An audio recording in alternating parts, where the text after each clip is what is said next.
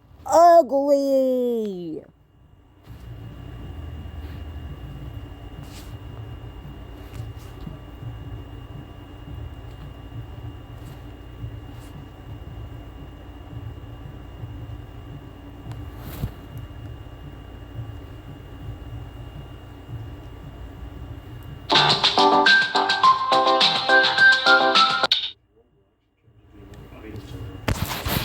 This one's been around since 2004, peaked in 2011. Like most of the virtual world games, it seems to be done in a slow death. Look at the swag on display. Holy. But once I found the bald option, it was pretty much set in stone for my head to make. I went with the classic version of my desktop version, because you've got to go with that classic. No problems. 52,000 people were on it. So for reference, there's only a couple thousand less than Destiny 2 on YouTube. I'm almost certain that a huge portion of these are purely bots or AFK players. After searching for only empty rooms, there were 8,000 rooms available. So there's not a chance I can even get through like 1% of these. I don't have a look around regardless. I started off with one called Mystical Forest just to learn how to play the game. I thought it would be like most of the others, with little worlds you could just walk around in, but this one didn't even have that. IMVU uses little set poses and animations around the room. That's it. It really is just a virtual chapter. But I'm still going to check out what kind of weird rooms there are. Even if exploration is going to be a little weird. This one is something I have to Mystical Forest. There's a rabbit, trees, fog, nothing like that.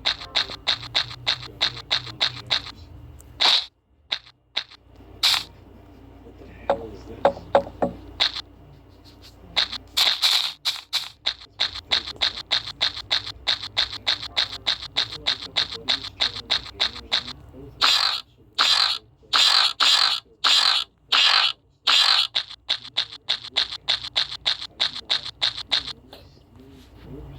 Wait. Oh my god, I'm finally fucking free from that shit. From that shithead. Whoa.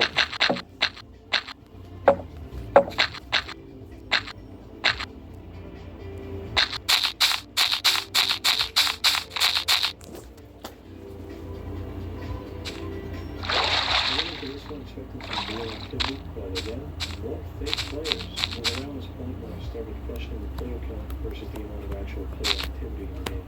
I finally realized, to find one with some actual people sitting. I asked, what's cooking? And it took them 48 seconds to respond to me, to just say, chicken. Chicken.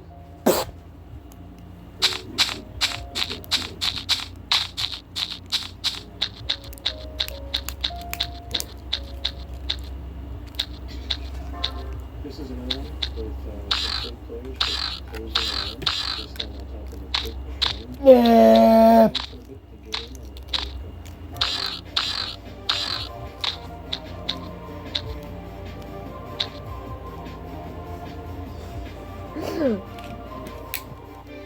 This one was actually unhinged. It had a dance floor full of MJ moves, right next to a graveyard with a big transparent image of his face in front of him. Right beside of that, there was also a Zex inscription.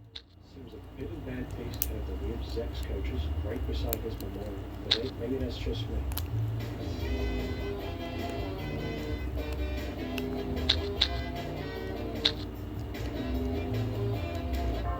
This was seemed like a recreation of someone's weird, gross, ratty, rotten, disgusting basement. Pretty nasty in there. I'm in the Empire business. Harley Club was a top tier man. Every surface in the building was branded with the Harley logo. They had a club, slots, bikes, alligator to fight. I don't know how the building in this game works, but it seems a lot of people get killed with that or having textures for their walls and floors. Either way, still a top tier man. Everybody go to the Harley Club. It's the number one. This one was a little Star Wars map, like an Obi-Wan. And now it's finally fucking safe to say, I hate Therians. This one was limited. It's plugged in made out of images of dragons and birds. And I stopped in for a drink, did a little posing, got out of That's basically why, though. It's because that shit. This is far from the old Franklin Boy server on it, so I had to check and see what's going on. More fake players. Who would have guessed? Although I'm actually a little relieved that these ones are fake players, because this could have been bad. This could have been really bad.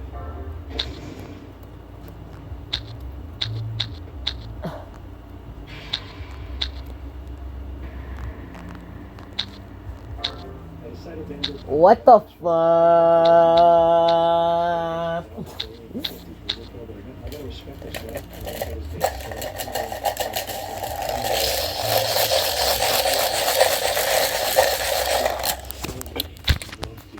Arrows. I don't fucking know. I do not know. I don't know. Shit. Most of the servers I joined are fake players. I guess if you're big into role play, which is a decent way to go, it's free. Like, obviously, it's not free. So I'm over To be honest, I hate Therians.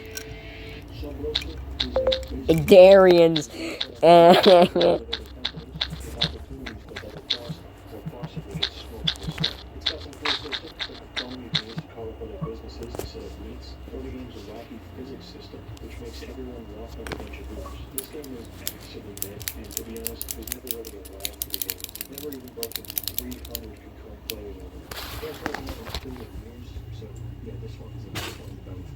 They had a couple game modes, but the only one that didn't crash the game for me was world mode. So I hopped into one of the 7 available servers, and for some reason it was private. Moving on to the second server, also private. The third server crashed the game. After that, I moved the game up to the fourth server, and actually worked. After I finally managed to get into this one, something was clearly busted with the game's graphics, because the shadows are not supposed to be jet black. I grabbed myself an M16 for self-protection and headed off into the server. I became a CEO, apparently my guy didn't know how to drive, because none of the guys would move. And there was actually nothing worth doing in the server, so I moved on to the next one, which was the only other working server in the whole game. Sadly, this one was the exact same, pretty much, so I grabbed some grenades to play around. Every other server crashed the game, so sadly that was it for Subrosa. Pretty early wrap-up. I feel bad for this one being so short. So here's a couple clips of what it can be like when it is working, or when it was working. Yes, there is. Oh shit, somebody follows. Shoot!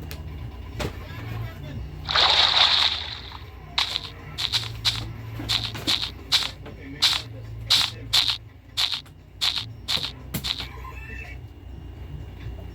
White. I got one on. Morning, boys.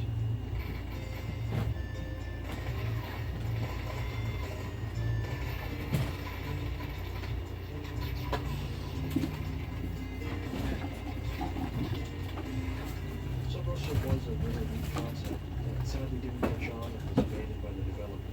And after getting picked up by Devolver Digital as a publisher, don't buy this unless you've got 10 friends who also have it. And even then, you stop playing on custom servers because the official ones are just broken and dead.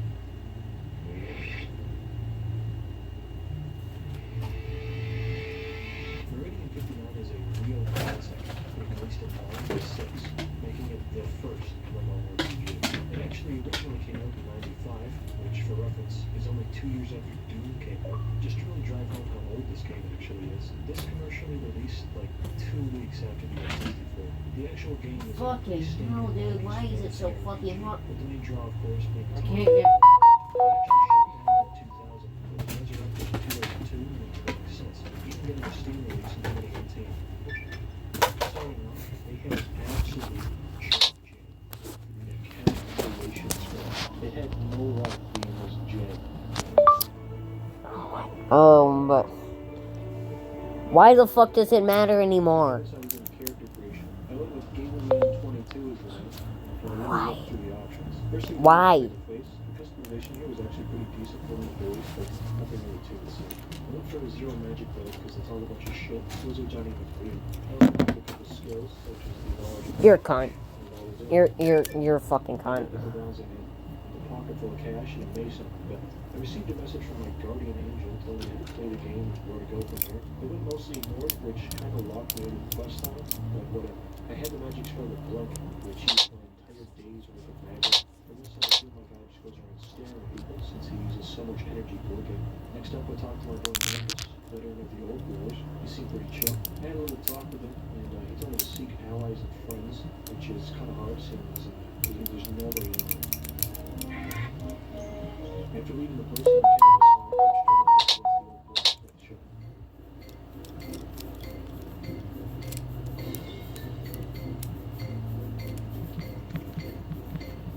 All the finest and most mediocre wares for sold here, so I bought a selection of items to aid in the quest, such as a leather chest piece and a new sword. A bit further into town, I stumbled across the local art gallery. There were some very nice paintings over there.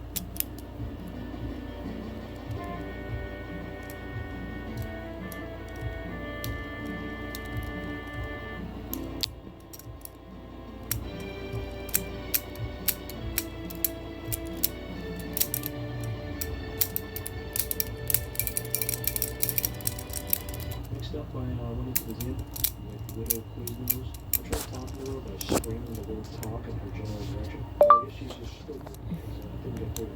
After the shenanigans, Also, who even fucking told you this? I was denied entry. Because it damn well wasn't Google.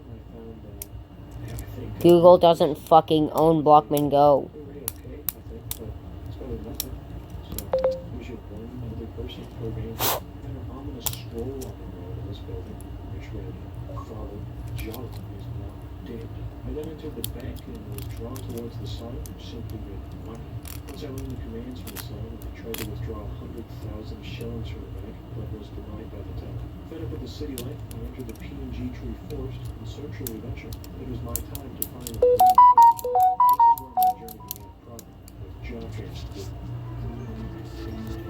Yes, Google does not fucking own Blockman Go. Within the forest, I encountered a rebel soldier, and as I was attempting to speak with him, the music just went crazy. Damn. Fuck you too. This game has no way of having music this good. No fucking way. No fucking way. The first real enemy I encountered was a giant enemy spider, although he was actually pretty chill. A bit further along, up in the mountains, I discovered the dreaded Cave of Ice, and managed to make my way inside. I also found the current selection of players that I think are online. Most were probably okay, but one guy did send something in chat. His name is Donald War. Well, that sounds maybe like an NPC name, so I don't actually know if he's real. Damn. So after wandering around the dreaded Cave of Ice, I could see why it's dreaded, because it sucked, and there was like nothing to do. And I just didn't know how to do anything on that. So I got out of there, and after I left, a snow rat attacked me and I retreated. Back in the forest, I found a little cool shack hidden away in the bush, but the dirty rat guardian angel. Trans ass motherfucker.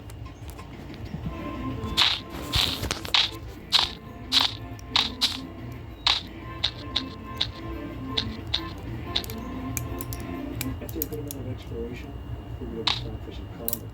I engaged with a wild rat in a dramatic fight to the death. Hit him. Too far away. Are you kidding me?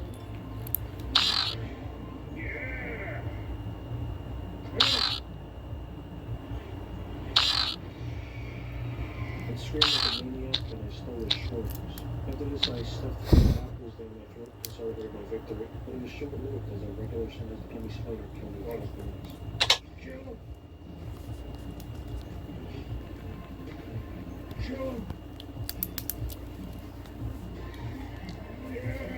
Another easy W and more shorts from my pocket. At this point, I was essentially a combat god and was taking down enemies left and right. I decided now was the time to take on that giant enemy spider from before. I approached the Iraq looking to fire with everything I had. So when I showed I tried to eat some apples and deal, I gave it my all, but I did end up dying to my own humors. I ended up in hell. If you're a fan of old school RPGs like the early Elder Scrolls, it probably wouldn't be a bad idea to try this one out actually. There seems to be a handful of players online, and as for updates, it's entirely driven by the community. This one actually didn't seem like bad. I'm for being the first ever MMORPG, it's kind of sad that basically no one's playing it or even knows it. It's free on Steam if you want to check it out and buy it. So it's like a fun game. I'm gonna do a quick outro here because I don't like dragging these out. First off, shout out to all the people who stuck around so far. That's pretty cool of you. Like, actually, thank you. Second off, sorry about the 3-month break. We'll try not to let that happen again. Hopefully things should speed up your video production. Third and last thing, I haven't forgotten about the series or videos, but at this point, they're over there. I can't promise any time frames for this. For the iceberg, I was thinking maybe I'd just release the entire rest of it in one part, but that's gonna take like a long time. So I don't know. I'll do more of these if people are watching them and enjoying them. So if you've got any games you want me to cover, let me know. Thanks.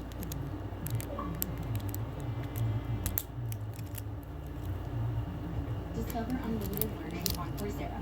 Explore professional lessons designed by Microsoft for you. Gain the real skills top employers are looking for. Start learning on Coursera today.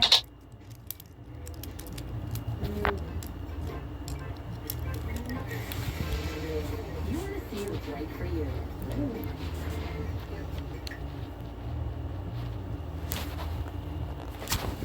Anyways,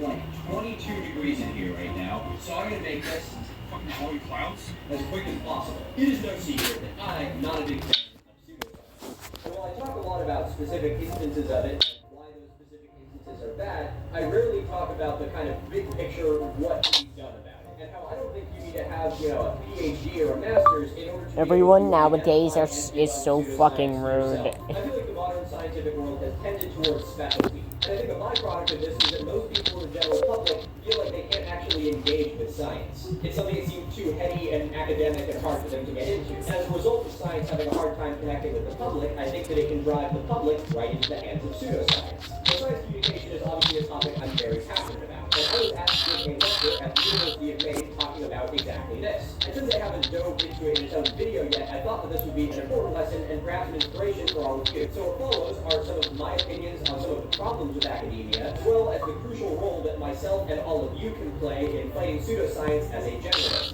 where you don't need to have a PhD in something in order to be able to identify and correct misinformation. But if you guys are interested in this, I'm also planning on doing some live shows this year. It's all under wraps for now, I'm not spoiling anything. But hopefully I'm going to be doing some more shows like this that are a little bit less academic. I was on stage at university after all, so I'm a little bit less rambunctious. But stay tuned because I might be coming live to a city near you at some point in 2025. Oh, one other thing I wanted to throw in here real quick. My team and I are looking to add a new member. This year we've been really wanting to step up our map editing game. Like get really nice 3D renders and models and use LiDAR and, be able to import it to animation software. And while I have a very talented editorial team, none of us have any experience with ArcGIS and all of the fucking things that you need in order to actually make 3D models out of, LiDAR data. So if you have any experience in this field and are looking to help out on the Milo Rossi team,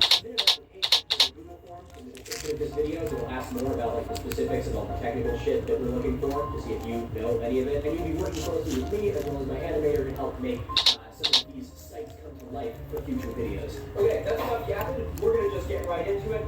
Ladies and gentlemen, without further ado, and with a big thanks to the University of Maine and Dr. Dan Sandweiss. What was this lecture called again? Fighting pseudoscience with science communication and the power of a generalist.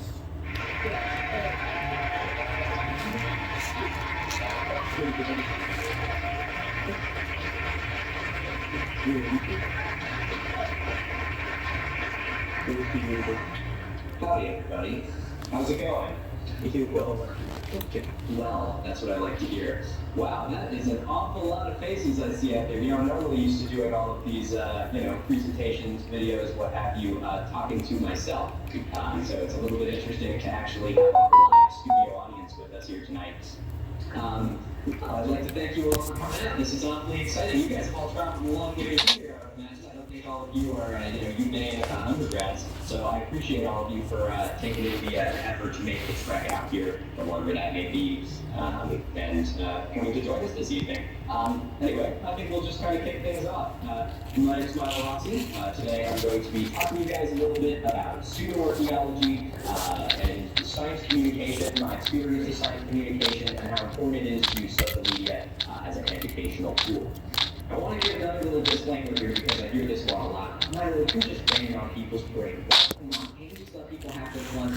Absolutely. I want to preface by saying there is nothing wrong with finding these theories interesting. They actually are interesting. Science fiction is supposed to be interesting. But the problem with these theories is not, the problem that I have with these theories is not the people that believe them, the audiences that find them interesting, or the people that have been able to see it. It's those that will perpetuate these theories, which I believe to be highly irresponsible. And so when I talk about these theories, it's never to try and come down on those that are actually interested in them, or found them thought-provoking, or make people feel stupid for having a falling for it, or something like that. These theories are, at the end of the day, made to be fallen for, so there's nothing wrong with kind of being, falling into that, and there's nothing wrong with knowing that they're incorrect and still engaging with them. After all, they are entertaining pieces of media. I hate people nowadays. When I talk about these things, this is mostly directed to those that are actually responsible for platforming this and continuing to share it with their audiences. Why are these ideas so popular? I thought about this a lot. Who the fuck is that? To see more of these ideas crop up on social media. What is it about them that actually connects with an audience? Because clearly there were millions of people that were engaging with these topics. There's a couple reasons. The first one, they are very flat. Stupid ass Therian started arguing with me for no reason.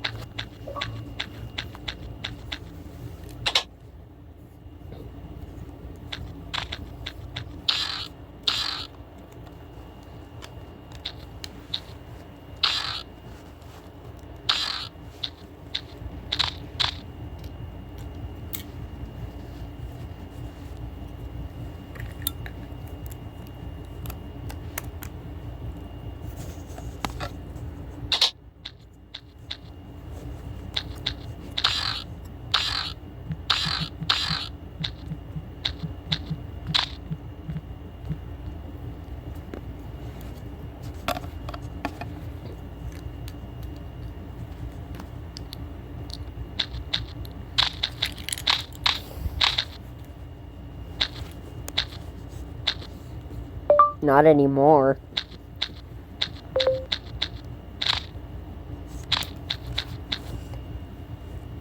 Holy shit, I made a huge ass gun. Huge ass pistol. And it looks exactly like the fucking... No, it broke! Oh, god damn it, you stupid ass mother...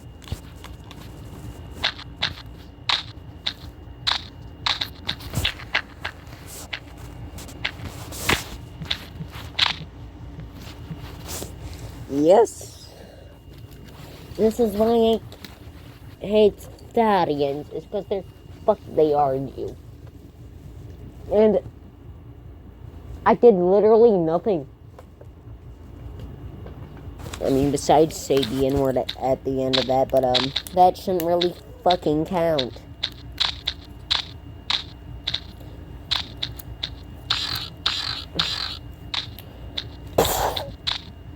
My fucking gun is weak as shit, bro. Fuck that stupid ass damn thing.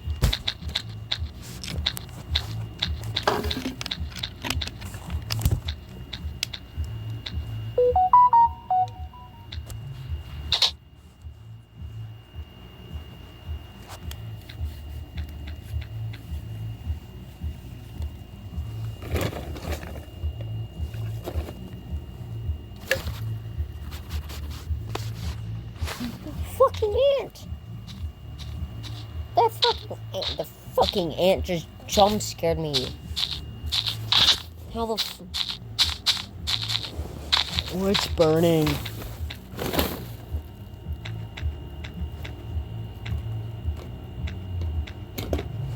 No. Or the fuck's that smell? Oh shit! Ow.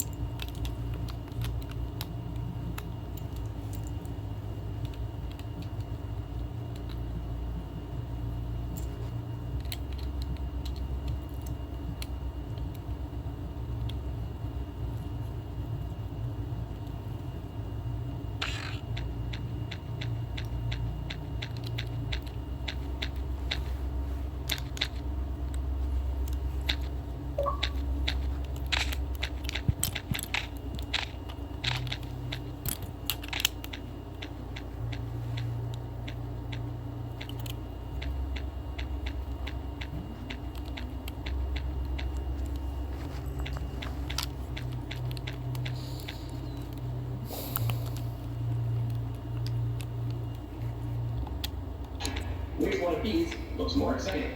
I'm not going to be insulted.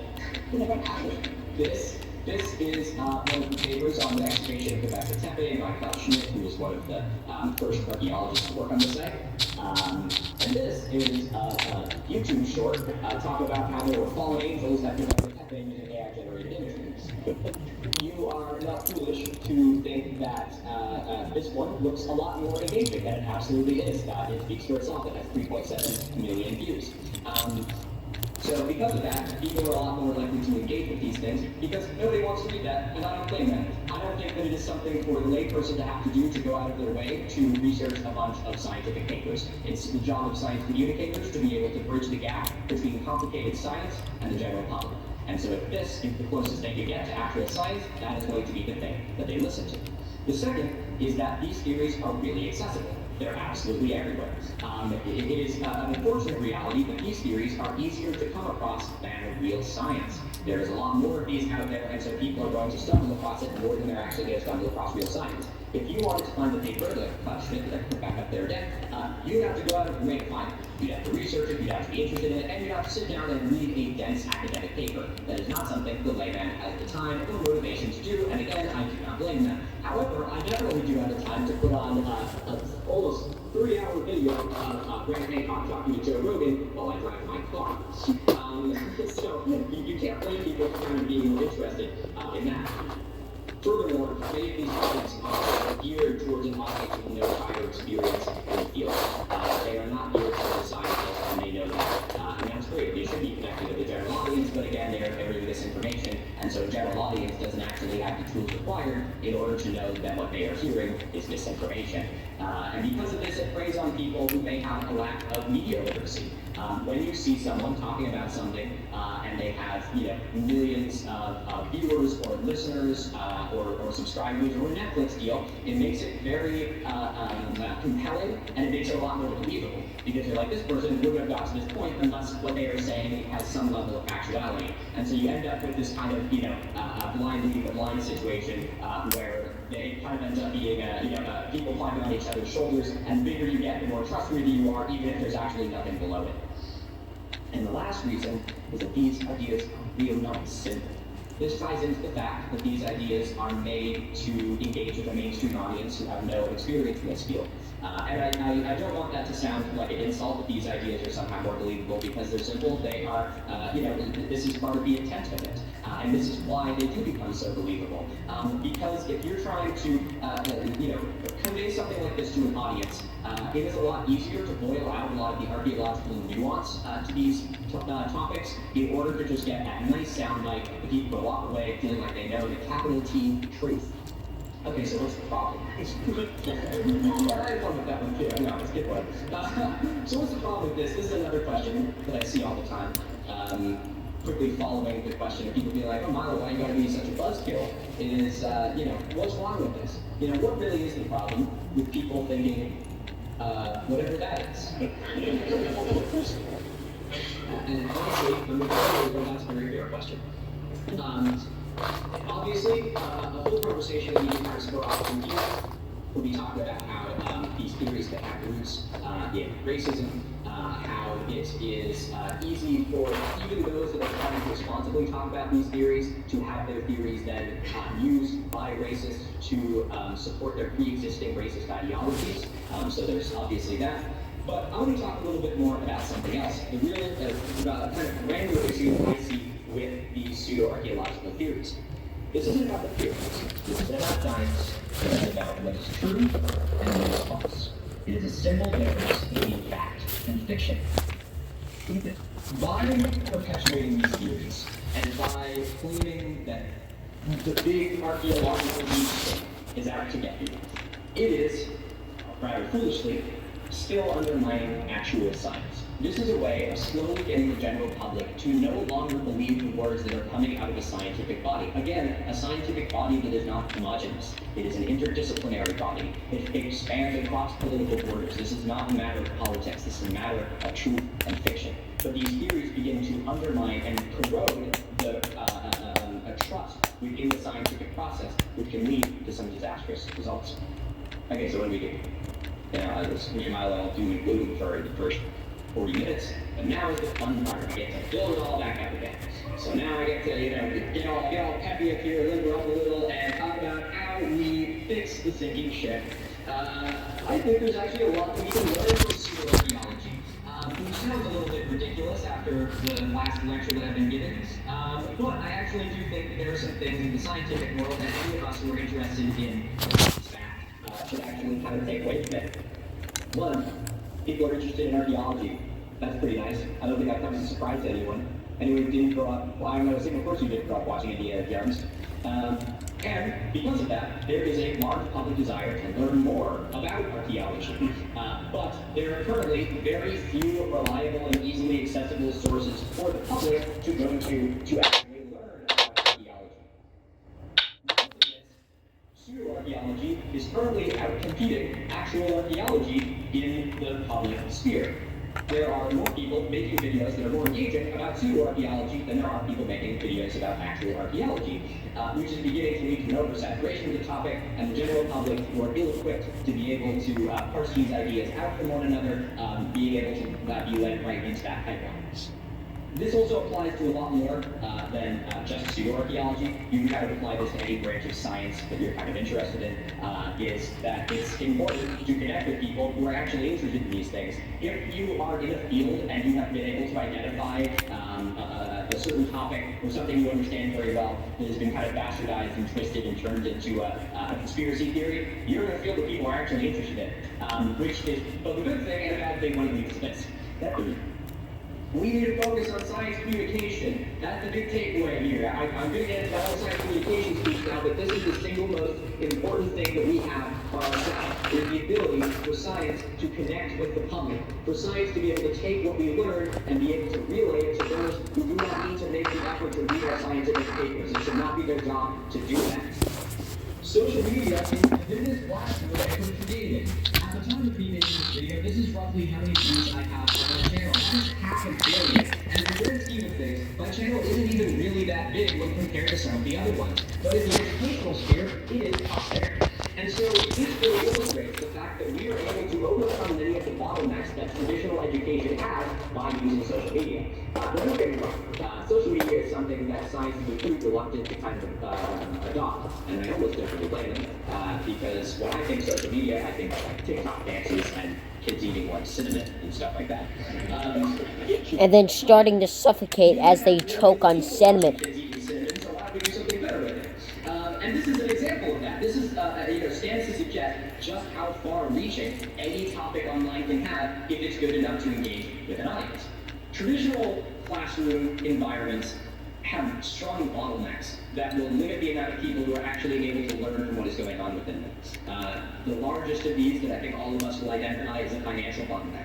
I think the fact that that there has been sort of a trend towards educational entities being for-profit businesses is something which is a crime against humanity. I think that it's an absolute travesty that one has to have a certain level of income or revenue or the good grades to get a scholarship to be able to be highly educated. There should never be a bottleneck that will only allow the wealthiest to be able to be educated. That is absolutely terrible. Unfortunately, there is not much that I as an individual can do about that, so I want to give you some ideas of things that we can do otherwise. Firstly, by recognizing the fact that many of us are, any of us who are able to sit in this classroom today or have sat in a classroom before are immensely privileged, we can take what we have learned in these classrooms and take it as our responsibility to share it with the public. It should not be up to every individual to go to university to learn about the things they're interested in. And it should not be up to every individual who didn't get the chance to go to the university to have to sift through pseudoscience based on their own, understanding and judgment calls in order to get actual real information. So, because of this, we have to identify the fact that academia can feel like something that's inaccessible to some people. And I hear a lot, people being like, they say academia is an ivory tower, and I don't think it's an ivory tower. It depends on how you think. If other people think academia is an ivory tower, it may as well be, because that is going to keep them away from it. So it is our responsibility, no matter what we may think about it, to kick the door down and make it a place that is open for them. Because of this, even if people are feeling like it is, an ivory tower, we'll drive them away. So what are we going to do? Are we going to just watch them leave and be like, well, they shouldn't have fought back, or are we going to make an effort to reach out our hand and bring them into the fold so that they can have the same things that we have learned here? Okay, this is the really big thesis. This is what I've been building to this whole time. I want to talk about the importance of a generalist. So, what is a generalist? A generalist is sort of the jack of all trades. Someone who has a wide pool of knowledge that they can pull from multiple buckets. This illustration is a little bit misleading. It kind of illustrates that the specialist knows one thing, which is probably not true, I would imagine, but you guys get the gist. A generalist is someone that has it's kind of like the inch deep, mile wide, while a specialist may have sort of an inch wide, mile deep sort of situation. Again, exaggerating. But this was typically the way that science operated historically. I have lost track of the amount of papers I've delved into, especially from the mid 1800s and kind of like that beginning real run to the scientific revolution, where it's written by a guy who was a geologist, an oceanographer, a mountaineer, a paleontologist, a botanist, and an acrobat. And I'm like, wow, that's amazing. That guy can put the resume. Now it's I'm an archaeologist and I study potsherds from Mesopotamia between 2,800 and 2,810 BCE, and it's really specific. And there's a reason for this. Granted, as the scientific revolution has moved forward, and we've learned a lot more about the world around us. And so the importance of a generalist is something which seems like it is sort of fallen by the wayside. As we learn more, we've cleared out all the topsoil. The only way you go down, now is down. So it's a lot harder to get through that. And so as we specialize more and more, the only way you can go is into specialty, where there's less of an emphasis put on generalism. However, it is my belief that generalism is more important now than it ever has been. Science needs generalists. Generalists are immensely capable of communicating science to the general public. I think that this is something which I'm very proud of in what I do, where I have a hard time sort of putting myself into a box of exactly what it is I do, because I have so many interests that I like, so many things that I kind of have that little bit of water each pail that I can pull from. Wait, what? Oh, shit. An idea of a broad, complex topic without having to go into the nuance of every single little detail. And because of that, generalists can act as an excellent intermediary between the very kind of heady, complex places of science and the general public. I think that it's also unfair for the general public, or for the kind of heady academic area to kind of look down at people who may not be as adept to understanding the things that they process. I said this earlier, and I want to emphasize it again, that it should not be up to the general public to read scientific papers to educate themselves on science. That is ridiculous. It is a skill to even understand scientific papers. I have to take classes on learning about scientific papers. You do not need to do that in order to know, the things that are, the most important in the world. But a generalist can act as an intermediary, where the public doesn't also need to know the level of complex detail going on in, the tower of academia. I think that it's important that, we're surrounded by things today that I just don't even know how they work. I've got a phone, I don't have a phone in my pocket now, but I normally have a phone in my pocket. I don't know how it works. I could not tell you the first thing about it, but I'm sure that there is a technological generalist who could, have a look at all the things you've been keeping up with, all the, news about how these phones are produced, and you can be like, okay, you don't need to listen to the multiple years of work that has been going on in this, but I can tell you in 3 minutes roughly how your phone works. And I'm like, that's kind of cool. I don't think it's magic anymore, and I'll put it in my pocket and I'll go about my day. That's great. I don't need to know every single in and out detail. And so that's a really important thing to do, is to be able to bridge that gap, to be able to bring the complexities that are learned in the ivory tower and bring it down and make it something that's accessible for people. In doing this, we allow for the public to get a greater understanding of complex topics, because as science tends towards specialization, it also begins to isolate itself from the public. That problem we were talking about earlier, the closed doors of academia, is exacerbated as people begin to feel like academia is something that they don't understand what they want.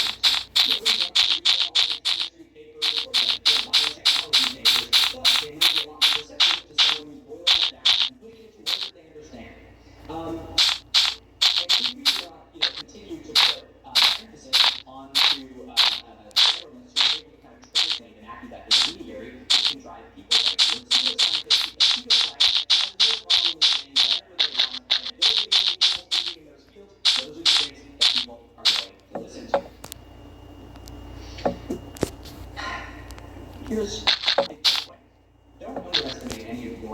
hours as a journalist. How many of you here tonight are undergrads? Wow, okay. It's like, then this is going to be great. Yeah, I'm undergrad friends in the audience tonight. I'm sitting exactly where all of you sitting, just 2 years ago, which is terrifying. I'm sitting right now. I had no idea what I was doing with my life, and I thought investment would be underqualified for it, especially when I found myself doing social media and having people listening to me. I was plagued with the insecurity that I was not qualified enough for people to listen to me. I've largely worked Holy shit, you're lagging. and in my years kind of working in this and seeing the level of acceptance that has been sort of given by the archaeological community and the science communication You're community good. as a whole. But I want to speak to all of you to let you know that when you graduate from this university, no matter what your major is in, you will have a deeper level of understanding in any of these topics than most of the general public will. Even with a bachelor's degree, or even if you don't even complete it, you will have a much greater understanding of topics that are something that most people don't fully understand. And that puts you at a perfect opportunity to be a generalist. Someone who can take whatever level of education you have and communicate complex things to those who have not had the opportunity to even sit in one of these classrooms. And that's something that I think is really important. Again, I'm working currently in a field where I was told that there was no reason to even do it because no one would take me seriously unless I have a PhD. And I am standing here right now. So believe me when I say that there is an immense amount of need for people with the skill set of a generalist. People who are interested in a wide variety of different things. I want to open this up to those who are not undergrads, to the rest of the audience here tonight, and say the same thing about all of you. All of you have been able to compile interests and things that you love. All of you have been able to interpret information that you have been presented with, which puts all of you in the exact same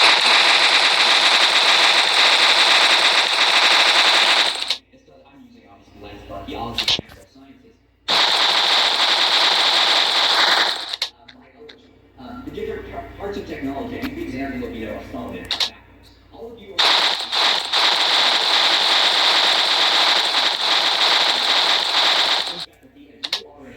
which puts you at a position to be that link, to create that bridge between the tower of academia and the public, the one who actually needs to. Two final notes here that I want to give. One, stand up for scientific fact. It is more important now than ever. This is something which all of us have seen ourselves, and constantly with my work, and all of us need to be united in standing against pseudoscience and misinformation. Second, open the doors to people who feel bad. If there are people who are tending towards pseudoscience, make them feel as though science is not something that is closed their doors to them. That's why I began this presentation by talking about how I have nothing against people who listen to these theories and who find it interesting. It's those that perpetuate them and who prey on people who don't know any better that I have a problem with. So be that person who can open the door to someone who may not have the same level of understanding that you do. Thirdly, don't undersell your qualifications. This one goes especially out to the undergrads out there. Whatever grade you are in right now, whether you are a freshman or a senior, you probably have a greater understanding of whatever your discipline is than most people do. And that puts you in the perfect position to be able to help educate them as well. And last, big over you guys here, you can make a difference. And I heard this one a lot. I really did. And this is one of those things where just believe in yourself. And you hear it all the time, you're like, shut up. I really do mean this. I really do. I think that there is, no one should undervalue the impact you can make as a single individual. A brief example, earlier this year, I got an email from a psychology professor. And he was like, wow, I love what you do. It's great. I gotta tell you, my incoming half of them are taking this class because they watched your videos. That absolutely blew my mind.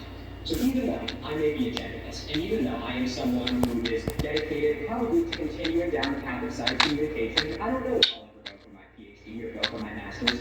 I very well may fill the classroom with people who will go for theirs. And that's the important thing. You can make this dominant. You can help.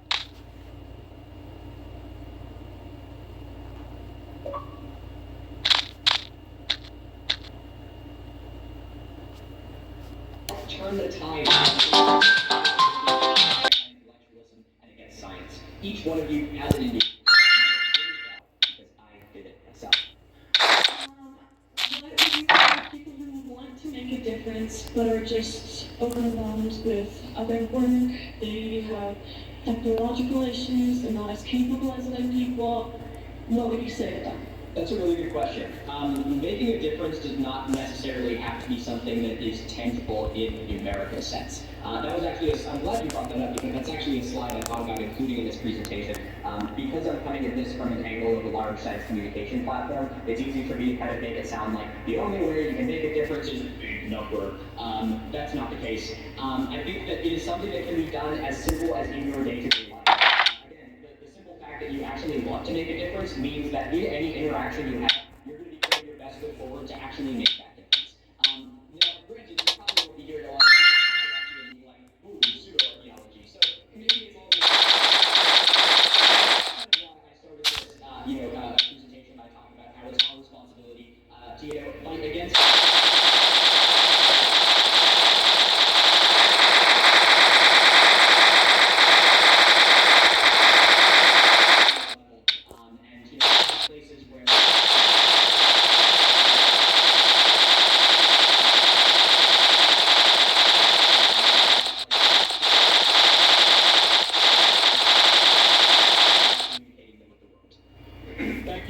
You got it.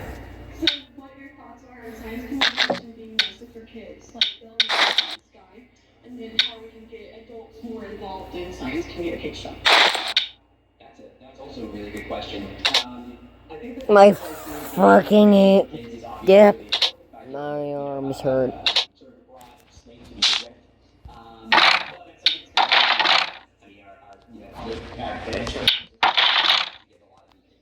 And then you go on to specialize in Babylonian pottery. But I think that there should be a heavier emphasis on engaging with an older audience. I think the difficulty is it's been just really listen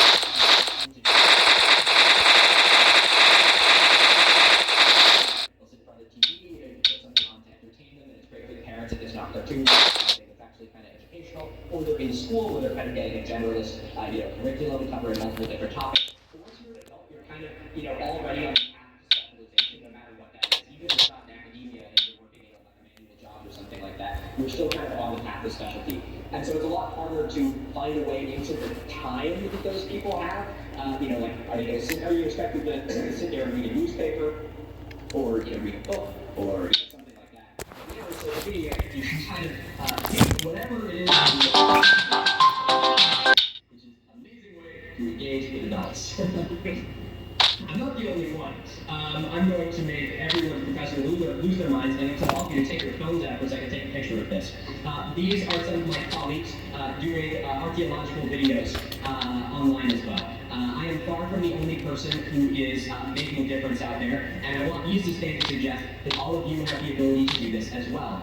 These accounts all have a wide variety of topics that they cover, of subscriber counts, and of production values, but all of them are excellent. I can vouch for every single one of them, and I highly recommend that you check them all out.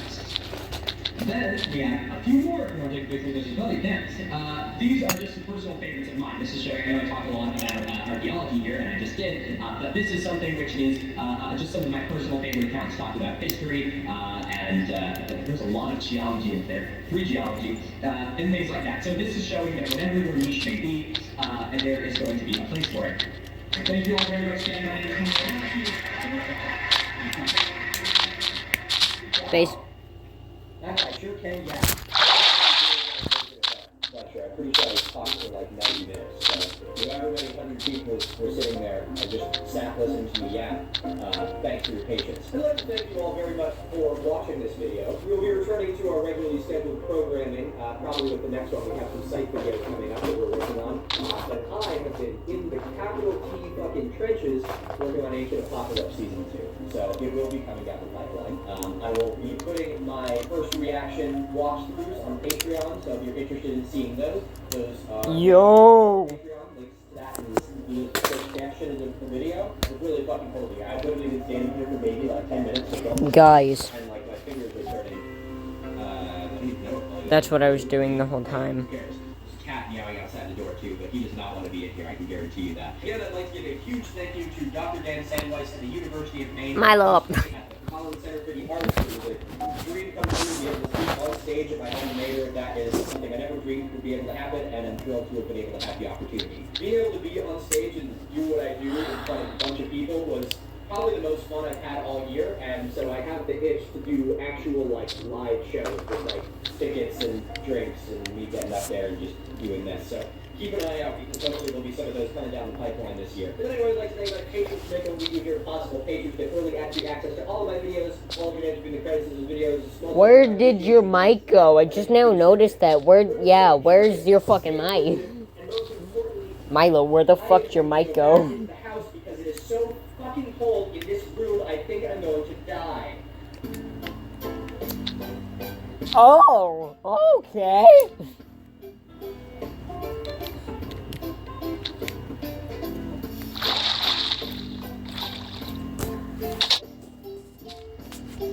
I made a Lego sphere. Actually, two of them, but one is way smaller than the one I just made.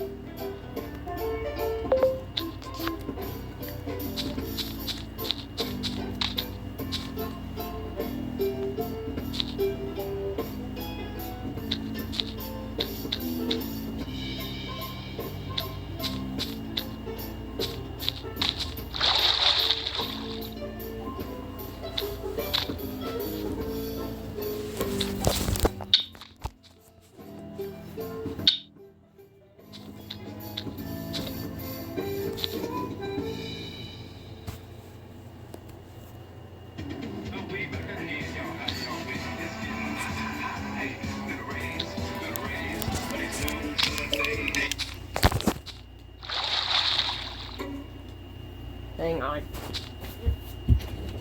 Yeah.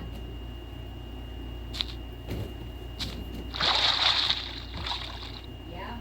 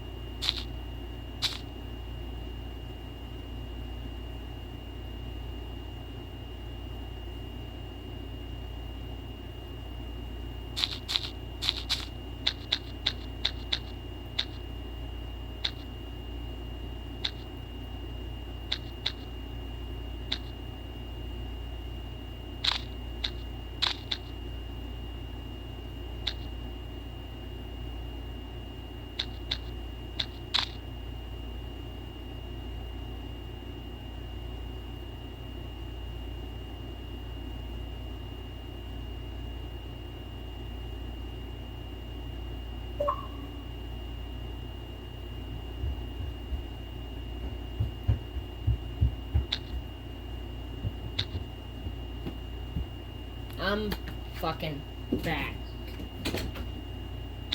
Again.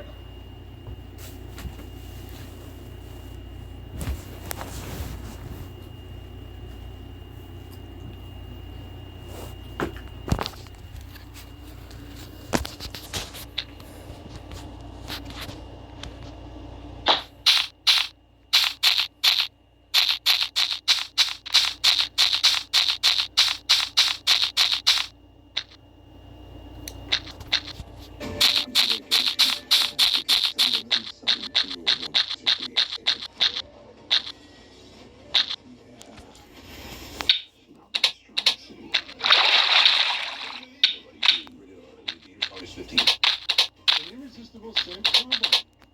Yay, tango seconds.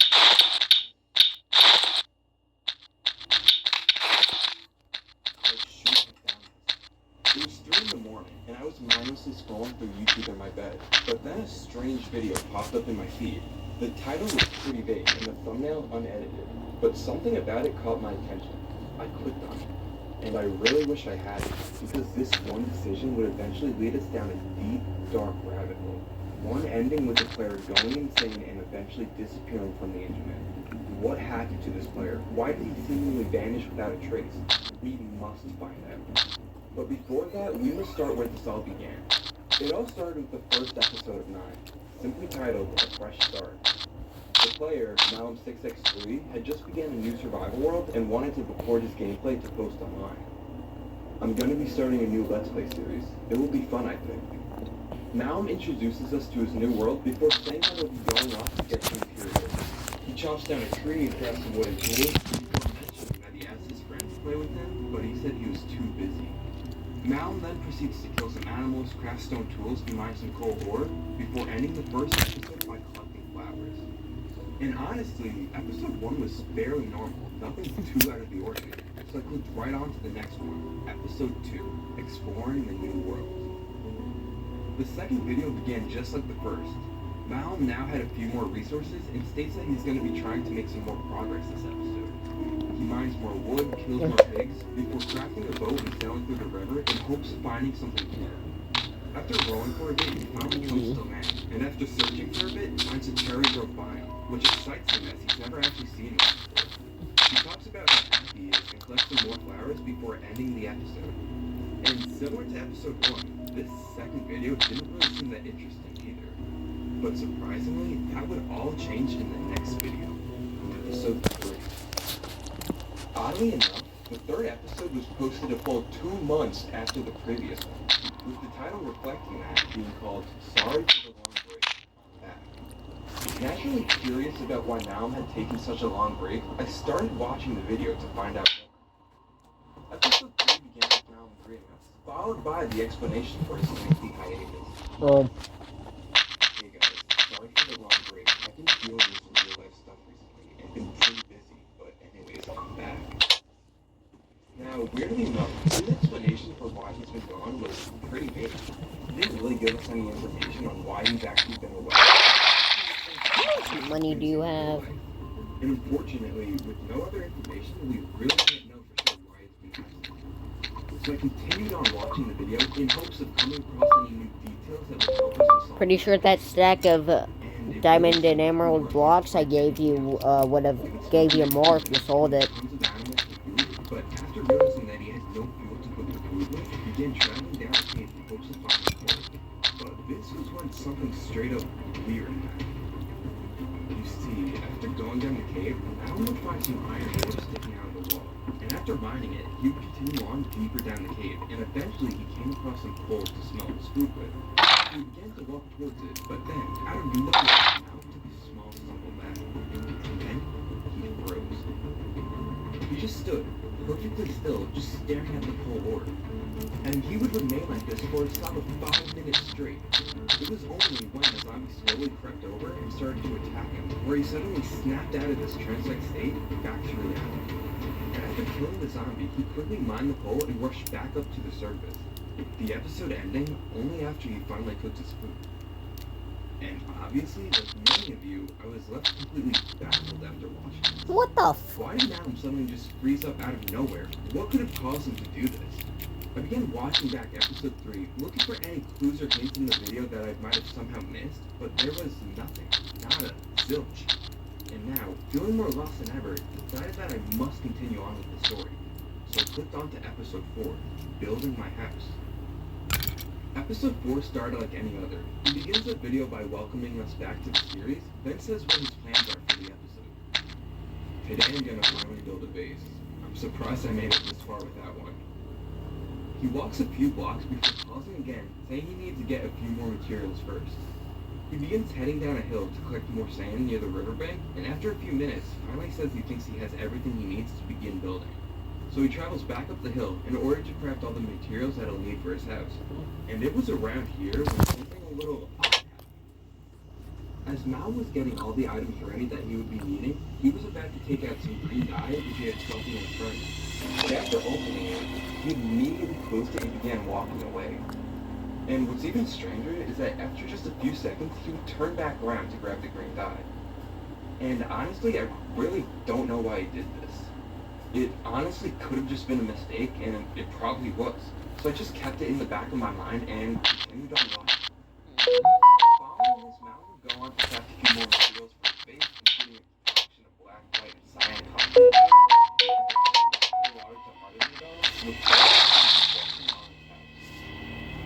He began building his house by starting with the cyan walls. An odd choice for his base, but it was clear that he had obviously put some thought into the design before, making sure every block was placed perfectly just where he liked it. Malum's house consisted of bright cyan walls, long twisting hallways leading to his room, a checkerboard pattern floor, a disorganized storage system, and a single painting hanging just above his white bed. And after just 10 minutes, he finally put the last block to his house, the door. After finishing construction, Mal would go on to celebrate his new house, talking about how much he loves it and calling it perfect, before the 4th episode would ultimately end with Mal going to bed inside his new base.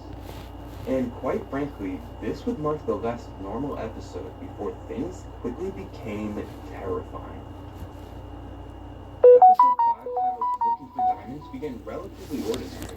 Mal would start the episode as usual by greeting the audience, then would state his plans for the day. Today I'm going to try finding diamonds. I was on Reddit earlier and saw that the best Y level to find diamonds is -58. Mal would then immediately start digging straight into the ground towards Y-58, with his camera jittering with what seemed like excitement. After digging down for a few minutes, he would finally reach the correct Y level, typing, "I'm at Y equals -58 now. I'm going to strip mine." Mal would go on to strip mine for a couple of minutes looking for diamonds, but then something strange happened. After a few minutes of digging straight ahead, Mal would go on to abruptly jolt his camera to the left to begin tunneling in a new direction. Which was odd, but hey, maybe it was just his intuition trying to lead him towards diamonds.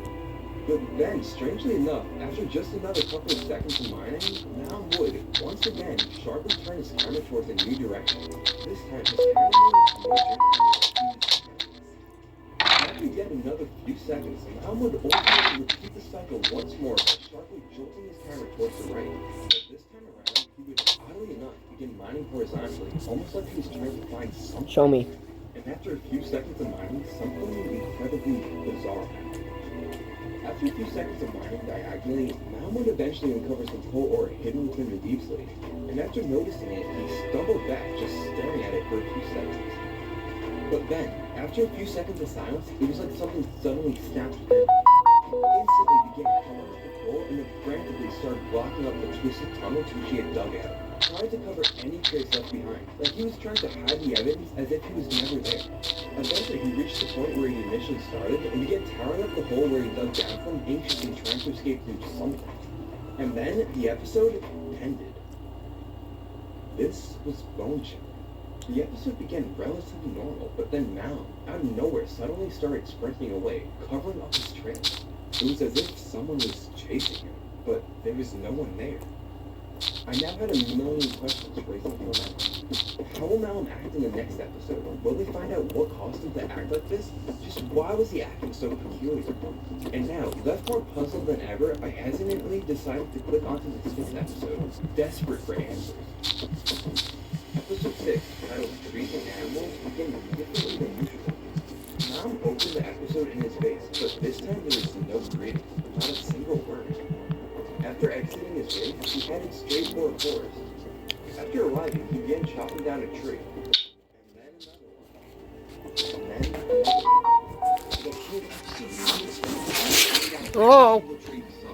Combined, he killed literally every animal that and oddly enough, as the episode went on, his movements only became more erratic, frantic, as if he was nervous, and he would continue this destructive pattern of cutting down trees and killing animals until his house broke.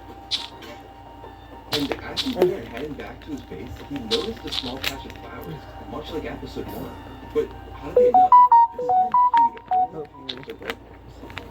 After arriving back at his base, he would enter through the door, but instead of following the corridor leading to his room, which he'd usually do, he instead just mined a hole through the wall straight into his room, avoiding the tunnels entirely. And then the video... Looking for fresher, softer, and better laundry? Score back-to-school deals now at Dick's Sporting Goods with up to 25% off apparel and footwear. Save on Nike, Adidas, Hoka, and more. Up to 40% off cleats and up to 25% off DSG apparel and more. And with fast shipping from Dicks.com, it's never been easier to sport your style. Sometimes it takes a different approach to see the possibilities all around you.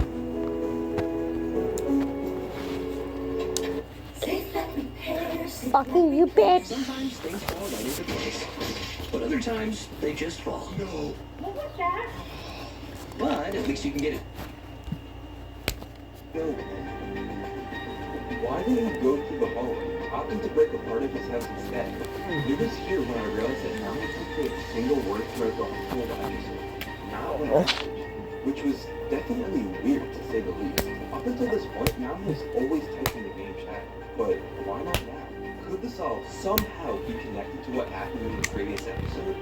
In hopes of actually finding an answer this time, I immediately went on to the 7th episode, titled Cave Exploration. And this was the strangest one yet.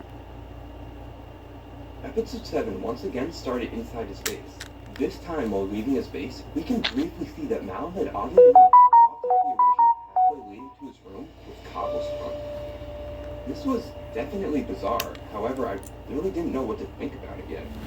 After exiting his base, he finally types his first message in a while. Hey guys, welcome back to another video. I'm going to get more stuff. Returning to the safe forest from the last episode, we can now see that there is not a single tree left standing. He clearly did more work off camera, but then, out of the corner of his eye, he spotted an exposed cave. He began carefully traversing his way down it. After reaching the bottom, he eventually hit a dead end, but this was where something incredibly disturbing happened. After reaching the dead end, he immediately, without hesitation, began desperately trying to escape. His movements now more erratic than ever, his camera shaking like an earthquake. He feverishly began placing blocks under himself, trying to tower up, to escape. Once reaching the surface, he hurriedly blocked off the entrance of the cave, shaking with every block. He then began sprinting back to his base as if he was late for something important.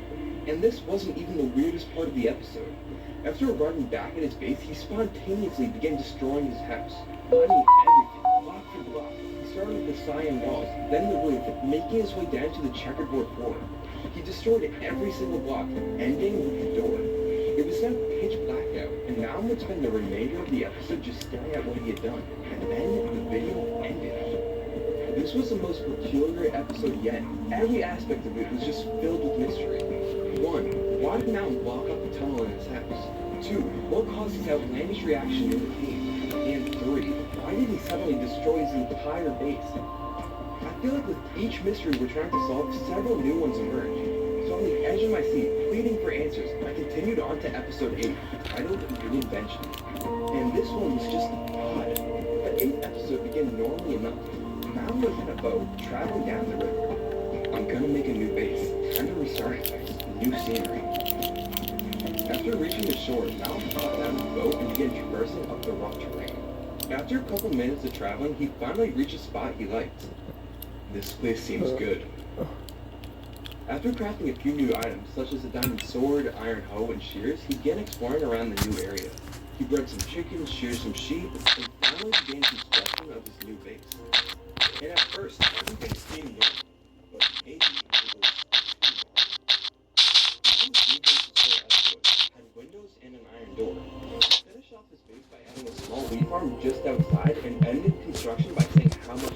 that? But then he said, I'm gonna go exploring the new area real quick.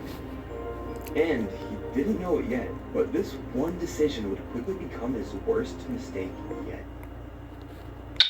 After heading up the mountains, he took one more good look at his new base and began setting off. Maybe I'll find a villager. What? What? Okay. What? What? Okay. Ow. Slammed myself, or just slammed my door into myself. Fuck you. Fuck you. However, after looking around for a few minutes, he still didn't find anything. I don't know if there's anything here. Saying that he's probably going to go back and continue working on his new base. But right as he began heading back, he accidentally stumbled upon something. The place where his old base once sat. You could still see the exact spot it stood, marked by the impression in the ground. And he stood there, frozen, just staring at the past in front of him.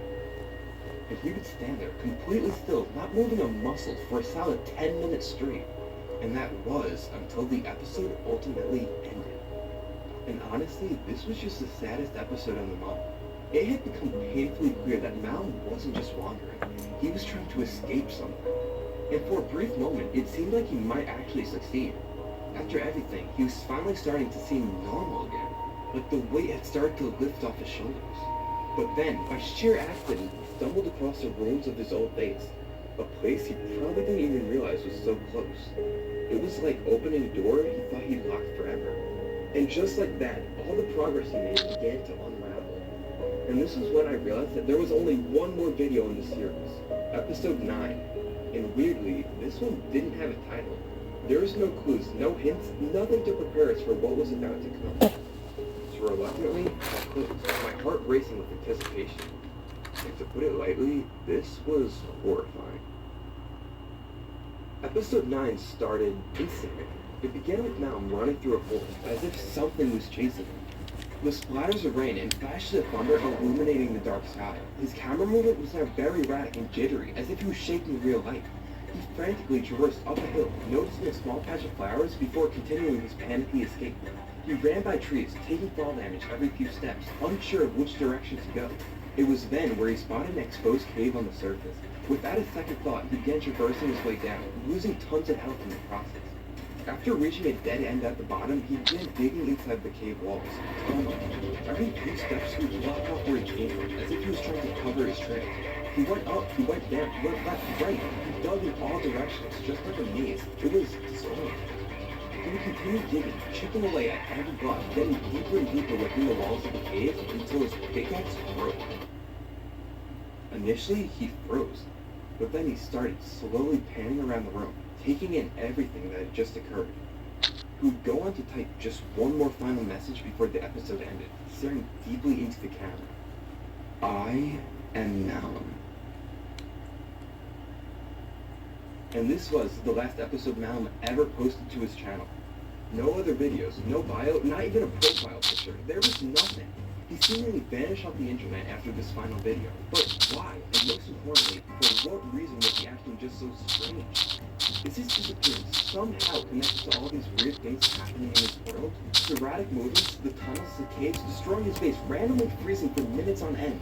Is all of this, in one way or another, somehow connected? I felt like Ow, this mystery was this growing fucking deeper cube and deeper. hurts, man. I had to find out what happened to Malum and Harriet.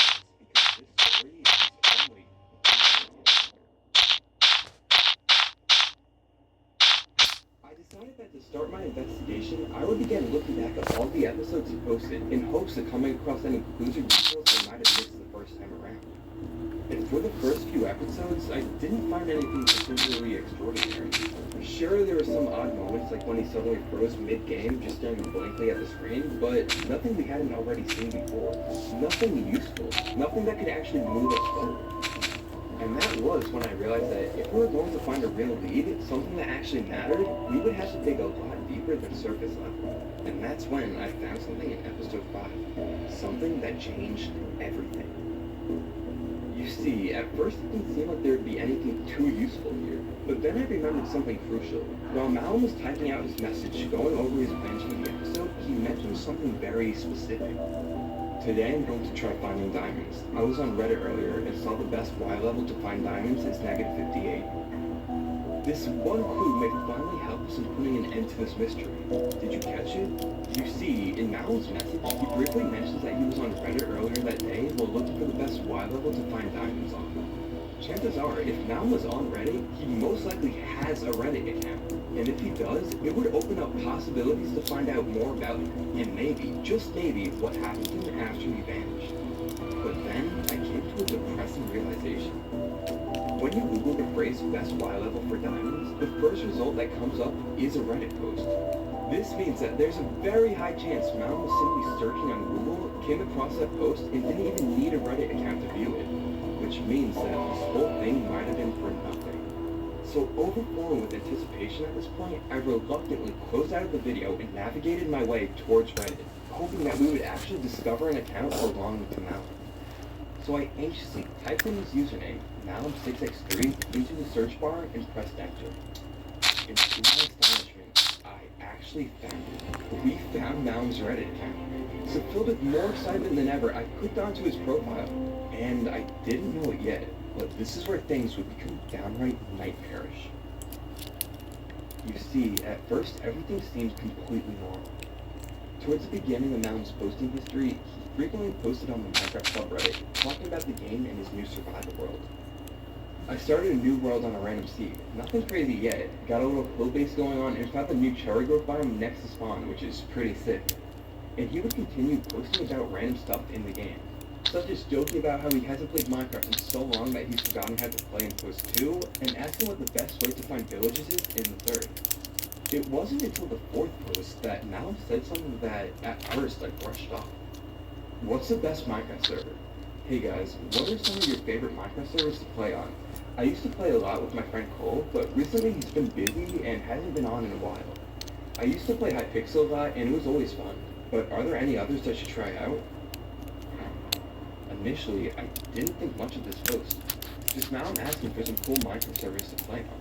He also mentioned that he has a friend named Cole, but he's been pretty busy and doesn't have time to play anymore. Nothing seemed too off yet. Does anyone want to play any servers with me? Yo guys, I was just wondering if anyone would be down to join me or play any Minecraft servers with me, like Bedwars or something. Friend me on Discord please, it will be fun. This post was basically just an ad Malum put out to make some new friends. It's now pretty clear that Malum is feeling pretty bored and maybe even lonely, especially since his friend Cole hasn't had any time to be on recently. Malum's just looking for anyone that would be willing to play with him, and by this point, everything seemed relatively normal. But things would soon become very dark very quickly. Why is my best friend ignoring me all of a sudden? Hey everyone, I have a problem. For the past couple of weeks, my friend Cole has been ignoring me. Whenever I text him back, he leaves me on red. He never calls me back. He doesn't even want to hang out anymore. I don't know what I could have done. I don't know why he's mad at me. I haven't been able to talk to him since last week, and even then he just brushed me off and didn't really talk much. I'm trying to figure out if it's something maybe I did or what. I'm pretty disappointed about it. He's been my best friend since like 3rd grade, LOL. Anyways, can anyone please help me? Thanks. Now this post was actually pretty sad.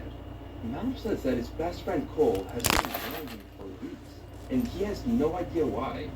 He wonders if he might have done something wrong to upset him, but nothing comes to mind.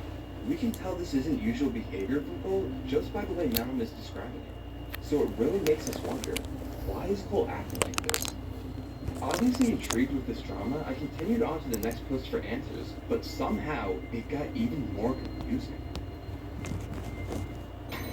I know you're back to work, but summer break's just a few days away. Just do something. Somerville is Somerville! You're suggesting that for summer break? You will love it. The tugboats, the arcade, the midway. It can be an adventure. return. The Lucky 2, rated R. Only in theaters August 15th. On vacation as he fucking beats up a robber. That's so sweet. You'll cover. Sweethearts, dare to combine. Pod's last sale of the summer has been extended. Save up to 25% on moving and storage until September 22nd. And Update from my last post. Thanks to everyone who replied to my last post. Soon after posting it, I was finally able to get into contact with my friend Cole. I tried to ask him if he was mad at me for any reason, and if that's why he hasn't been answering me. But all he told me was no, and that he's just been really busy with stuff in his life. I asked what exactly was taking up all of his time, but he kind of just dismissed my question. We still aren't talking as much as we used to, so I don't know if he's just lying to me or he's annoyed or what's going on. But he probably is just tired since he texted me back late at night. Now, this post was even more puzzling. Malum said that he was finally able to get into contact with Cole, but he was still acting very off. Responding very shortly, not answering any questions. Why was Cole acting just so off? It's clear that he's obviously trying to hide something from Malum, but what? Now, Malum did mention that Cole replied late at night, so he could have just been tired. However, I just don't think that's the case anymore. So hoping for some kind of explanation, I go straight to the next post. However, things only grew more perplexing. Do you guys think I'm just overreacting? Recently, my friend, Cole, hasn't been answering any texts or calls at all. I've been trying to reach out to him to ask him if he's mad at me or anything, and he just replies very shortly and curtly. This has been going on for at least a month at this point. I can tell something is wrong, and I don't know if it's maybe something I've done or what. Am I just overreacting? If anyone has any thoughts on this, please let me know. Thank you. Malum then provided this screenshot of their text conversation. Yo, Cole, what's up, bro? You haven't texted me back in a while. Everything good? Yo, Cole, you there? Stop spamming me, please. Oh, okay, sorry. This post was unnerving. After a few months of not being able to contact his best friend, Malum finally got in touch with Cole, only to get a very short, almost passive-aggressive reply.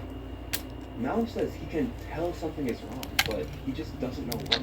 So left with more questions than ever. I don't know if get to the bottom of this, but oddly enough, Malum actually took a 2-month break from Reddit before making its next post. The same exact amount of time as his break between episodes 2 and 3. And who knows, maybe it's just a coincidence, but something about it just doesn't sit right with me. Am I in the wrong for being furious? I don't even know how to explain it. I was just mad that Cole wasn't answering my text, but now I just feel, I don't know, off. Everything feels off. I'm still mad, but it's like, it doesn't even matter now. But it does matter. He wouldn't just ignore me like that, right? I just feel so angry and helpless, and I don't even know how to put it anymore. Am I wrong for being mad at him? Sorry. Now, this was incredibly odd. It's more obvious than ever now that Malum is becoming increasingly more connected by the fact that Cole isn't answering her. But why? Why is Malum just so angry? And why is he apologizing, saying he feels helpless? I feel like there's more to the story that we aren't seeing at the surface. Just why is Malum acting so peculiar? I decided just to continue right on to the next post before doing anything else to see where this was headed. Maybe I missed something. I don't even know what I'm doing writing this. It's not like it changes anything. I just keep thinking if I say the right thing, type it the right way, maybe it'll feel different. Maybe it will make sense. People keep saying stuff that doesn't help. Like they're trying to explain something they don't even understand. And I keep going over everything. Like maybe I missed something. You should have texted or called. I don't even know how to do that. I don't even know how to feel right now. Maybe he just needed to get away for a while. Maybe he's just someone without the service. At this point, it seems like Malum is just overreacting now. Considering the fact that this whole reaction is simply just because his friend Cole hasn't texted him back. Who knows? Maybe Cole has truly just been busy for the past few weeks and Malum is just being overdramatic. And this seems to be even more evident when you take a look at his next post, where Malum is still ranting about how furious and saddened he is by the fact that Cole hasn't talked to him.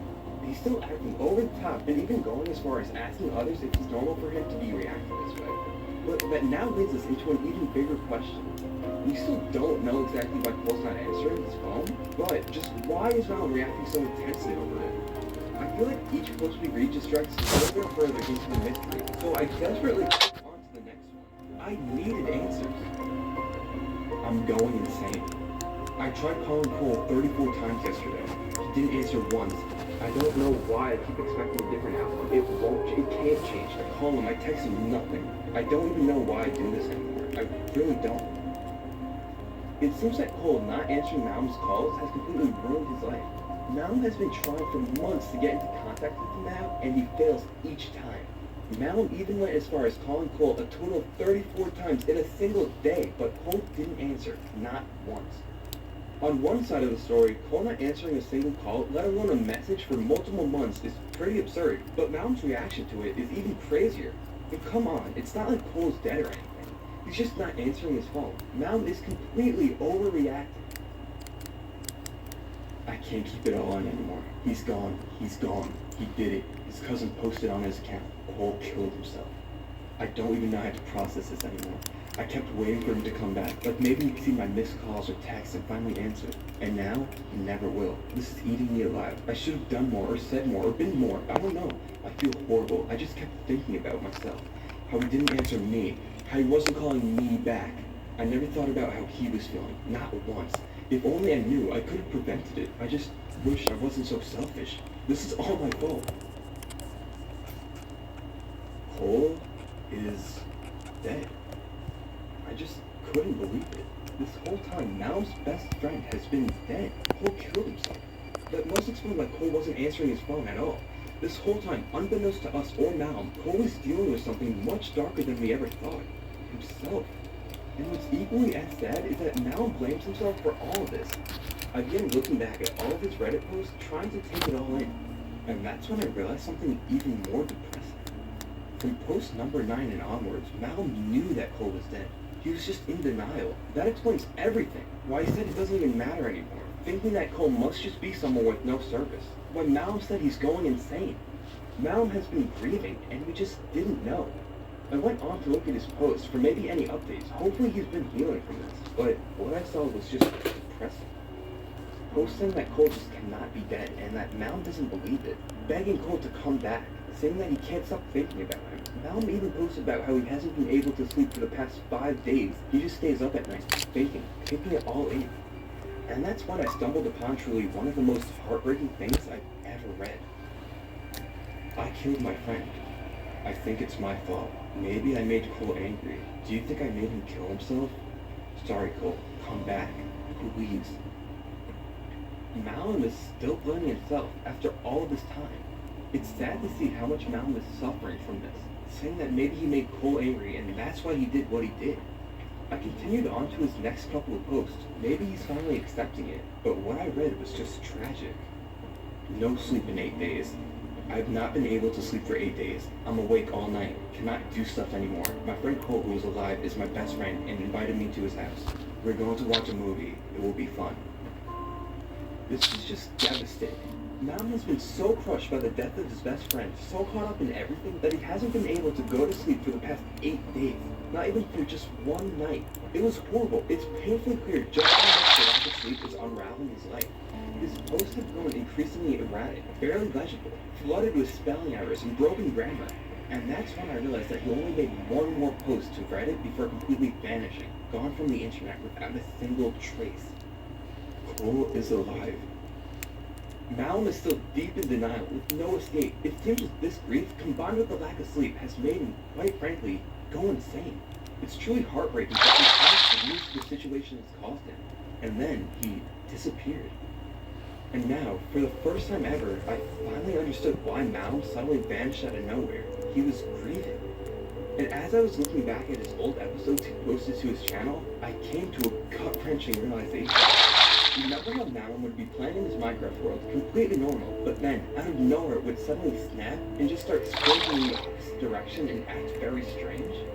Well, I began looking back at each video one by one, hoping to maybe find some answers, a reason for this, and that's when it hit me. You see, in the first 2 episodes, Malm was normal. Nothing strange happened. He started his world, collected wood, mined for coal, iron, killed some animals. Everything was completely ordinary. But then, in episode 3, that's when everything started going downhill. And weirdly enough, episode 3 was uploaded after Malcolm's long break from the internet, April 7, 2025. The same week Cole died. And episode 3 just so happened to be when Malcolm started acting different. It was around 3 minutes into the video. He was down in a cave looking for iron. Nothing unusual. He minds what he needs and begins heading back up to the surface. But then, he notices something out of the corner of his eye. Cole Ward. He stops. He doesn't move, doesn't speak, just stares at it for 5 whole minutes, like something short-circuited in his brain, like he wasn't even in the game anymore.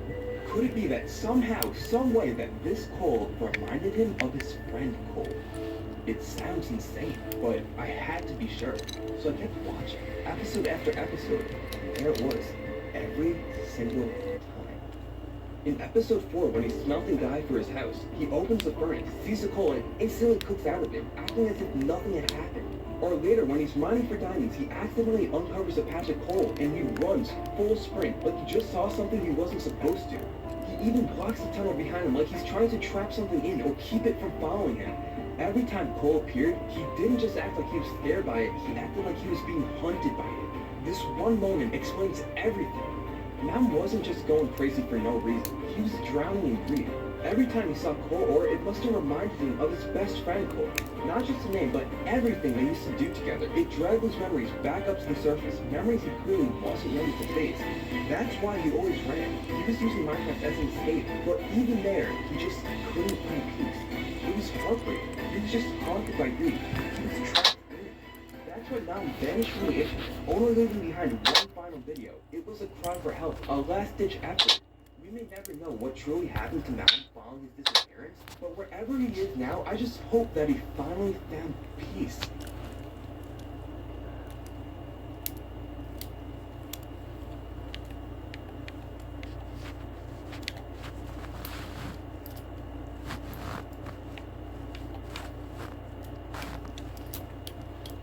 Welcome.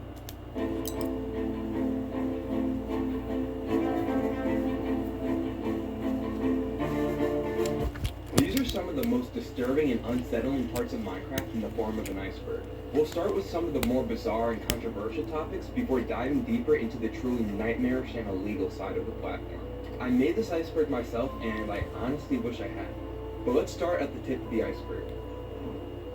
The Dark Ages of Minecraft refer to a period of time from 2016 to 2019 when Minecraft was at an all-time low. The game's popularity was on a steep decline and the player count was dropping rapidly. Most people blame this on the fact that there weren't many significant updates to the game during this time, and this would go on to continue all the way until early 2019 when YouTuber PewDiePie began a Minecraft series which instantly went viral, skyrocketing the game's popularity to an all-time high. Just fucking. No, just fucking.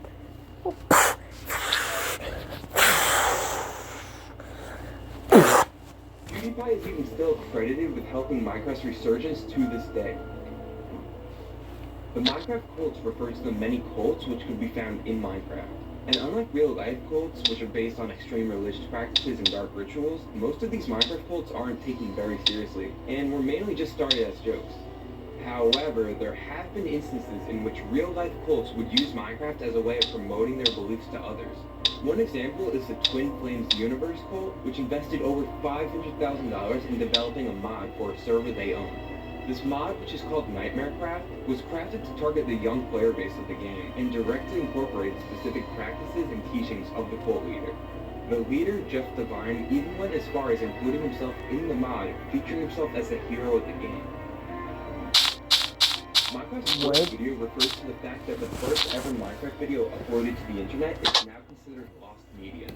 The video titled Minecraft Castle was posted on May 17, 2009, the same day as Minecraft's release.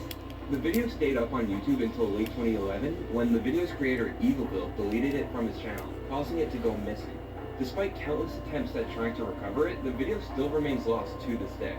Now, this story has actually caused a lot of confusion due to many players mistakenly believing that the second ever Minecraft video, titled just Minecraft, which is still up on YouTube, is actually the very first. But this misconception is just due to the fact that it's the earliest Minecraft video that's still available online. Minecraft Castle would even go on to be featured in the Guinness World Records as the first Minecraft video. So it's pretty sad to see such a historical piece of Minecraft lost to time. 72 Daka refers to a weird Minecraft anomaly in which there were 72 Minecraft accounts with the name Daka. Now, if you didn't know, Minecraft actually has it where you can't have duplicate player names. Every name's supposed to be unique. There are many theories on how or even why this happened, but the most popular theory is that Daka stands for Developer Account Quality Assurance, meaning that these accounts were owned by Minecraft and just used. However, that doesn't mean tons of other duplicate usernames such as Chevy, Increase, or Wavy. And this mystery would continue on for over 3 years until 2021 when all these duplicate accounts were quietly deleted.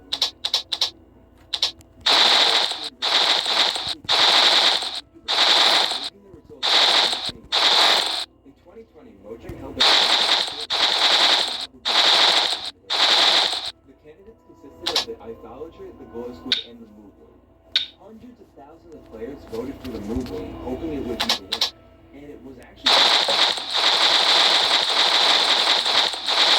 Glow influenced the mob vote results, and many of his fans followed his choice. In the end, the Glow Squid eventually won, leading to tons of outraged players mad at Dream. And soon after this, Mojang would go on to announce that they would be canceling all future mob votes, angering even more players. All in all, it was a pretty chaotic event. P2W, also known as Pay to Win, refers to Minecraft servers which encourage their player base to spend real Pay to Win does not fucking even stay in Minecraft. I cannot fucking begin to tell you how much this Blockman Go is Pay to Win, but that's not that bad compared to the second popular game I play on my channel.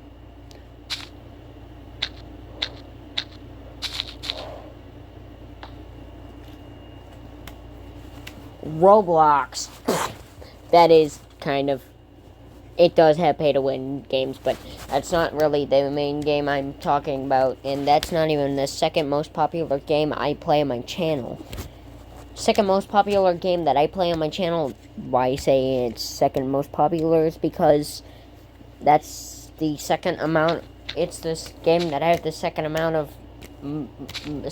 second of the most amount of videos all around it. The game in particular that I'm talking about is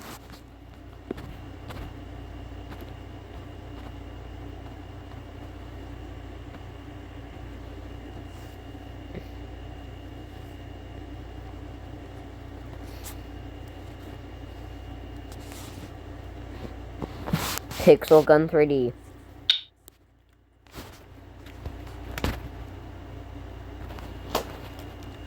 like money in order to gain special perks or advantages over players who don't spend money. Pay to win young kids to participate in gambling-like activities that create unfair playing fields in which the player who spends the most money wins. Most of these pay-to-win servers are actually against the rules of Mojang, however many never face any repercussions. Worst Client refers to one of the most infamous hack clients in Minecraft. Players using this client have access to cheats such as flying, extra speed, and kill aura, which basically just allows you to kill any player within your vicinity very easily. And despite all those features, Worst Client is surprisingly considered a pretty light hack client. One of the more powerful hack clients, Future Client, has a feature called Book Ban, which when used allows you to crash any server or be able to ban any player from a server by sending oversized NDT data too fast within the I mean, for pay-to-win servers, you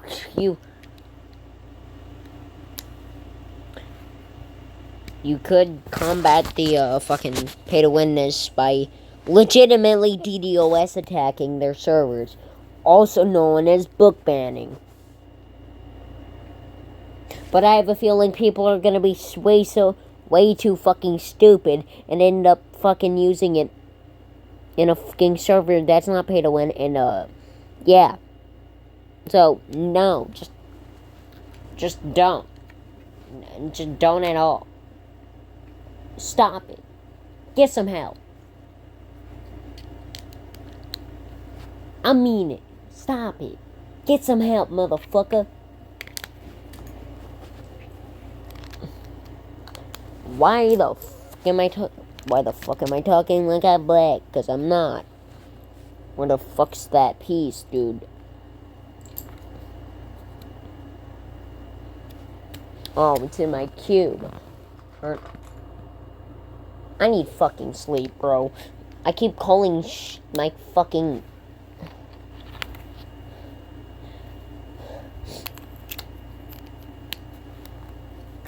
I keep fucking calling my...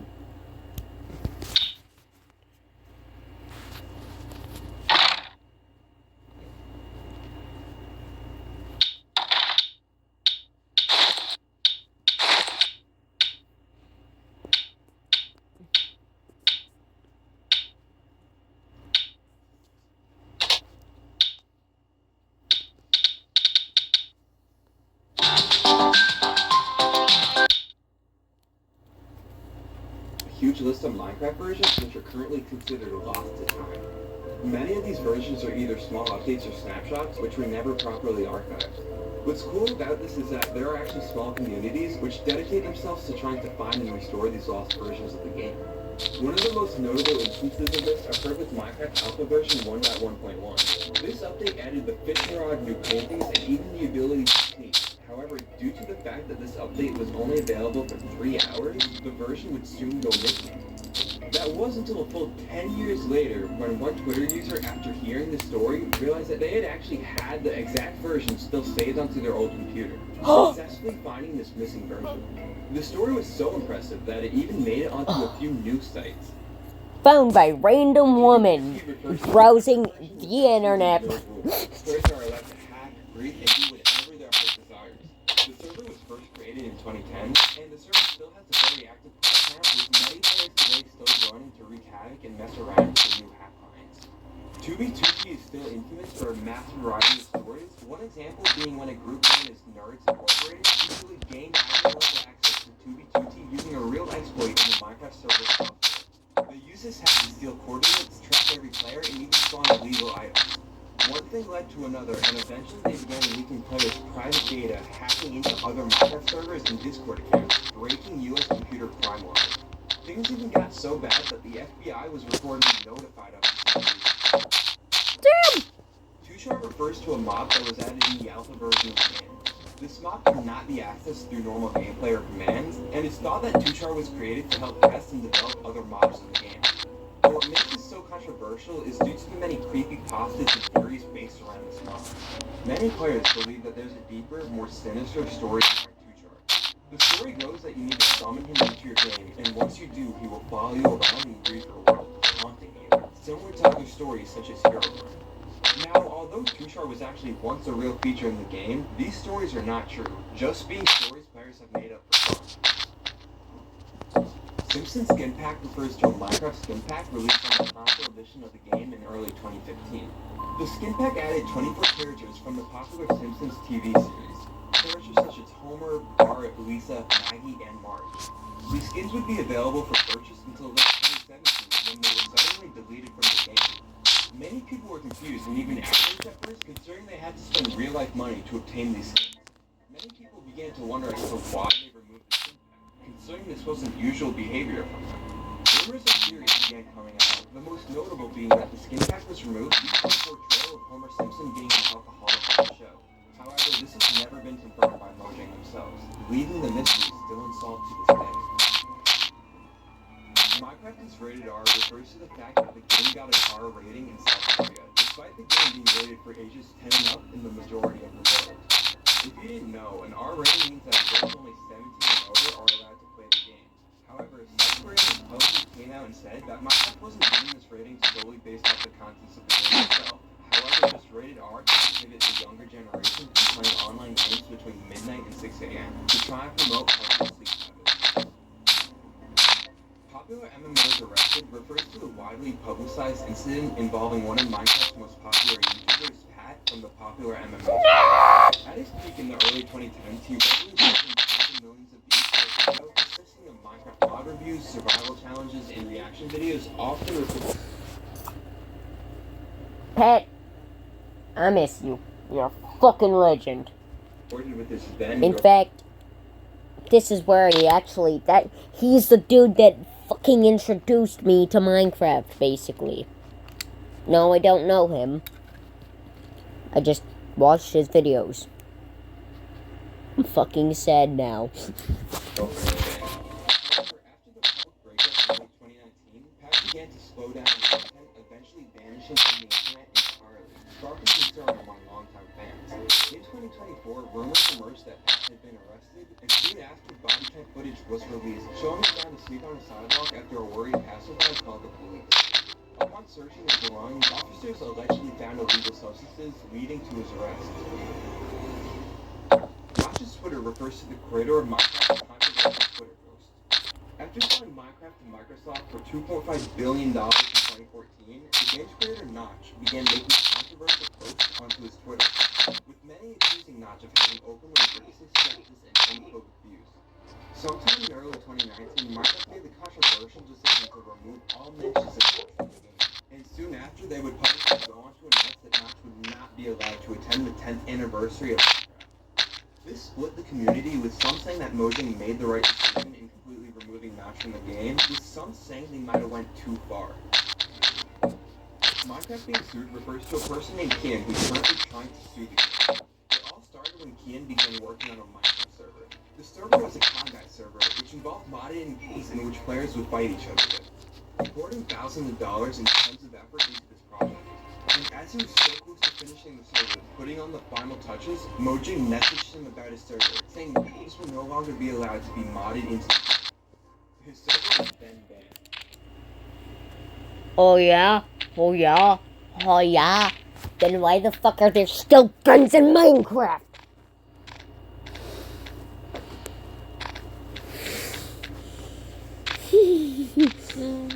Oh, I need a fucking laugh. This outraged Kian and his team, which helped develop the server, as they put tons of effort in already just for Minecraft to change the rules. This was when Kian did a little digging and discovered that there were other more popular servers which were still up, even though they featured guns and even online gambling, which is illegal in some US states. Fed up, Kian started a GoFundMe to try garnering enough money to sue Minecraft. His GoFundMe eventually raised over $100,000, and as of today, Kian is still awaiting a court hearing. They're most likely not to do it, LMFAO. Imagine if they don't. People for the Ethical Treatment of Animals is a highly controversial vegan organization which works to end animal abuse. Fun fact, they still fucking eat meat and whatnot. The server also included a custom-made plugin which made it so you couldn't manage any animals. Many people frowned upon PETA coming to Minecraft, however, due to their problematic past, such as posting blatant information, obnoxious protests, and weirdly enough, using animals themselves. For example, once PETA snuck into a random family's backyard, in which they ate their dog and then proceeded to euthanize it, which was all caught on a neighbor's doorbell camera. And yes, crazy enough, this is a true story.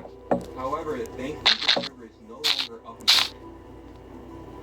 Mobminer incident refers to when a beloved Minecraft employee was fired. Mobminer, also known as Ryan Boltz, was fired from Mojang after an incident involving publicly arguing and insulting other players in a Minecraft server. The story goes that Mobminer joined the server and after not being recognized as a developer, began arguing with the other players. Towards the end of the argument, Mobminer was cursing at people in chat, which ended when he quit the server. Eventually, screenshots began to surface of the chat logs, and rumors began to start that he was released from the company. Soon after, Mojang would go on to confirm these rumors on Twitter and said they would not be providing any more information on the incident. The community was torn, with some saying he deserved the consequences of his actions, while others felt bad, pointing out that he had been diagnosed with autism. Mobminer has since apologized for the incident and went on to work on different projects. Iron Laundry online at Southern New Hampshire University. It's possible to raise a family, to pursue other things, and still further your education. And you can do it too from all over the country. I live in Massachusetts. I live in Texas. I live in California. I live in Pennsylvania. I'm from Florida. I'm from Virginia. North Carolina. Tennessee. And I'm from Georgia. Regardless of where you live across the country, I'm usually at SNHU. Visit smhu.edu. Take everything off really quickly. Windex for the win. At Dots, an ordinary pretzel just isn't enough. So so they add savory seasoning and tempting buttery flavor to every delicious twist. Thousands of accessories in stock and over and stock. Radco. Your chef, your way. Athlete Steve refers to a Minecraft skin which many accuse of being racist. In the console version of the game, there were default skins in which you were able to choose from. These included skins such as Steve, Tennis Steve, Tuxedo Steve, Scottish Steve, and most controversially, Athlete Steve. Now it's important to note that Athlete Steve was the only black skin option. Many pointed out that Mojang was being outright racist by labeling the only black character as an athlete while wearing a big gold chain, fitting to racist stereotypes. After many players started complaining to Mojang, they came out to say that the gold chain was actually just a gold medal, which makes sense if you consider the athlete theme. However, some players still called it problematic, and Minecraft went on to officially remove the skin. Fucking what? By the way, you guys can still find it on older versions of Minecraft, I think. From later versions of the game. 2% of Minecraft players are dead refers to the chilling theory suggesting that 2% of everyone who's ever played Minecraft has already died in real life. With over 200 million players worldwide, 2% would mean about 4 million people. But considering that Minecraft is now over 15 years old, it's not that far-fetched. A lot can happen in that much time. Accidents, illness, life. And although we can't outright prove whether this theory is 100% true or not, it's still pretty scary to think about. Botnet Minecraft refers to the 2016 Mirai botnet attacks when 3 college students created a program that hacked into insecure routers and cameras, exploiting their weak passwords. Initially, they built the botnet to disrupt their competitors' Wi-Fi while playing against them in Minecraft. However, they soon realized they could use it to launch much larger attacks. They targeted DIN, a major service provider, causing widespread internet outages. As a result, Oh, damn, that's why my internet went out. Nah. like Twitter, Netflix, Spotify, and Reddit were all down for several hours, affecting millions of people across the US. It began as a Minecraft spring, quickly escalated into one of the largest DDoS attacks in history, affecting over 40% of the entire US population. In the end, the students were eventually caught, sentenced to probation, and ordered to pay millions of dollars in reparations. Creepy crying sounds refers to the eerie phenomenon many Minecraft players have claimed to experience. Players who have experienced this swear that sometimes when they are playing in their world, they will hear what sounds like blood-curdling cries in the near distance. Many tried theorizing that this could be a dark Easter egg included in the game, or even something much more disturbing. But what's most likely going on is that they're simply just hearing foxes. At night, sometimes foxes will randomly let out a high-pitched shriek when no players are around, which does sound eerily similar to crying sounds. So I do get how this would be pretty scary for anyone hearing it for the first time. Huh? Included in the game, or even something much more disturbing. But what's most likely going on is that they're simply just hearing.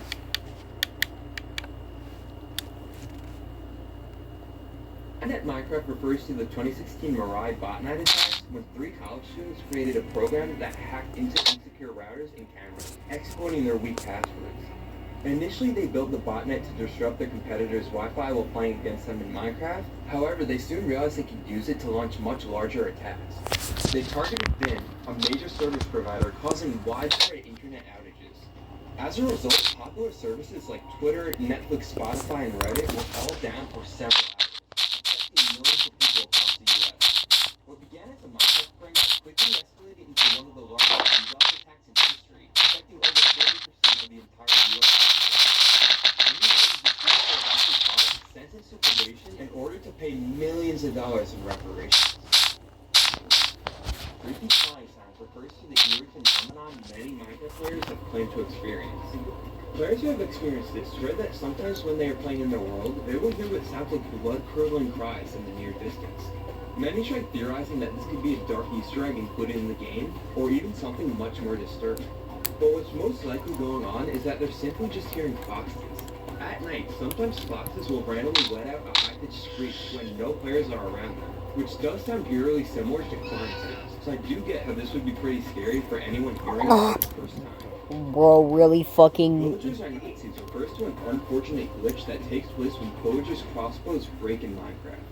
When pillagers were first added to the game, if they shot the crossbow enough times, it would eventually break, and after breaking, the pillager would proceed to hold up one arm, strongly resembling the Nazi salute. It's only until you fucking turn around, take your head out of your fucking ass, and use it for once that you will realize it's the right hand and not the fucking left. Not clear why or even how the switch snuck into the game, but Mojang immediately fixed it after No. realizing their project mistake. It was used. Why that? Jenny mod refers to a very self-Minecraft mod. I'm not really going to go that much into it here. However, I will show this one picture, and I'm sure this makes it pretty simple. Pretty sure that's fucking Speed playing that shit. Oh no. Oh no. He's like, yep, probably. I don't know though, cause I don't fucking care to watch Speed streams.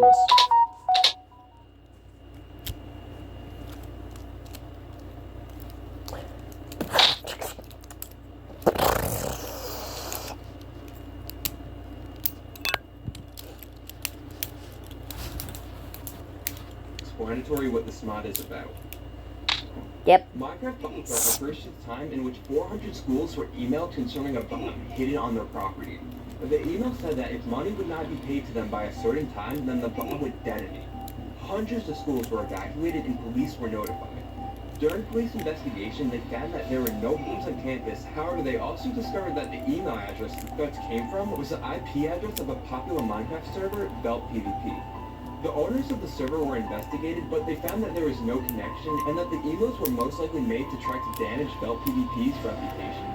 Soon after, law enforcement eventually found the culprit, a 19-year-old man, and brought him into custody.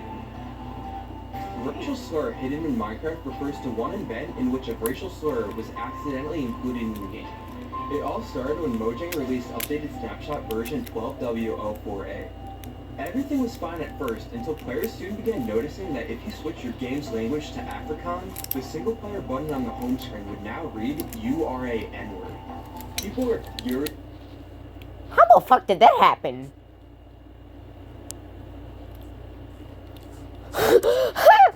Ow! Ow! What the fuck? What? No, that's not okay. Even though I say it all the time, but that's not okay. Especially for a game that has like billions of players. It's not okay. I mean, like I said, I say that shit quite a lot, but even for me, that's not okay, and that's fucking questionable. How the fuck did that happen? How?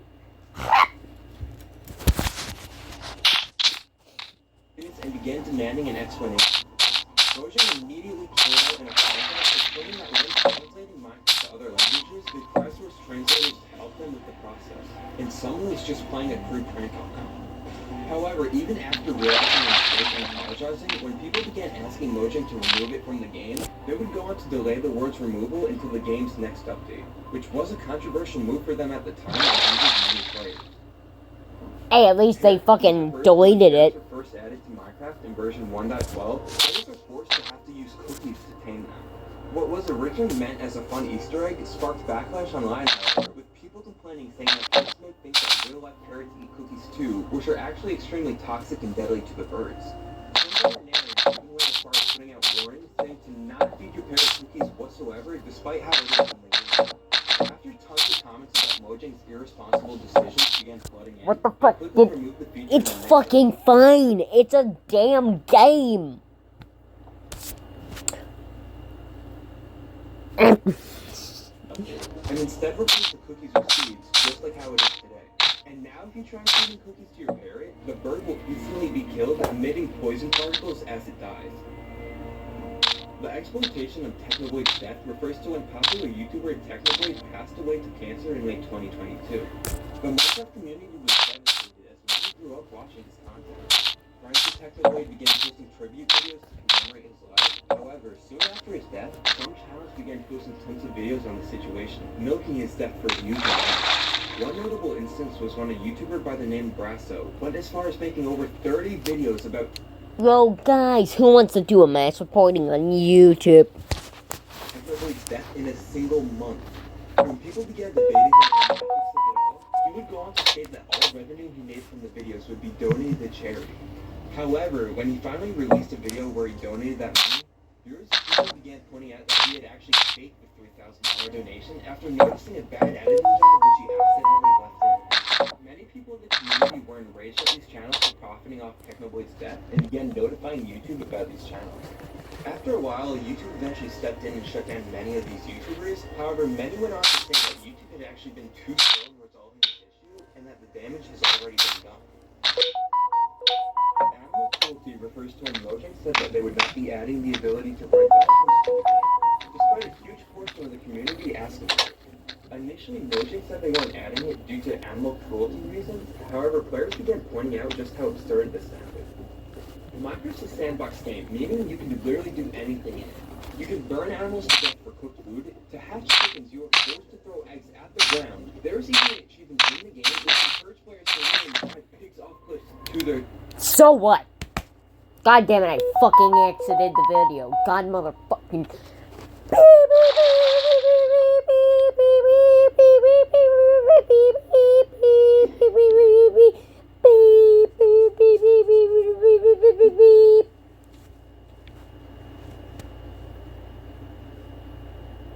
Murder mysteries have long been one of the most popular mini-games associated with Minecraft, with countless versions of them found all across the internet. And in my search for a new ARG to cover, I came across...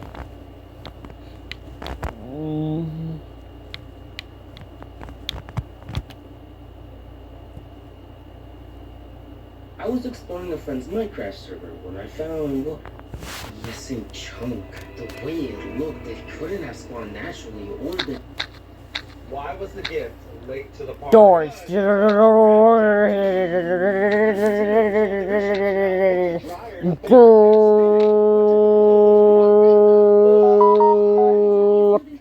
Jokes on every rapper. You can get this fixed now and pay later. You can get this fixed now and pay later. And this. Get it fixed now and pay later in 4 interest-free payments at SafeLight.com. Safe Light Repair, Safe Light Replace. I was exploring a friend's Minecraft server when I found a missing chunk. The way it looked, it couldn't have spawned naturally or been built by a player. With how uneasy I felt, I went to go get my best friends and show them this. But little did I know what I just discovered I wasn't supposed to see. Could it be a glitch? I don't even know what it is. It has like doors and everything.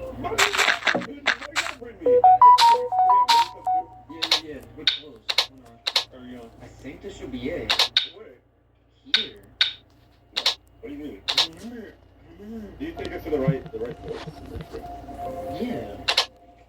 Well, maybe it's down here. Pick you up. Wait, help me out. Help you out. We don't know where it is. No, bro, I saw it. Like, bro, the trunk was empty. What do you mean, where did it go? It couldn't just have moved. I don't know why we're standing around, bro. Like, this makes no sense. I have a party I have to make. Where's the chunk? It's not even here. I don't know. Like, I guess we could go back. Yuri. Yeah. Did you see Tyler act differently? He was glitches, bro. I don't know why he's acting like this. What? Yeah, but that's just kind of rude. What you mean? I don't know I would say that about someone you consider a good friend. It's just kind of rude. It doesn't make any sense. Missing chunk was a thing. Why is that? I need to figure this out. Go. What? What is it? Okay, guys. Oh, it's 2 Tylers. Oh, he's running away. Can you see this? No, that's him. That's him. How is that 2 Tylers? I need to catch up. My legs. Dude, those are Tyler.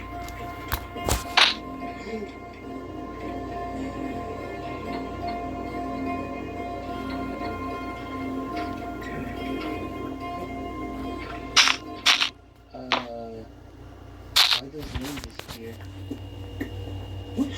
Oh! Oh my! Did I just found another missing chunk? Oh! Oh! Where did Tyler go? What? Sounds. Answer the sand? The timeless abyss. Oh! It's going to the room. Who will build this type of thing? Wait, one more sentence. Witness the truth of your cherished memories? It's a tunnel. Huh. What? What? Signed by me? I don't know how many books there are, but to anyone who found this, please find more books like this. Read them and understand better than I could ever do. I don't remember signing something like this. These missing chunks are way bigger than I can imagine, especially if they live in them. I can't fully describe what it is, but all I know is that the past meaning said it was related to why our memories are gone. I swear I saw something in these caves. Watch me. Something is very wrong here. I need to warn the others before it's too late. But I can't shake the feeling that it's already fallen. Quick update. I've noticed the people on the server act strange out of nowhere ever since I told them what I saw. I don't like that. Whoever's reading this, please be careful around him. This was signed by me, meaning nobody wrote this book besides me, and I don't remember writing any of this. Is this a secret? Finding more books. Okay, I need to figure this out. Finding more books. How do I do that? I don't. Let me just go explore. Finding more books like that. What is that?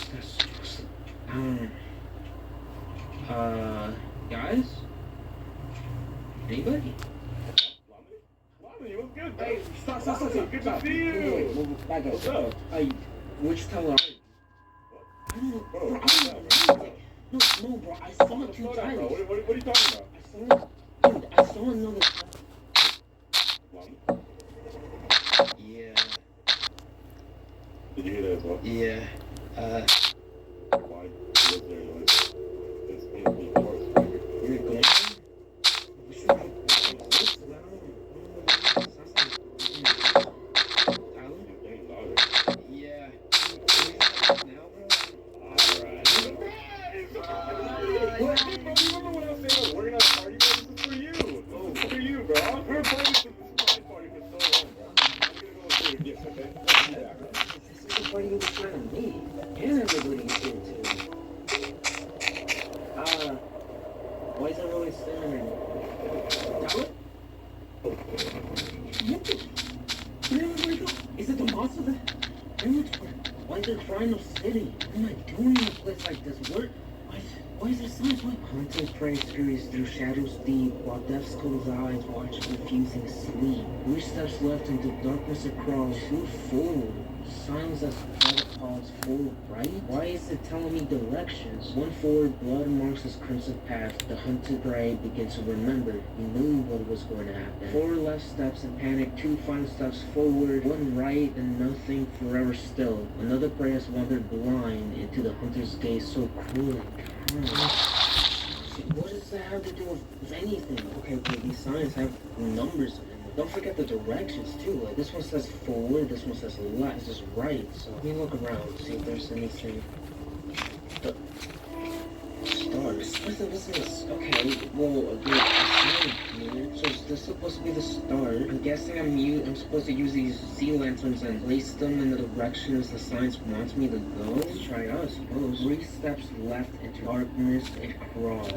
So I'm guessing 1, 2, 3. Forward, silence or threat of pause. 1, 2. Forward right to flee the hunter's wrath. 1, 2, 3, 4. 2 final steps forward. 1, 2. Last one should be 1 right. And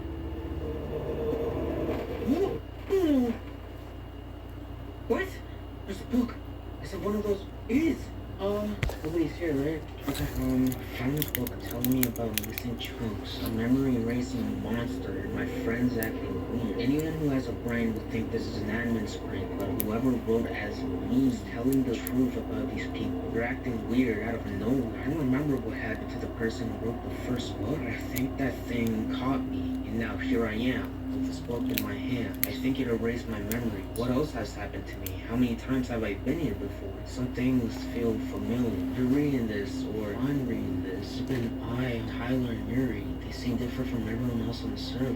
Just to be safe, I'd find more books like this, figure out what's happening to us, and stop before it's too late. Don't know how much time I have left. Am I actually writing these? My memories are being wiped. What? It was talking about the same thing, the monster. Wait. If you're reading this, or if I'm reading this, and I, Tyler Henry. Huh. I need to figure this out. What? How do I find more of these books? Or my books? What book? Hey, Lomity. Yuri? Oh, Yuri. Did you like that missing chunk? So, missing what? Said that. I didn't mean to say that. Hello? Yuri? Yo. Oh my God. No, stop. Hello? Yuri. Stop. Yuri? Stop. What's going on? Yo, stop. Help, What's happening? What's going on? I don't know what's going on. Help me, please. Yuri, what that would come? Yuri? Yuri? What? We should go. We should not stay Yeah. out here, bro. Let's get out of here. Like, what did you see, bro? Like, tell me. They just started like jumping Yuri for some reason. But before that, Yuri said something weird. It was telling me about a missing chunk that I found. But I should be the only one that saw that. When you two left me in that forest, I saw another version of you. And it took me to this missing chunk. And what I found in there was a book telling me about how my memories were gone, and the book was signed by me, and I remembered signing. I don't even, like, bro, I'm still going through my black and white world. Bro, this is weird. I'm not even thinking like this monster thing. Is it real? I mean, have you tried, like, looking into it more? If I investigate more, bro, I don't know, even if I wanted to, there's just no clue to look for, bro. I'm sitting up here. I don't know. Keep an eye on Tyler and Mary. Low key, let's just stick together and find more clues that way. I mean, there is one big clue that we should look to, but... What big clue are you talking about? I mean, the party, bro. We were just there. It just happened, literally. That's a big clue. I mean, we don't know what just happened to Yuri, but... Hey, Yuri disappeared or something. Yeah, exactly. I mean, maybe we should go spy on them or just, like, check it out. Spy on them? I mean, honestly, it doesn't sound that bad. Yeah, they were acting weird, haven't they? Before we go invisible, we should look and make a group chat, because that way nobody else is gonna hear us. Alright, yeah. What the? Do you see anybody? I don't know. No, I don't see anyone. Why did they all leave? Okay, well, I'm thinking they just went to spawn. Yeah. Do you see anything weird about them? I mean, everything seems normal. I mean, this guy's bullying, tower guy. I don't know what else to look for. I mean, they're literally just playing the game. I don't know. Why were they acting so weird in the party? And now, like, all of this is just normal. Yo, Harold, do you have cobblestone? Let's just pick someone, alright? And just document if they do anything weird. Who's someone we should pick, Lomity? Who's someone we should pick, Lomity? What? What? Bro, he just repeated. What? You repeated me? Yeah, one of the guys. Reverses. Yeah, come with me. Oh, he's running away now. Oh, what? No, he's running away from spawn, bro. Oh, yeah, wait. Why's going this far? Alright, we just gotta low-key follow this guy. Reverses. Can you hear us? Oh, private group. Yeah, it's a private group. I made the group chat specifically for nobody to hear us but us. Oh, yeah, what? Alright, go. Maybe it's not that deep, bro. I'm not gonna lie. I don't even know if we should be following this guy. We're going out way too far. I mean, this guy is the only person that did something weird, and now he's running away. Maybe he's leading us to something. Bro, what if he takes us to something we don't want to see, bro? I don't know. Take us to what, bro? This is Minecraft. Yeah. Besides, even if he does take us to something weird, does that, right? Yeah, bro. I have a bad feeling about this one. You see a party taking us, bro? I don't know. I was just standing still. Just fell off for no reason. So. Go. What? Okay. No, he did not throw an ender pearl. If he threw it, I would have heard it. Are you sure? Do ender pearls make a sound when you throw? I think so, right? I don't know. Dang. I don't know. I feel like I would have seen it. Yeah. If he threw, he's probably like, there's like, probably in the water somewhere. You think he was like, he knew we were falling or something? Maybe. But why did he run out this far to begin with? What? I mean, okay. Dude, Tyler!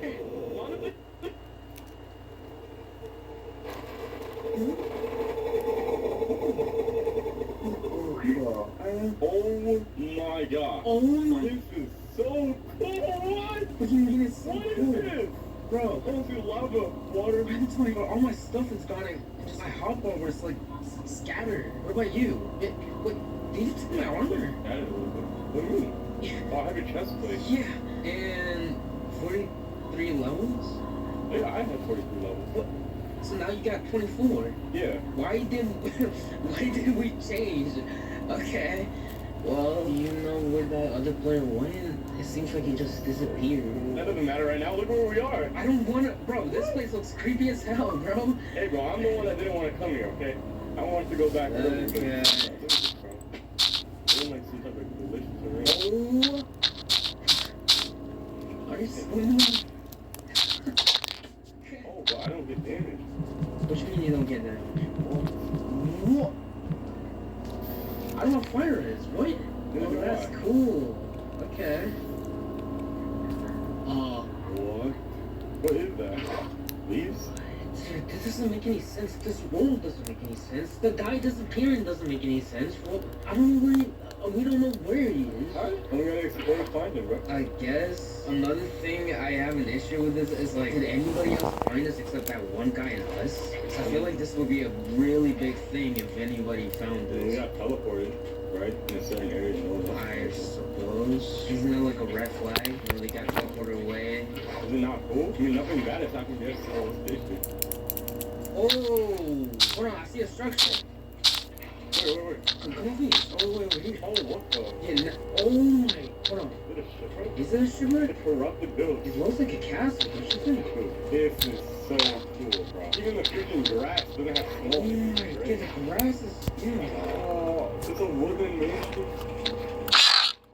Yeah, I see silver flags.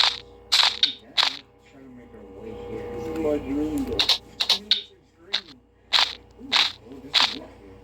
Oh, okay. So what happened here? Whoa.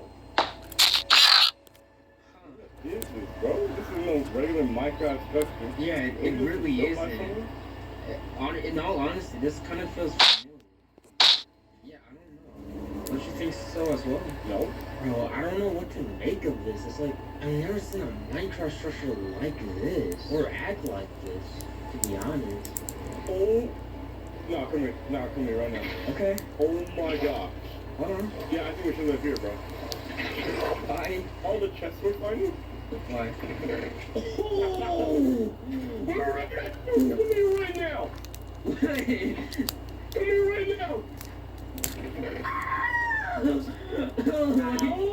Who left this behind? No.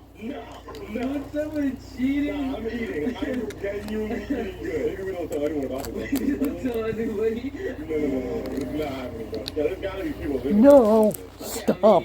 Stop getting the fucking armor, you dipshit! Yeah, please.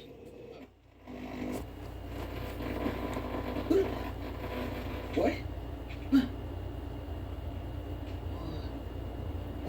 Remember, I was over there. Now I'm on this tower now. I'm on this tower now, yeah.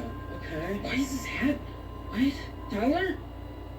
Is this rain? Seems like time has frozen or something like that. I'm not supposed to get down from here. Okay, obviously it's not a glitch, but like why? Why is this happening to me? Is it the monster? Well, I remember things. I don't think I got mind wiped. But this is so weird. Why? How can it do this? I need to figure this out, bro. How can I beat this thing?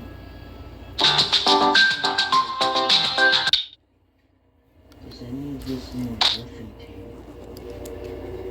What? No?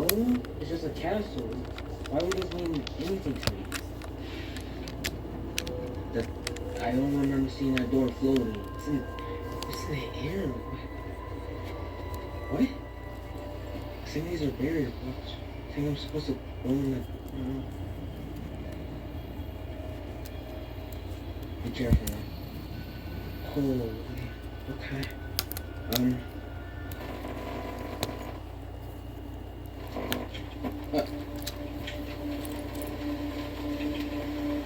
What? Is this supposed to be the front? There's some question mark. What is it asking me? Is it asking me the same question as before? Dude, no, this doesn't mean anything to me. What do you mean? It's just the phone lines. What? Samples? It's a book I quoted here. What?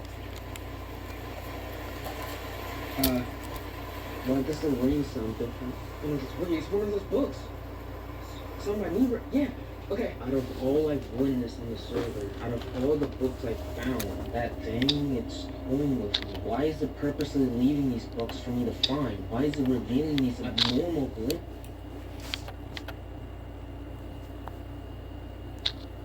I was exploring a friend's Minecraft server when I found a missing chunk.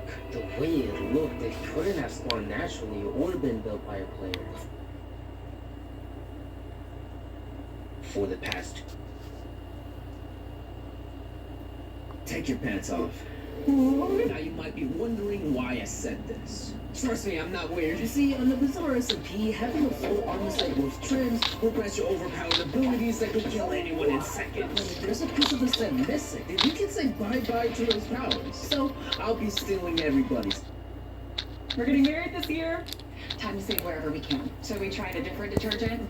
Seemed like a good deal. The detergent was so watered down and left our clothes with... And I'm not asking you. But it's okay. You'll do it. Stop paying for watered-down detergent. It's got to be tough. When a potential client would say, why Nicolay Law? It's the people here. Their cases are personal to us because we know the person's the client. We're Midwest folks that just happen to be legal professionals. And what we do is we deliver on the promises we make. It doesn't matter what it requires and what the outcome will be for us as a firm. What matters is what you will do for that client. We're at Nicolay Law. We are in your community.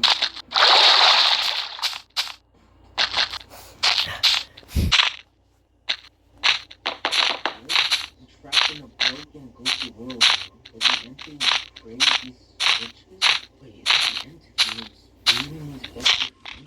This isn't normal Minecraft behavior. This is something else. Have the other versions of me wander these corrupted locations too? Or am I special? The only one that gets to suffer? Is there anybody out there that can tell something? Either way, I'm with the only person I can trust. Tyler. Sometimes I hear a heartbeat inside of the world. Pulse is irregular, rolling louder when I turn away from it. Tyler says we should follow where it's coming from.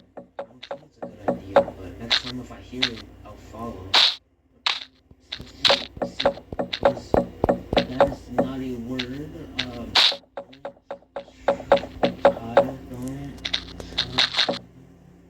No. What do you? Is it a thing to pass me? He was trying to spell out. Don't trust Tyler. Don't trust anyone. Don't trust Tyler. Don't. What do you mean? It's totally standard crazy stuff. What? What is it? Don't trust Tyler? Oh, Lomedy, I see no chest. Should I go? Lomedy! I think I should. Yeah. Keep going there. I think it should be fun enough to talk normally. What happened to past me? When's past me talk to? Don't trust anybody. Don't trust Tyler. I don't know. I'm not taking any chances. That's a good point, though.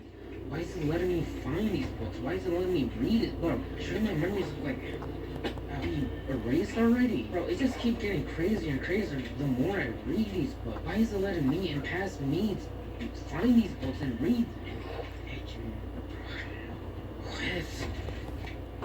What? I think I'm just leaving. Can't leave the game. Why can't I not leave the game? I just gotta keep going, bro. I gotta find one of these books. Force quit. Prevent whatever is happening to these other me's, dude. Look. Their heartbeat is coming from there. There's cobblestone. Yeah, there's just traces of a place.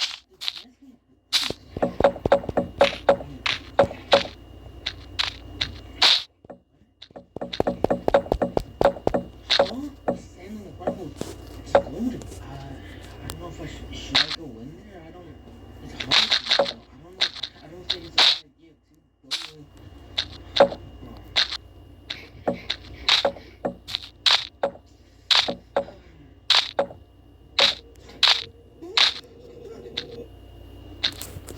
that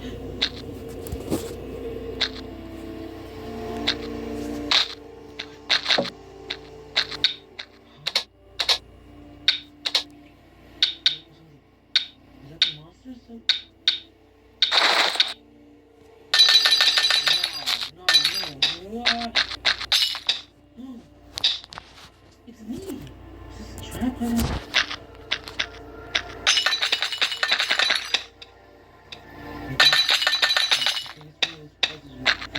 For one of those books. My book. It's holding it.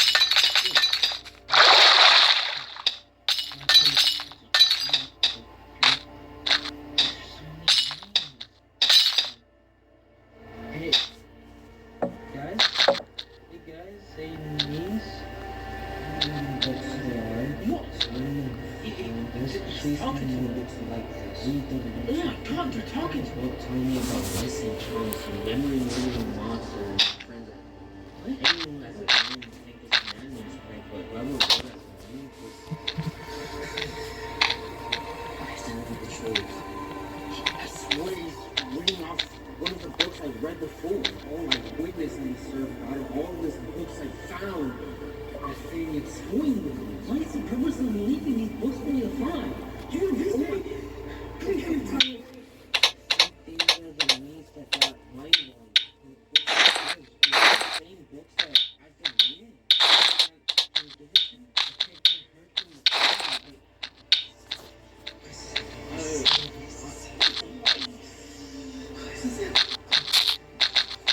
What happened to me? How did all this happen? Wait. 15, 24, 4. Hey.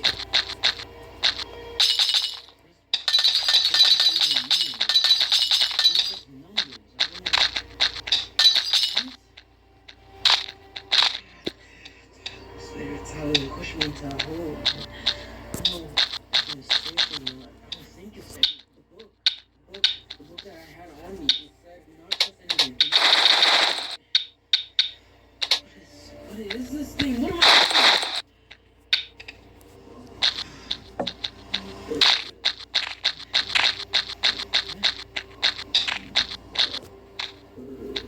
doing? It's not saying what the book and quills say. Wait. Numbers. What?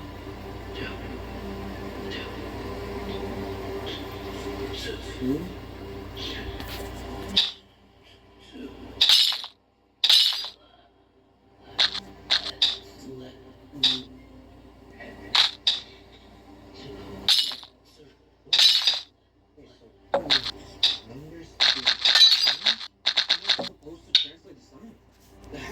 You guys, you're helping me.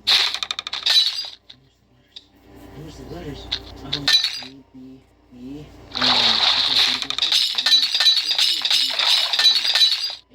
A, B, C.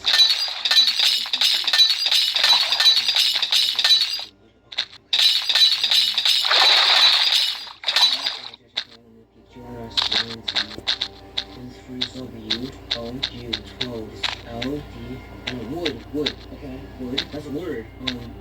U is 15, 21 is U, 23rd, 23rd, that's W, A, B, C, D, E, F, L, C, O, M, E. Would you welcome? Okay, just finish this. Would you welcome? Y, O, U, R, welcome your, P, A, S, T. Would you welcome your past? Would you welcome your past? Yo, would you welcome your past? What's that supposed to mean? Yes, would you welcome your past? Wait.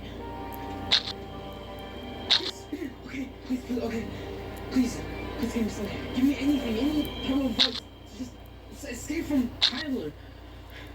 Please, come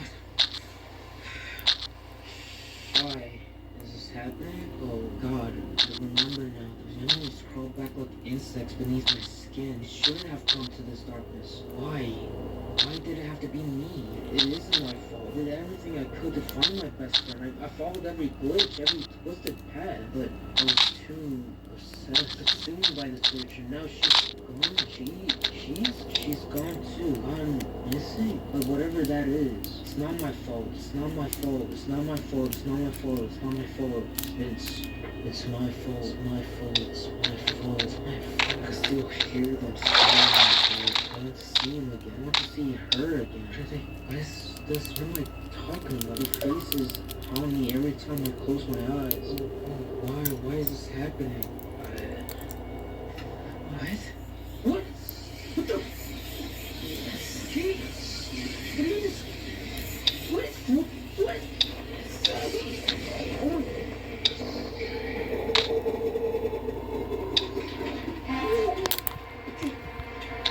Oh no. Wait. What? It's the water. Oh. I guess my power's up and right? Alright, then I'm going this way.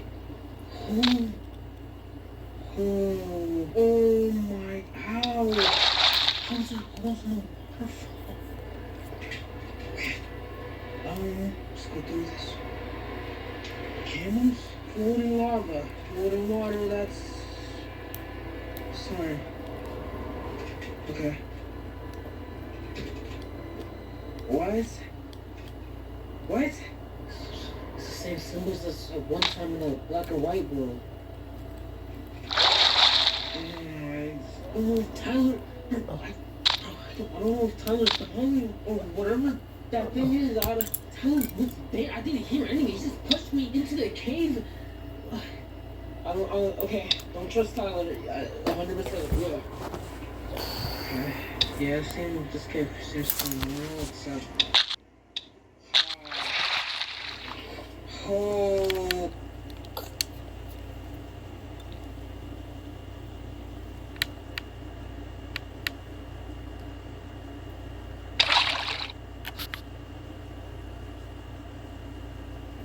What the fuck happened to the footage?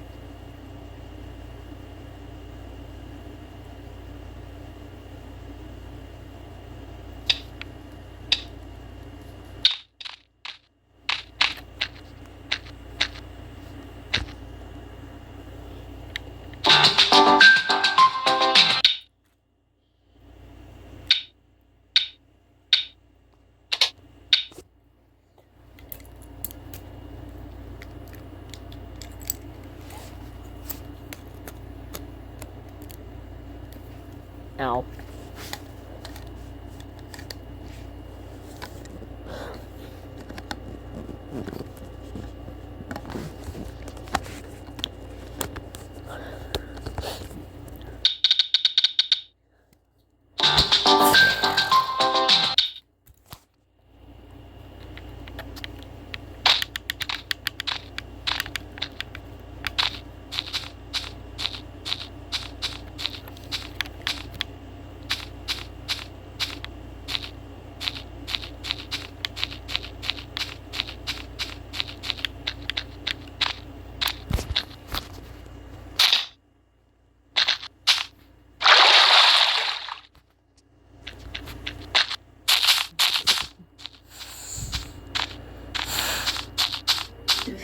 Luxury fragrances are now exclusively available at Charles de Costa. Unstoppable's unlimited collection makes everything smell magnifique. Luxury laundry is infinite, so you can smell unstoppable.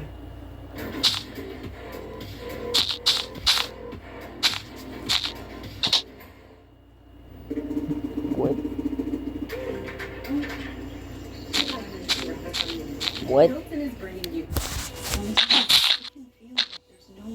Treatment-resistant depression. You take one antidepressant after another, and they aren't working for you. It's like you're going in circles. Turn to a different choice. Spravato is the only FDA-approved. It's horrible, though. I don't think it's a good idea to go in.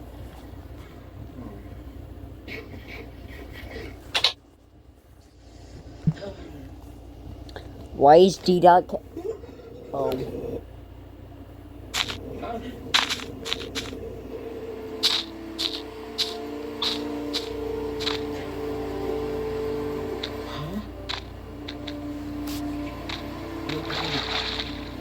monsters? No. What? No. It's me. This is a trap.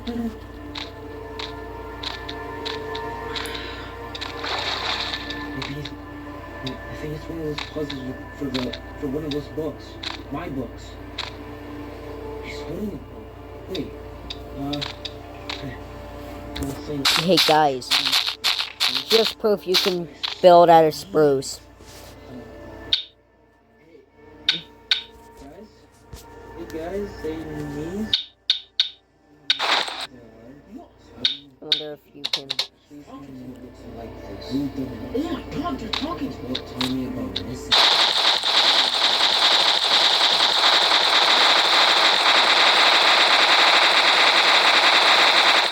In fact, guys,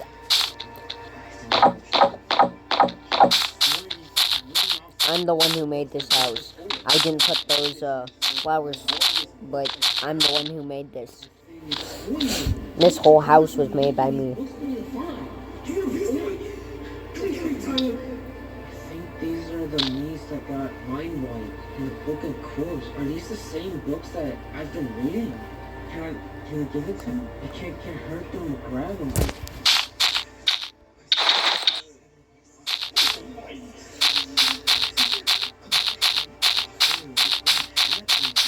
How did I lose that? Wait.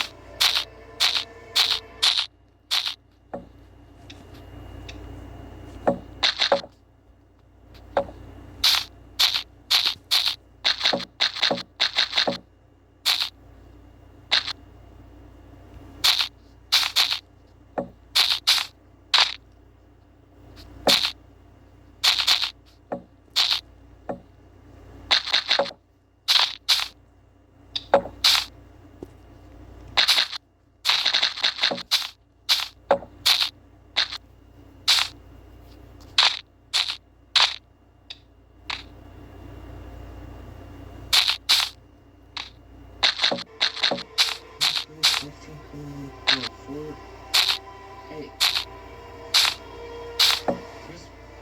What could that even mean? There's just numbers.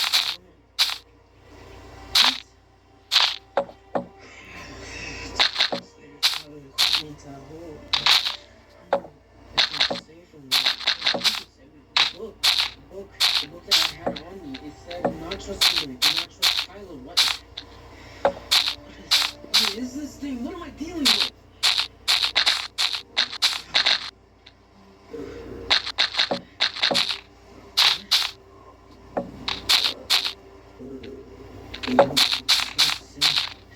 What?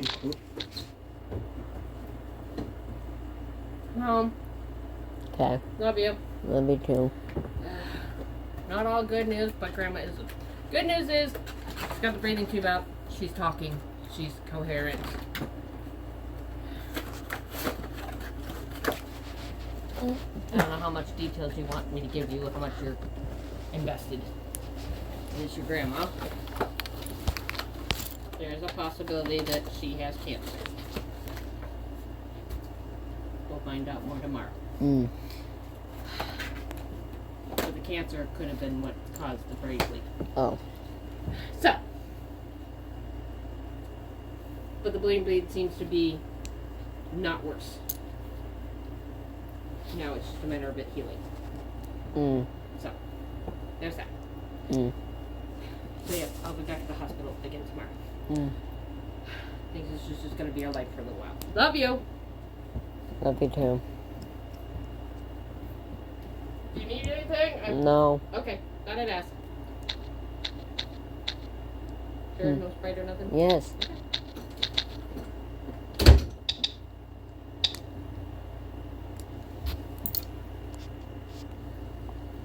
Listen. Hey.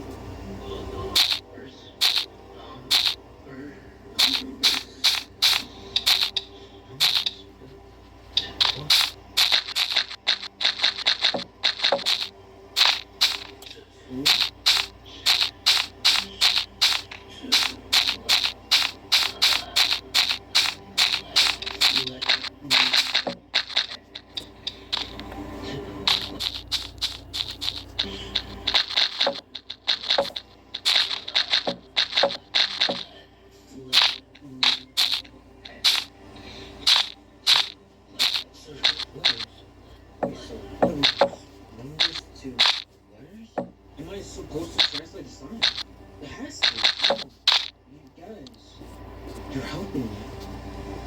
And there's the letters.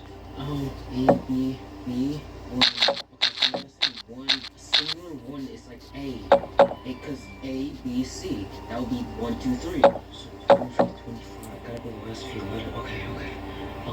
Let's see it then. So A, B, C, D, E, F, G, H, I, J, K, L, M, N, P, Q, R, S, Y, and Z.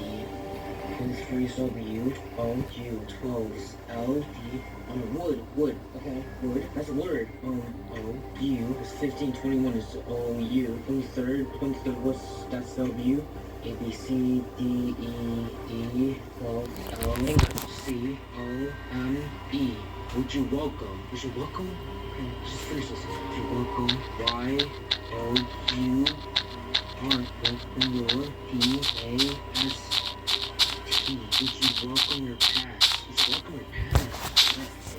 Yo, would you welcome your past? What's that supposed to mean? Yes, would you welcome your past? Wait. Yes, okay, please give me something. Give me anything, any type of advice. Just escape from Tyler. Please, come on. Why is this happening? Oh God, I remember now. The memories crawled back like insects beneath my skin. It shouldn't have come to this darkness. Why? Why did it have to be me? It isn't my fault. I did everything I could to find my best friend. I followed every glitch, every twisted path, but I was too obsessed, consumed by the search, and now she's gone. She's gone too. Gone missing. But whatever that is, it's not my fault. It's not my fault. It's not my fault. It's not my fault. It's not my fault. It's my fault. It's my fault. It's my fault. It's my fault. I still hear them screaming in the dark. I want to see him again. I want to see her again. What is this? What am I talking about? Her face is on me every time I close my eyes. Why is this happening? What? What the? Escape? What is? What?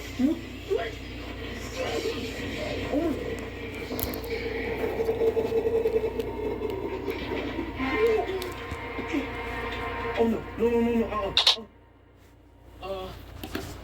Wait. What? It's the water. Oh.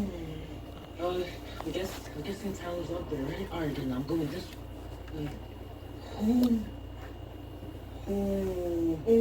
my, how's that horse on her fault?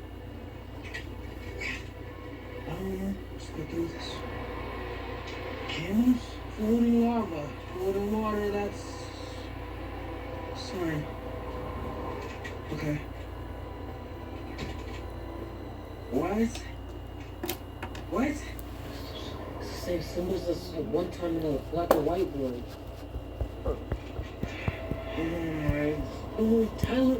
I don't know if Tyler's behind me or whatever that thing is. Tyler was there. I didn't hear anything. He just pushed me into the cave. Okay.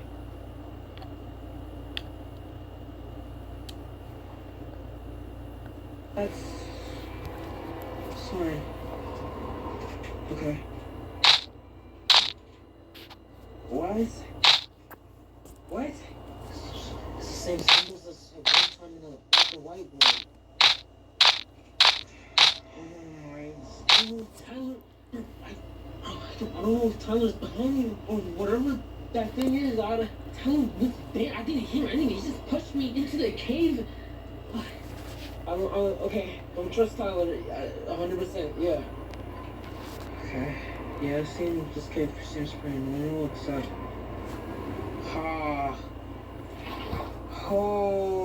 Okay. Seems like there's a room. Okay. What? Oh, no. Okay, so fucking cool. Okay.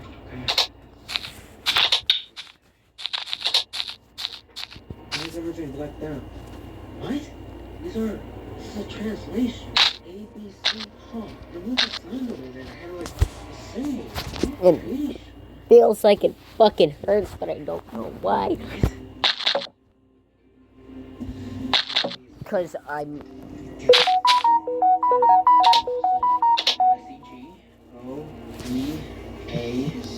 Where's the rose? Okay, go back. Go back? No. Stupid. Fine. Okay. This better bring another puzzle to one of my books. What can I do, though? How can I stop that thing before...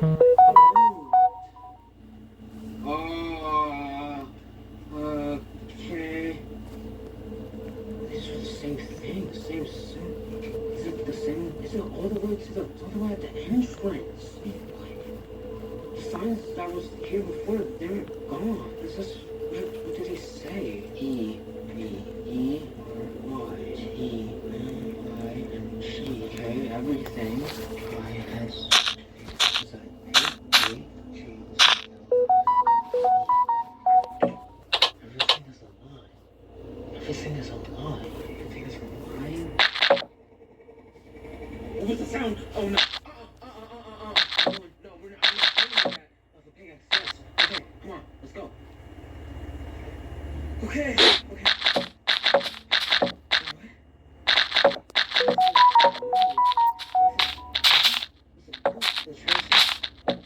Okay, so I came out of that, but that's where all that signs for that. Now, everything's back. It's not glitching. Regular world?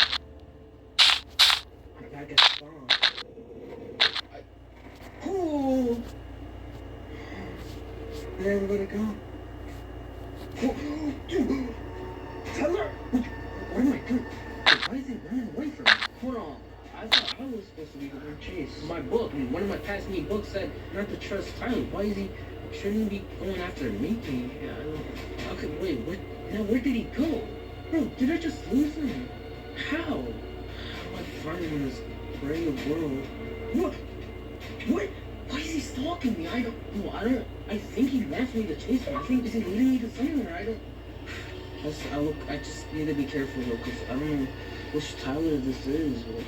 But, where did... What? Where did he go? Don't tell me I lost. Oh my... What? Huh? Is that... Yuri, Tyler... What are you guys doing?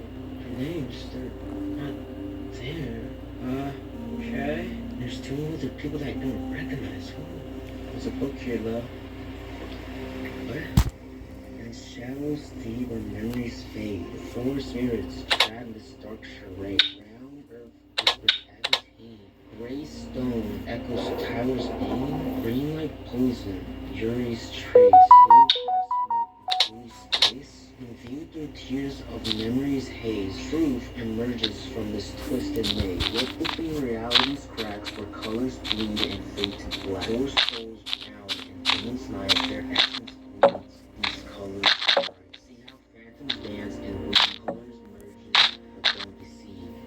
Viewed from angles 45, hidden numbers come alive. Now marks 3, marks screen shows for all to see.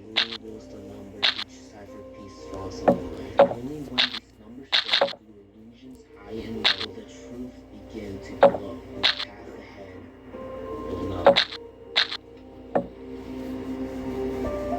Are these... Hey, you guys aren't real, are you? Hey, and got this. Are these supposed to be statues? Okay.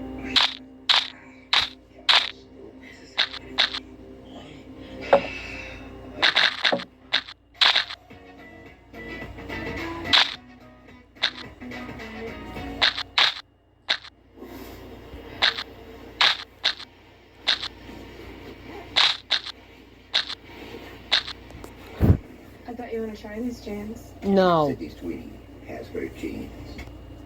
I'd rather die.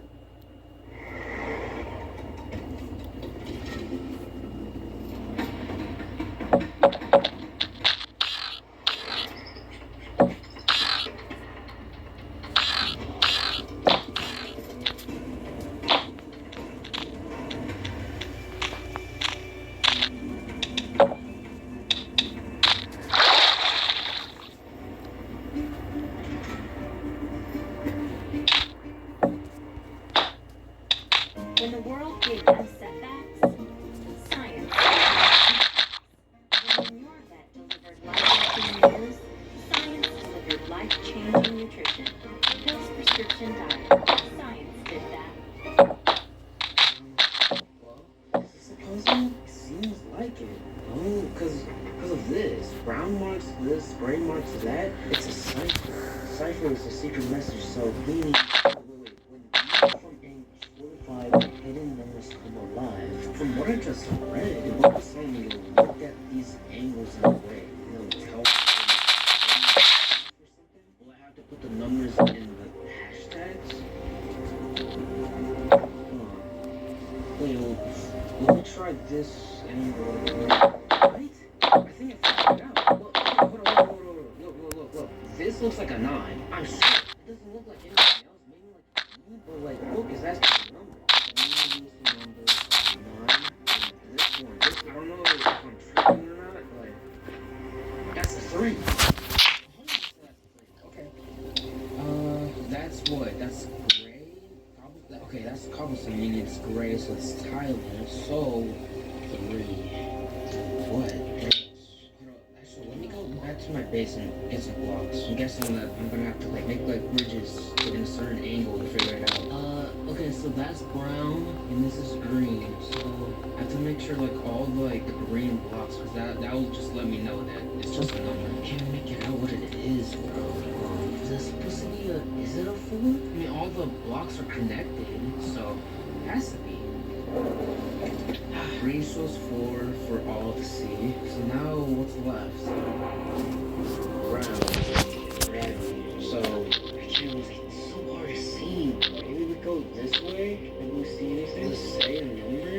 No, I don't know what that's supposed to mean. Maybe I have to go down a little bit. No. Okay, so in that area, I feel like that's the only spot that the blocks are connected in a way. Seems like it's during daytime, so maybe I can see it. Yeah, I can see it a little better. Around here, that's where it's connected. Yeah. Look, all the brown blocks are connected. What's that supposed to be though?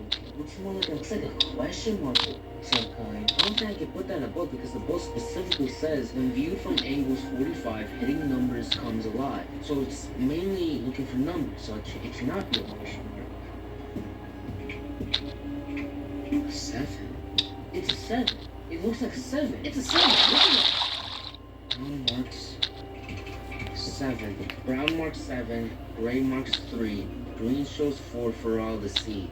Blue reveals the numbers 9. Each cipher piece falls in line. Only when the numbers show no illusions high and low will the truth begin to glow, and the path ahead you'll know. Okay, so what's supposed to happen now? These guys are gone. Another turn? Another turn. Hopefully there's some advice Tasman can give me. Alright, yeah, hashtag over question mark this in my book. I understand it all now. To whoever I once was reading this, stop fighting what cannot be fought. I've seen what has happened to our body, especially in a place like this. Now, it's like a rotting finger, reaching his sword. Oh God, what have I done? It still hears and echoing in emptiness between worlds. The planet of this world, this prison, keeps us trapped of rediscovery lost. The dope is crushing and breaking me apart inside. My time is running out like crazy. Please, grant me the sweet mercy of oblivion. The faces, let me forget. You set the stop and turn me to blissful ignorance. And to you, Lonnie, future self, my warning is this. Prepare yourself for the horror that awaits. The truth is shattered. Your goodbyes will be second. Will you be begging for the same release as I am? Give up. What? What am I supposed to do? What was he talking about?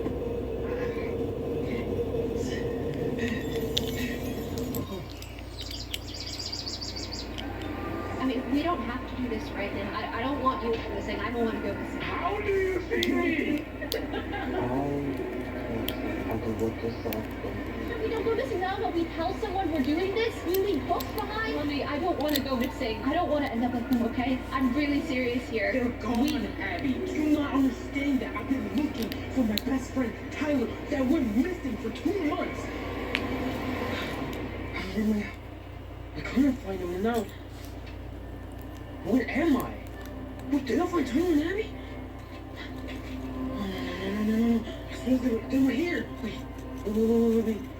Franklin, the time's running out. Prepare yourself for the horror that awaits.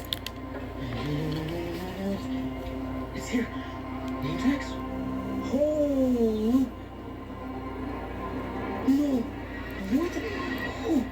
There's so many. Why is everybody here? Fine. I know what you are. All of you are fake. This place, everything I've seen, it's all of this not real? Is it? Is this entire world not real? Congratulations. Screw this. I can't leave. Why can't I not leave? I think it's about time to have you see more. Run.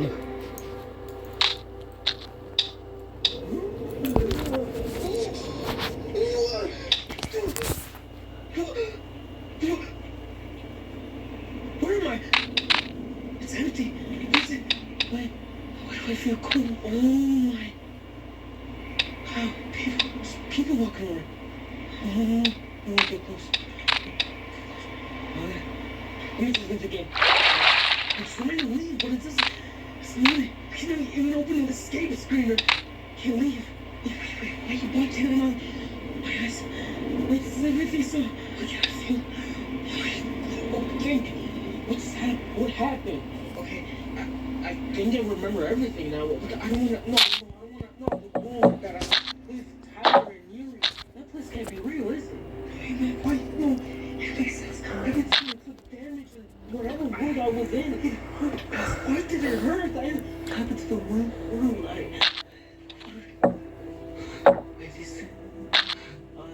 Hello? This guy seems general. Can you understand me? Can you hear me? These pillars. I can't be the only one that can talk and that can. Hello? Am I alone? Hello? Abby? Tyler? It's endless. The sky. Look, I just need more information to figure out where am I and how I can get out of this place. I don't know, return back into the real world? I don't. This is so. This is the only place that has some type of structure. I don't see no other players. It doesn't seem like the other players are just trying to leave this place. It's just them bumping. Are they even cautious? They don't even know it's here. What's up, that one? That one has standard to an island, it seems like.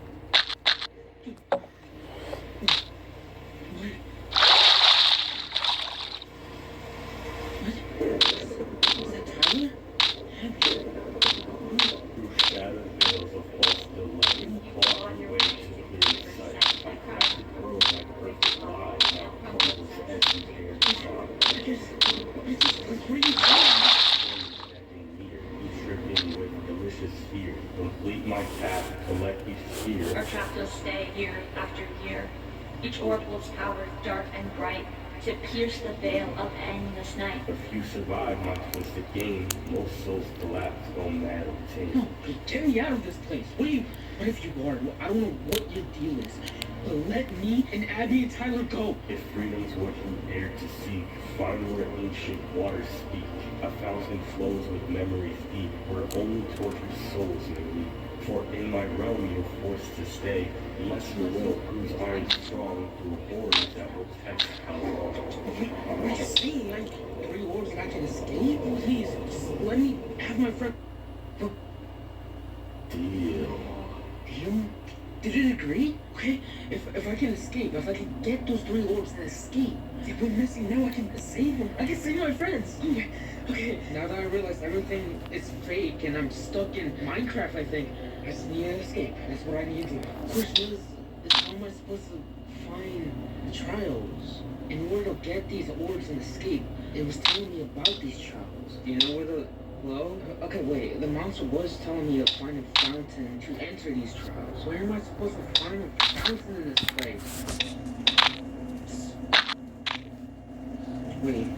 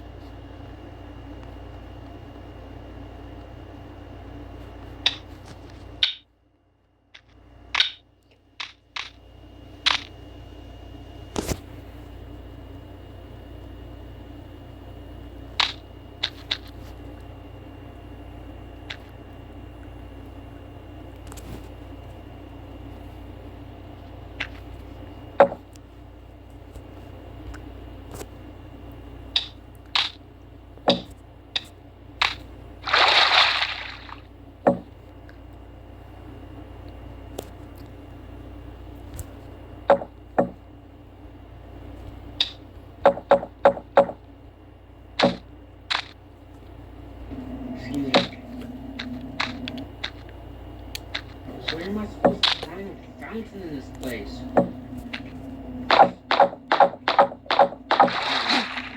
Excuse me. Supposed to be a mount of fountain. Please don't tell me this is just lava. I can feel everything.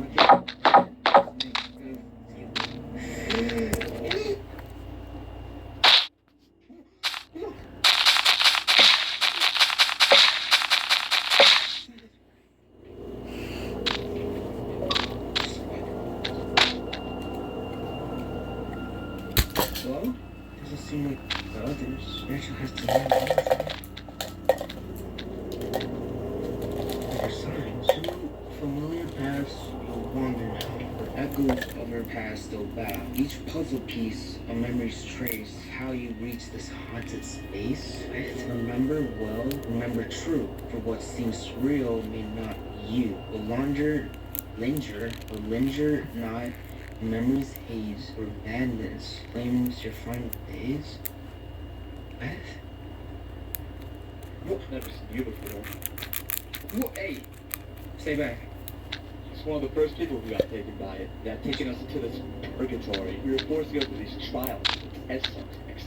We were told that passing these trials it would get us home. It gave everyone the courage to go through it. Except me. I was too scared. They promised to come back to get me after finding the orb, but they never came back. No one came back. Since that day, I've never left this spot. I've never had to face what's in there.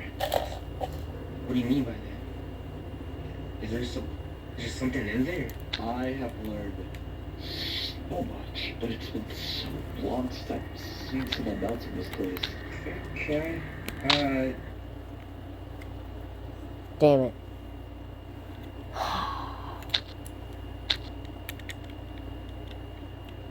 You good, bro? As long as I don't leave the area, I'll be fine. You see, what you just read on those signs is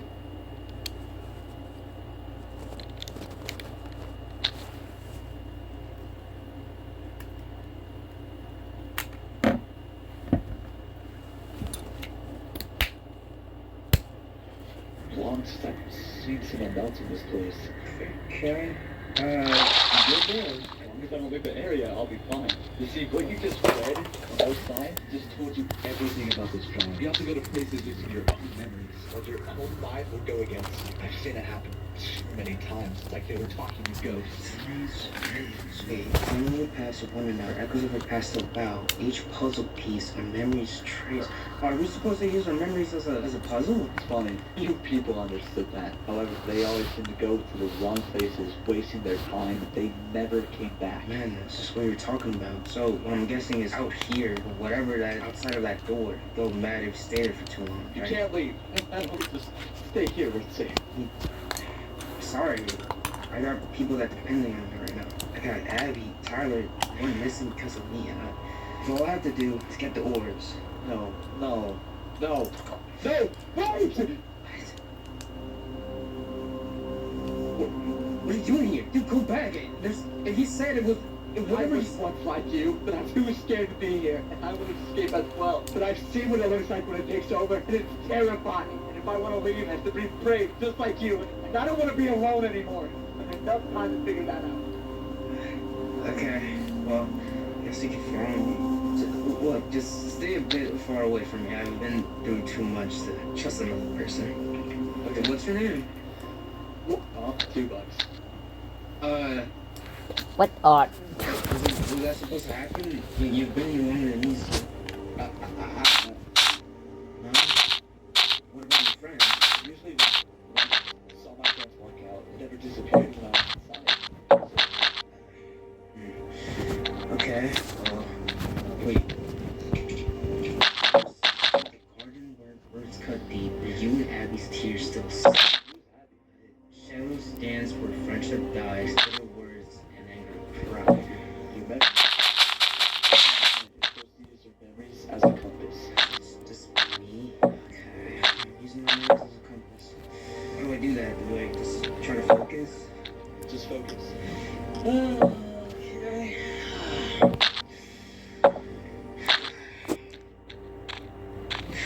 That.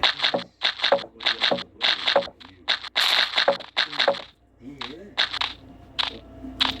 It's telling me it's my fault. It's starting. Whatever you do, just ignore it. Just focus and finish the trial before it's too late. Now follow those memories as a compass. It's crazy. How can this entity do this much? What I've seen is... Have you ever walked out of the house? No. No? It's staring at that wall for years now that It's so dark, bro. Holy. So when you say you, who is that? Who is Abby? Basically, Abby was a friend of mine that was helping me find my best friends that went missing for like 2 months. And I was so focused on trying to find my best friend. His name was Tyler. I was so focused on trying to find him. I guess I just wasn't focused on Abby at all. And we had an argument, and we just got separated. She never really got a sense. Sorry. Yeah, maybe those voices are right. It is my fault. It should be here. I don't know if you can see it, but it's a bunch of missing chunks. I remember this. What? $2? Hey, come back. You don't stray away. Ooh, I'm sorry to hear that. I haven't heard it in a long time. yeah, I remember this. So, this memory go here. Ready? I guess. Okay. Ooh.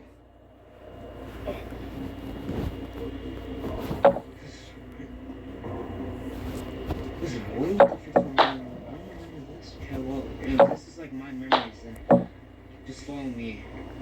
Just stick with me. This isn't what had happened. This is new. Wait, lovely. Huh?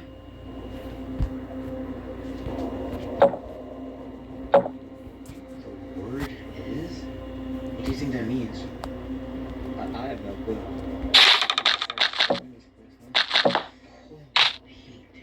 Why is there trees?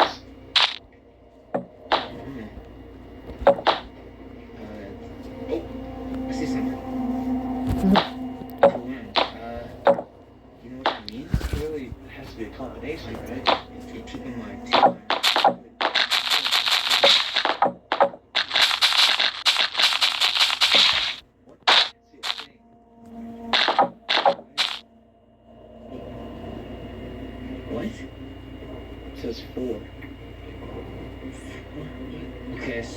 I think we're supposed to find something, solve something. Okay.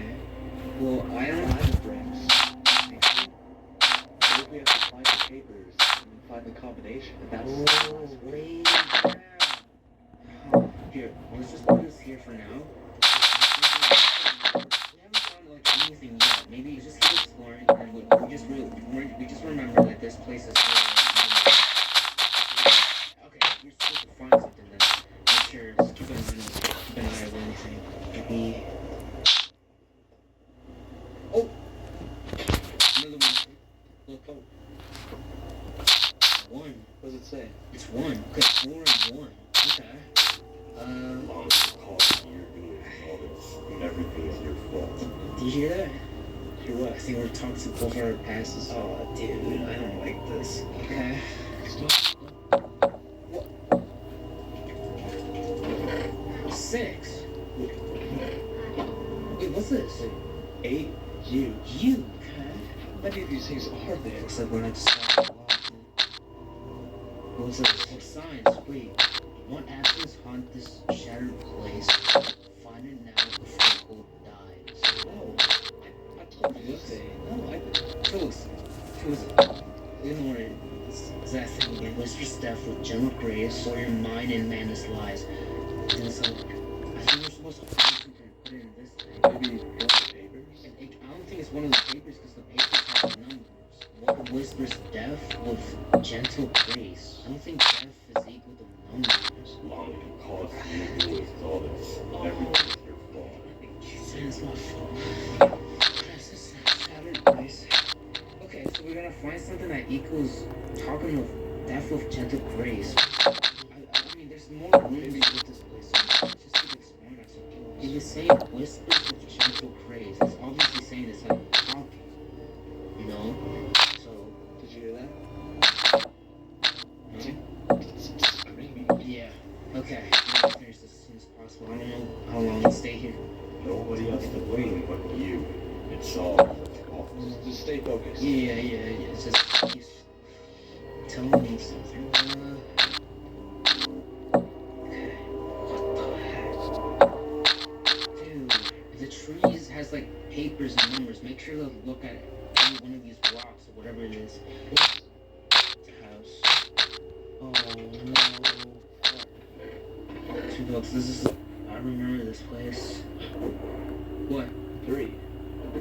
Huh. Okay. Wait, R4. What? You see anything here? I don't see another sign. Come with me, alright, so how many numbers did we found? Got 1. Wait. R-O. Not R-O. 3-O. Yeah, it's just 3. Yeah, 3-O. Wait, I didn't know this. The numbers with the letters? Is it trying to spell something? Like the order. The paper. Each paper has its own number, and each sign has a number which has its own letter. Oh, wait. Low key, but okay. Before we do anything else, is there any other rooms? Did we check this one? No, right? Let's check this one before we try to figure this out. Oh, wait. What? It's A. Oh, what? Oh, wait. Okay, so 3 is O. We haven't checked this one yet. Maybe. Be careful. Oh. This is 5. 5 is P.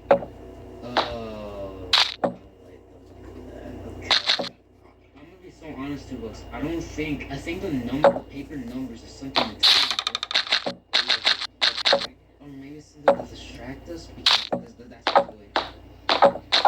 Yeah, that's 100%.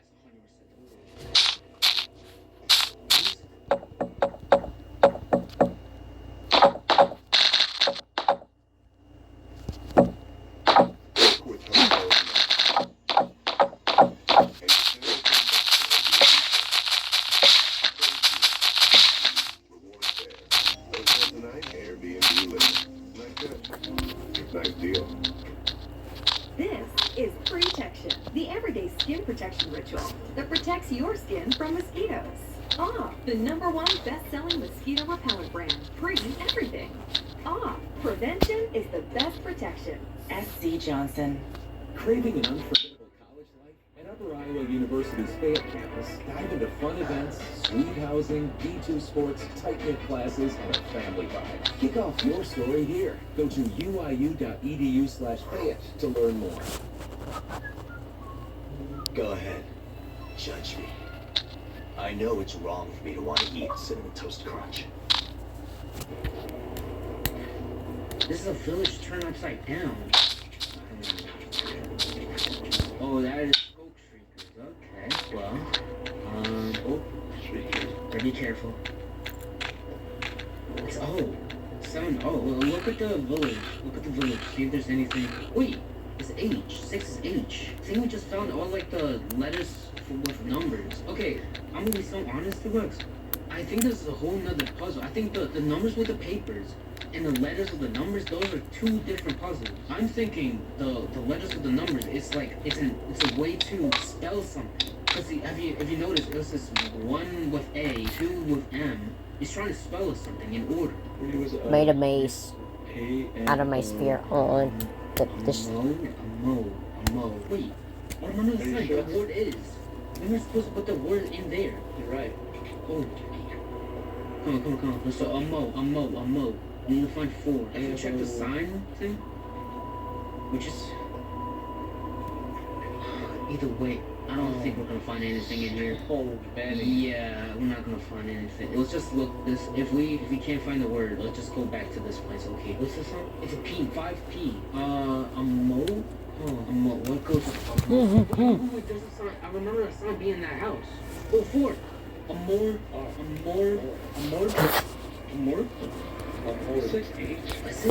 It's in the trees, man. It should be more.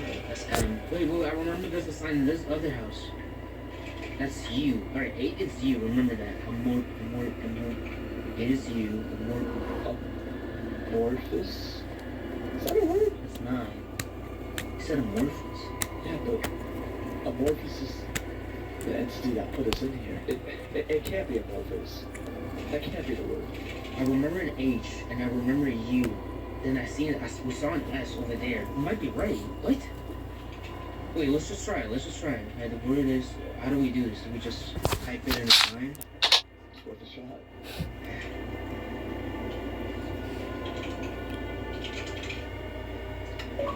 Like this? Word is amorphous. What? Oh my... So we're right. Wait. The book was saying some... It's all Oh my god. Dude. Why this...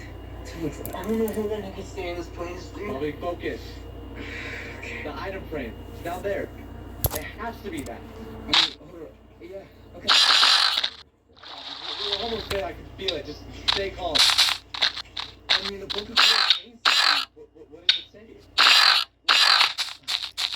Like, when Amorphous crept from the feast began, as Tyler fled his base in vain, through darkened woods, heavy footsteps ran, through desperate flight, a futile strain. Formidably clutched at arrows cold, seeking weapons that could never sustain, while Yuri brave yet foolish bold, descend to the cursed cave. The final moments, etched in time, screams now echoes, fading slow, each path they choose, a fatal climb into the depths where magic grows. Wait, is Tyler fled to... What is that? Yo, I have a crazy theory. Is Tyler fled to space in vain? I think this is telling us to go somewhere. Wait, is Tyler fled to space in vain? Wait, come over here. This is Tyler's base from what I remember. Wait, 6. Stop it!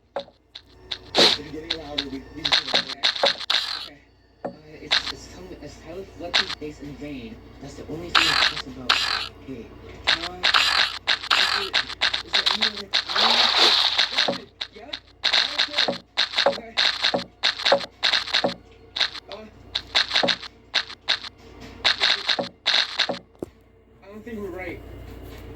I don't think we're right. Dude, it's talking about, okay, look, do you remember the numbers and the different numbers? Yes. What if this book is telling us the location of the numbers? And this is the way we're supposed to do it in order, and we don't, but you remember when we landed, right? There's like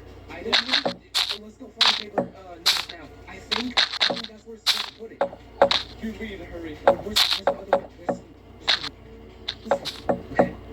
Alright, so we got... This lady here. 4. We need one more, right? That gotta be the last one, right? Oh no.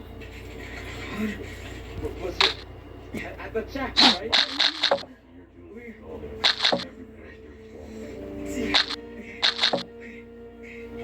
Where's the one? This one.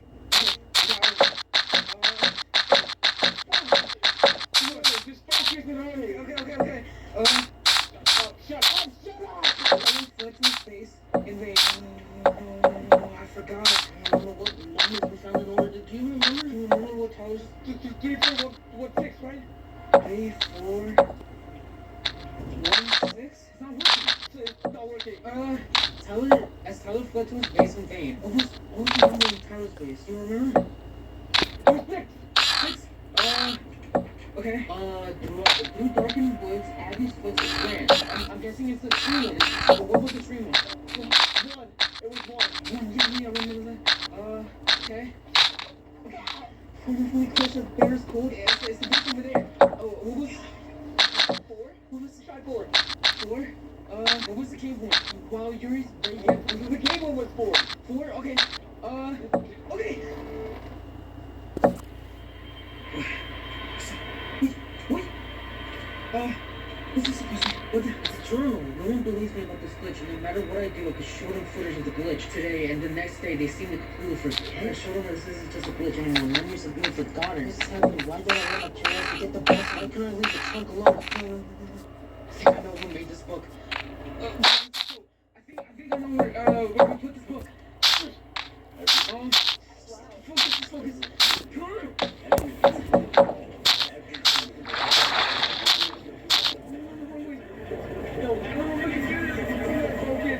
Albany!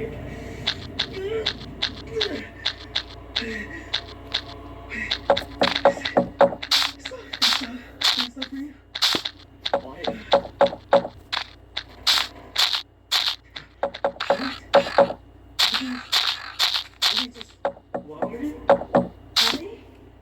Wally! You did it! You finished the first out of 3 trials. Oh my god. You can do this! You're so close to escaping. No, I didn't mean for any of this to happen to me. And I know it's my fault. I didn't mean it to go. Most people here think it's your fault. Everyone makes mistakes. Please, Lumpy, stop blaming yourself. Please escape.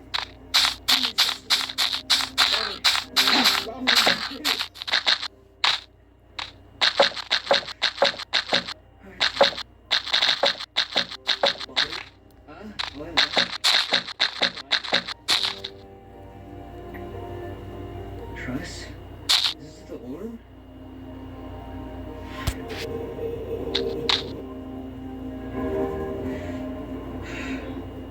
Here again.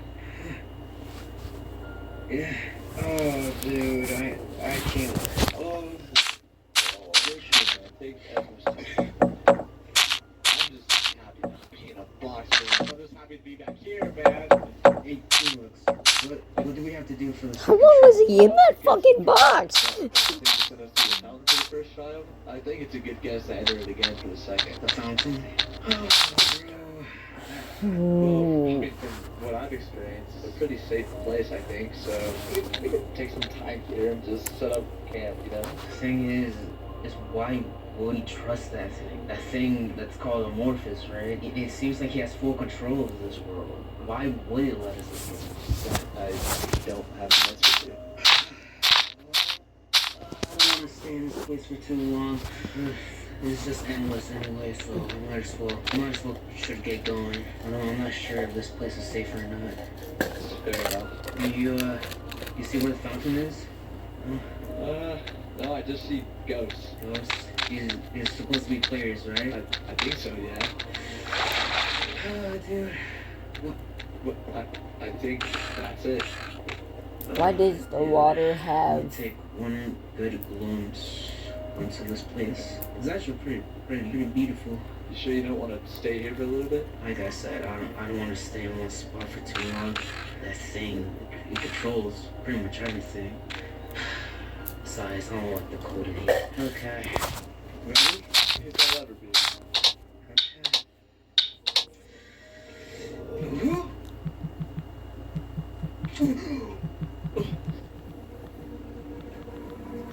Keep doing this, dude. Yeah. I got book and cool my hot bottom. Darkened maze of twist and stone. 3 artifacts of glitch and bone. Place them where the totems meet. Break the bonds of endless sleep. But listen close to the trembling of prey. Hunter stalks the impossible. So blind, falls through the shadow of veil. The borrowed voices, sweet but stale. Friends hear words will fill the air.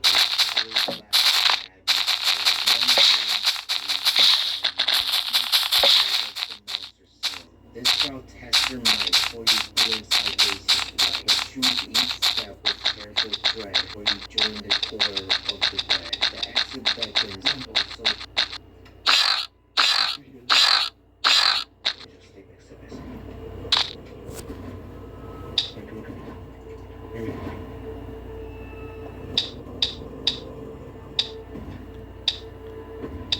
Dude, there's something in there. Talking about a monster. I said it was blind. I don't want to test our luck, dude. I can't lie. Well, I'm guessing this is like the second trial, so I think I'm gonna have to go in there. For what? Wait, core of the dead. Wait, but choose each step with careful tread or join the core of the dead. So I think we're gonna have to be careful with our noise. The exit is also near. The darkness thick with whispered fear. Complete this task or here remain. Where echoes voices master pain. Many ancient souls for withered grasp. Their hollow skulls from beyond the veil. Claim these withered heart eaters of grief if ye dare. So we're gonna have to find many ancient souls their whole skull. Skeleton heads? It sounds like it. There's one over here. But no, it's not. Yeah, it says the read. I mean, we can take Maybe it. a workers is giving us a break. Giving us one early. Yeah, let's just keep us. If it's more than 3, then these skeleton heads isn't what we're looking for. It's probably the withered ones. Oh, it gave us light. Oh, are you ready? I don't want to do it. So if the monster's blind, we just gotta be quiet, right? Yeah. Look, 2 bucks. Don't stray away too far, right? I'm sure we'll be fine if it's blind. It's too dark. Yeah, I don't think it's a little skull. Or the normal skull. It's too easy if it's those little skulls. Wait. I see it. Just wait here for a sec. Okay, let's go. Just stay quiet. Shit, where do we go? Let's go here. I'm guessing this is like a type of church thing. Yeah, I see an entry back here. I think this is something to hide from my sir.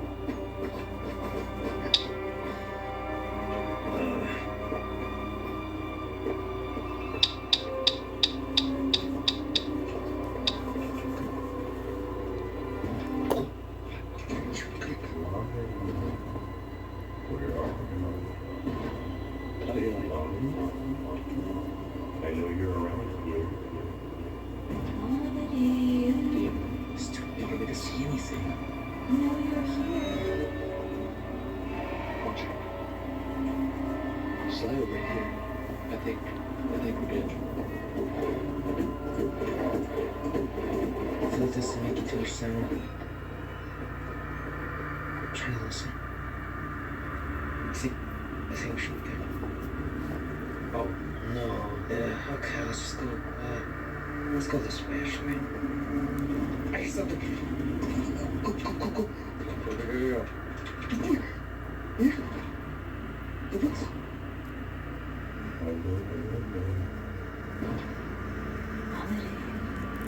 Yo, Lamini! Can you come find me? I'm lost. Lamini? It's coming, it's coming. Come on. It's coming, it's coming.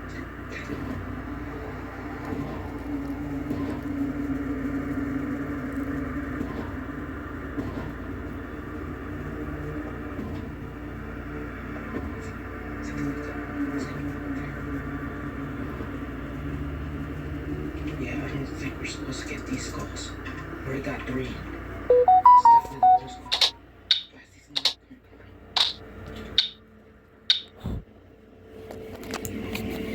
See anything? It's like random.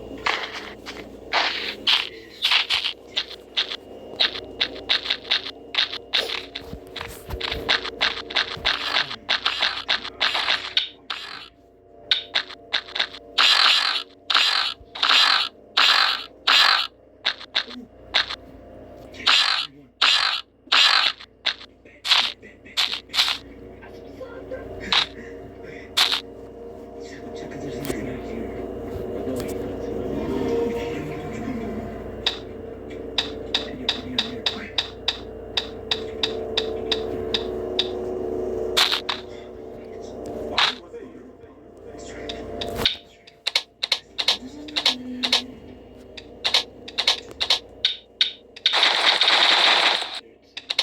Good save.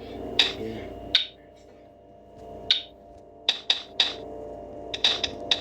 I don't think we should check all the barrels, right?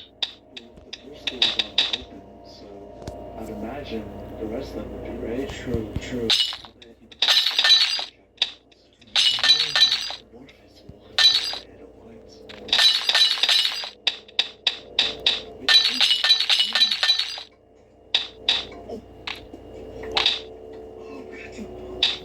Four, five.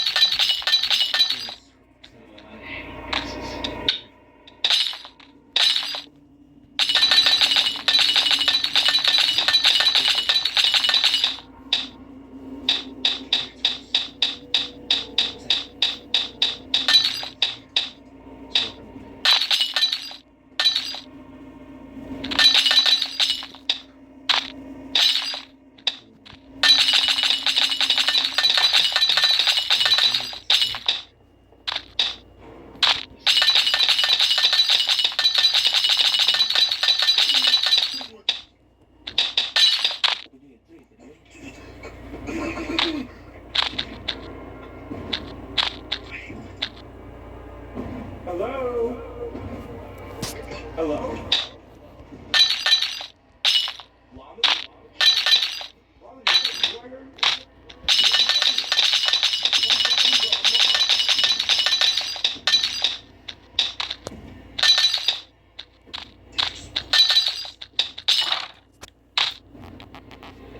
Just walk past us.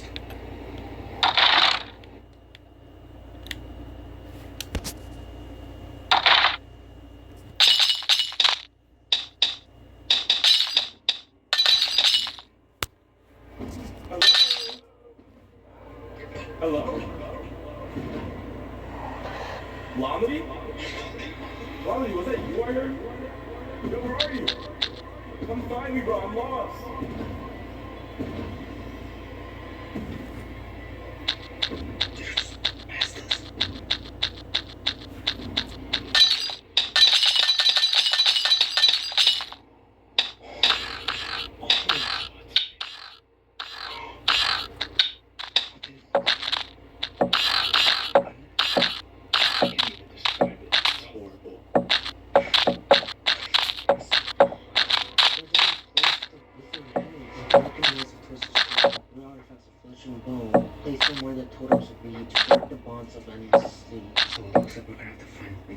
Please put the heads in.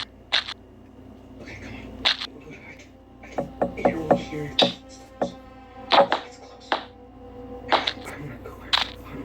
Mommy, I can't. Jules, I I can't. got you.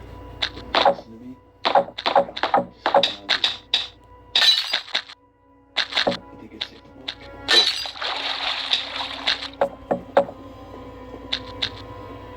What?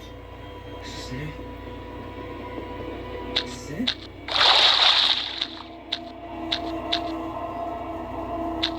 Seems like it. You wanna place him down or you want me to? I got it.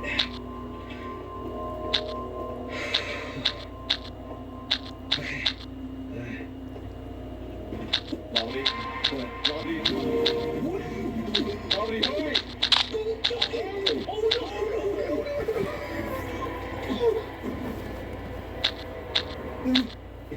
Where'd it go? It just vanished.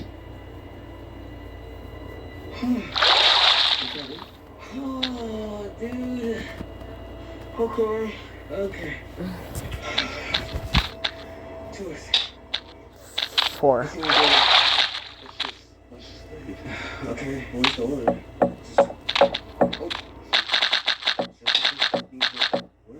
Her daughter says, I think it is the order.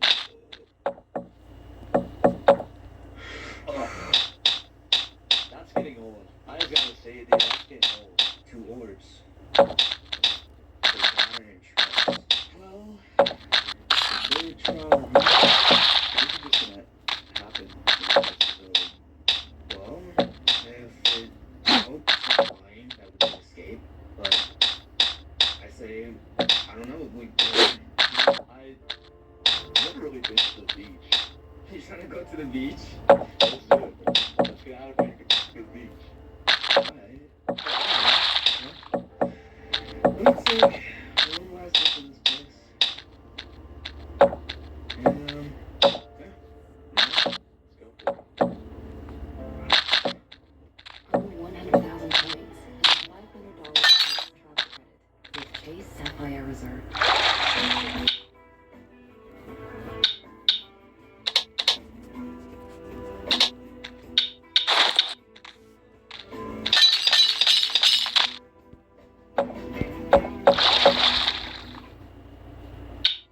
For nearly 50 years, Harbor Freight has been a reliable source for the widest variety of tools at affordable prices. New tools better performance, better durability, and better value. That's been our focus since day one, and we're not going to stop now. Come on in and see for yourself. Whatever you do it for less at Harbor Freight. Straight punch and twisted rainbow is dared to combine. Sweet and chewy outside.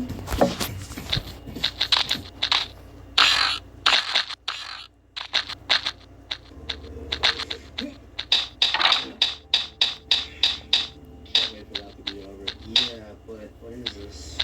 Table, fucking clothes. What's your confidence or? There's a sign here. Final trial before the full sets free. This is the word you're supposed to get at. This is the trial. You got your book? Maybe it has something to do with for the both of us? Huh. 1, 2, 1, 2. Let me read mine. 2 past the verge and how to see. 1 wishes for 1 faces. 1 bonds a soul to keep souls near. Caution fights with pushing feet. A bridge between the bold and wise that once destroyed leads to the prize. Yeah. What does yours say? Let me read it actually. When asked about their dragon's prize, they speak of others, tell their lies. Even footage cannot show the truth that only you will know. What am I? This curse so deep that makes your friends their distance keep. A world that needs to slip away, minds where memories decay. What? I mean, I suppose, but I'm just confused. Like, what are we supposed to do now? We just answer the riddle within the book? There's not like anywhere we can put an answer. Like, let's look over here. around. I ran into a wall. Yeah, it seems like this is just not endless, but trapped. And it doesn't seem like there's nothing here. There's no monster either, so like... Okay, so I guess we answer the riddle. Minds and memories to keep... What does that mean? What type of word is that? I mean, first try was all about memory. Is it the word memories? Is that the answer? Let me say that was a cautious try to push the fear. Maybe we're supposed to write in bravery?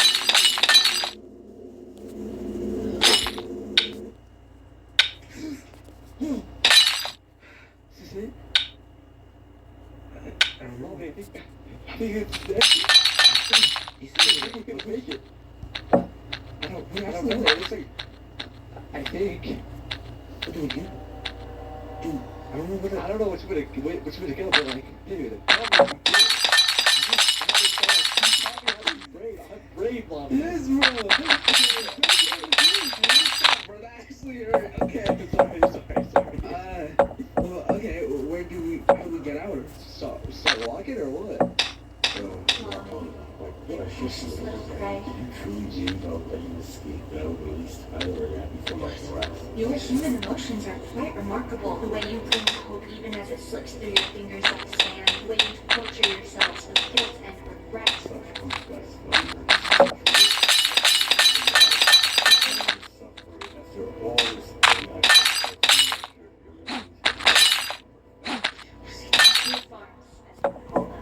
you all are to me. Vessels of experience, containers of emotions. I hunger for what makes you human. Your love for those you've lost, how delicious it all is. Now it's time for the harvest.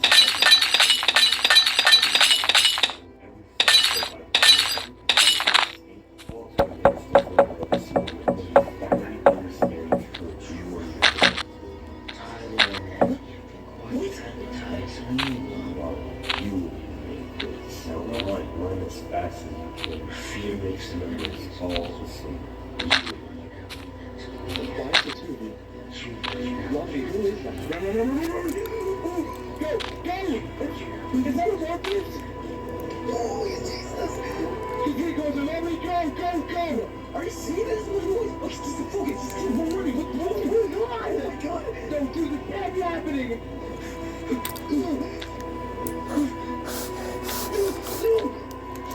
Where are these things all appearing? It's just everywhere. We're so close, Robin, please. Oh no! So much! What is this stuff? Oh my! It's just appearing out of nowhere. Robin, you taught me so much. You taught me how to be brave. You taught me to find myself. I'm not that husky in the box anymore, Robin.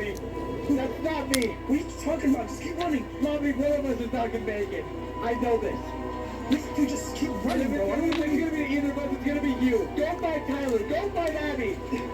What? I've served my purpose. I hope you get out of here. Dude, just keep running. He's catching up. Bro, don't hurry my way. Dude, what are you doing?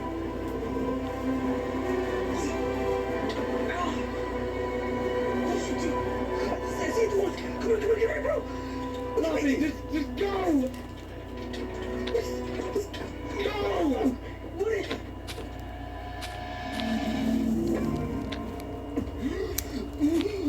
What the... Where am I? Oh my... Mandatory. Oh, hell no. No. No, no. I can't die. I'm gonna decay here, bro. Okay. Okay. Well... Yes. Bro, my fingers, bro. Oh my gosh.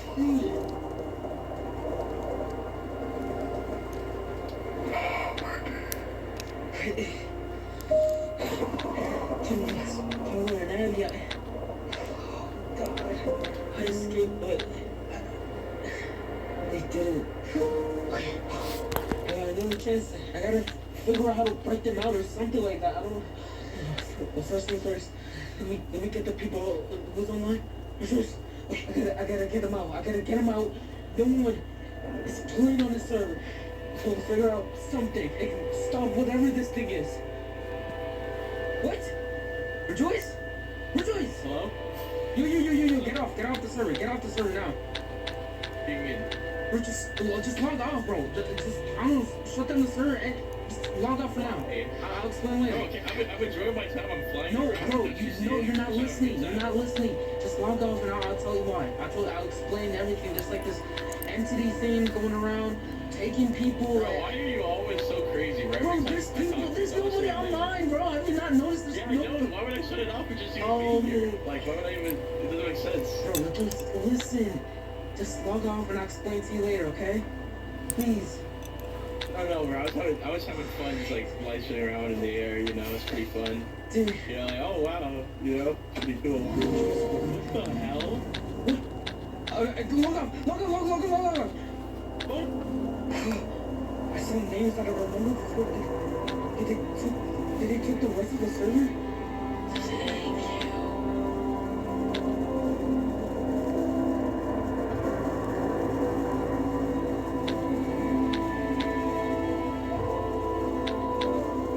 Womedy? What? Absolutely fucking went. You took a shower today, right? Yeah. I know, yeah. Did I ask you that earlier? Oh. I don't remember. Well, here's your pills. I don't remember if I did either. There. You don't remember if you took a shower? Mm-mm. I think you're still wearing the same clothes. Can you get in the shower quick? Yeah. I mean, give me a minute. I'm going to bed. I wanted to take a shower tonight, but I'm too tired to fucking stand up in the shower and take a shower. So I'm going to do it in the morning after I get some sleep. I love you. Love you too. Okay. Yeah, I'll take a shower. I'm gonna pause the video, guys.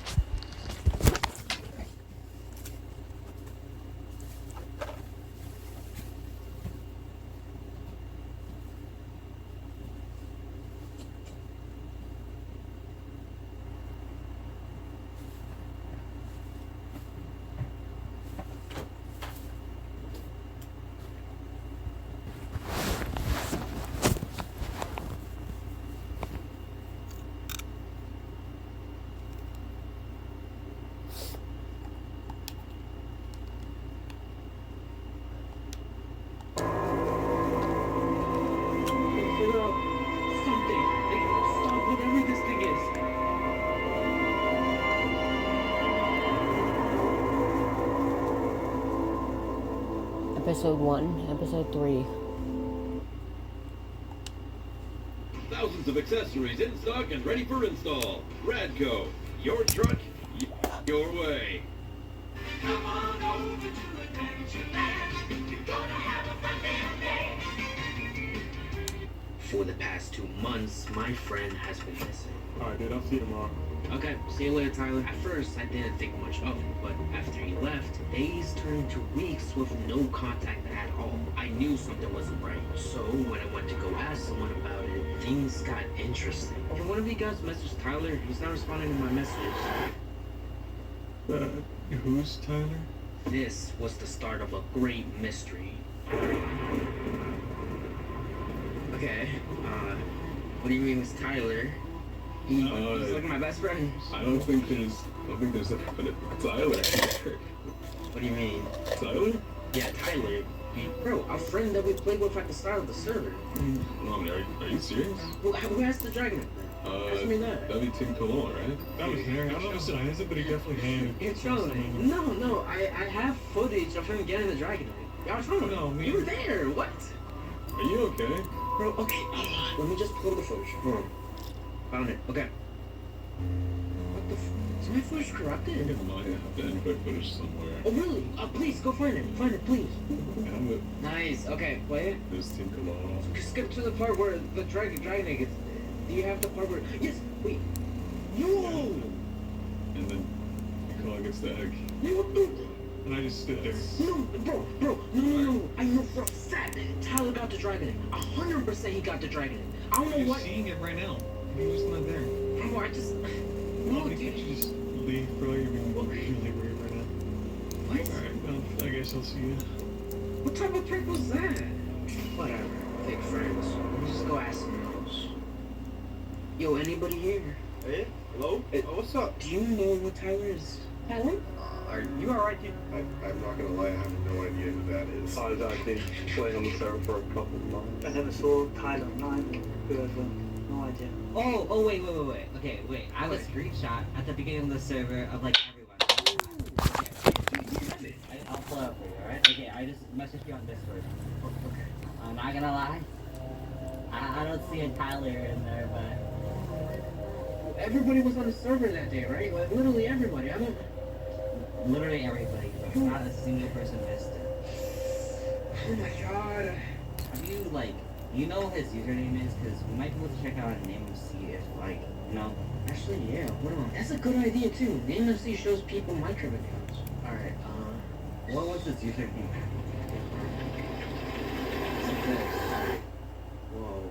Whoa, why? What are you laughing, bro? Why are you laughing?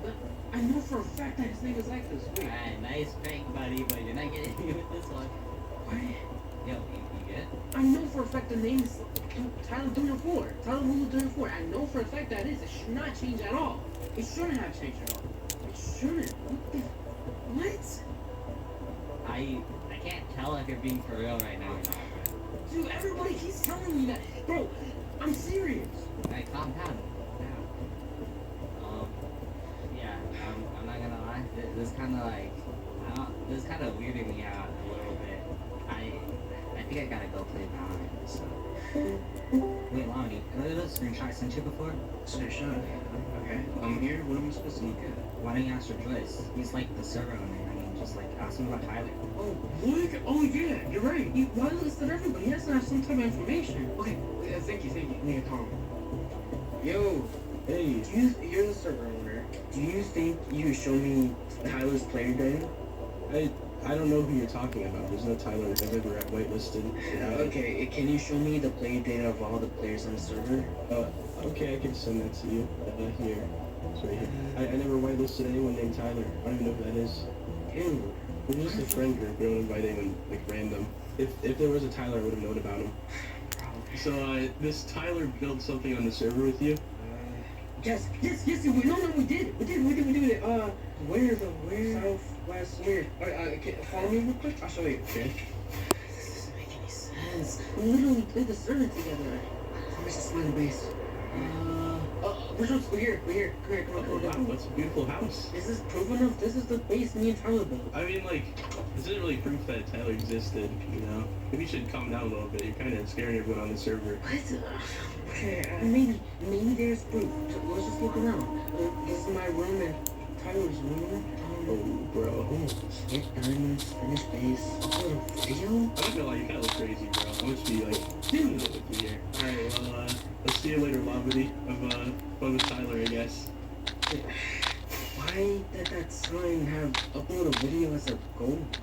It really ran off. I don't even know where everybody else went. Yeah, I know, right? Well, I'm glad I'm with you. You know, it's nice. Having a really good fun. Yeah, of course. I mean, after we're done with making this base, like, would you be down to start a YouTube channel or something? The YouTube channel? What would we be uploading? I don't know. It could be like just finding glitches in Minecraft. Like maybe in this update there could be like some type of, I don't know, glitch with the terrain or like a duping glitch we could find or something. A duping glitch would be nice. Yeah, we do all our diamonds and, I don't know, get rich and we just take over the server. Take over the server. Well, this is the only server I play on, so. Oh yeah? I want to make sure I'm like really, strong. You don't play like anything else? No, surprisingly no. This is literally the only server I have. Okay. Didn't we ever make that YouTube channel? I bet that would have been fun. Oh my god! Oh, did I unplug something? What the? Okay, that should be good. Dog, stop investigating within Minecraft, bro. Is there anything in real life that I could get an answer of where Tyler is? I don't have his phone number, I can't call him. Not like he's gonna respond to my messages, he's been ghosting me, I guess. Bro, no, I don't think we created that YouTube channel, so... Wait.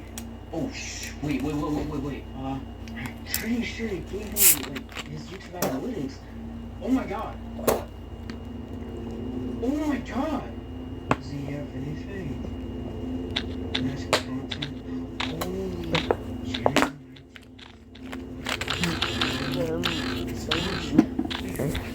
Wait!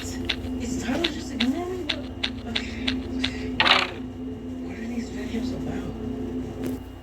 Hello everybody, it is your boy Tyler here, and today I'm going to be taking us over here to something I found recently. Now, there has been some mysterious things happening in my world, but nothing as mysterious as this. So today, we're going to be exploring this. Now this is a chunk I found. I don't know why it's mined out, but for some reason, I don't know, like, I literally just stumbled across this yesterday, and I really wanted to explore, but I wasn't ready, so I got some gear with me, tools, nothing too crazy, some rotten flesh to eat, and we're just going to go into this cave. I gotta find a way in. Oh! Okay. Okay. Okay. I genuinely don't know what to expect. Like, oh! What the? Okay. Let's start from down here. Oh my gosh. This is kind of eerie, I can't lie. 4 different passageways here. I guess we're just gonna choose one of them and figure some stuff out here. We got some redstone glowing at the bottom here. What? No way someone mined out all this. There's no way. There's nothing too normal here. It's just a lot of mining. Oh my god. What am I looking at? What in the hell is this? He's supposed to be... He's gonna have... Oh, what type of ghost am I looking at? Well, it's definitely not a player-based structure. That's what I'm thinking. How does someone do that? This... What? Oh my god. This is not normal. Lava should be flowing downwards. It's like a Minecraft glitch dance level. Yeah, this is really, really weird. Oh my god! That was going. That was fun. Holy shit! This is a tree? Like everything is sideways. I'm not gonna lie, this is not what I expected to see here today. I mean, it's still possible someone could have built this.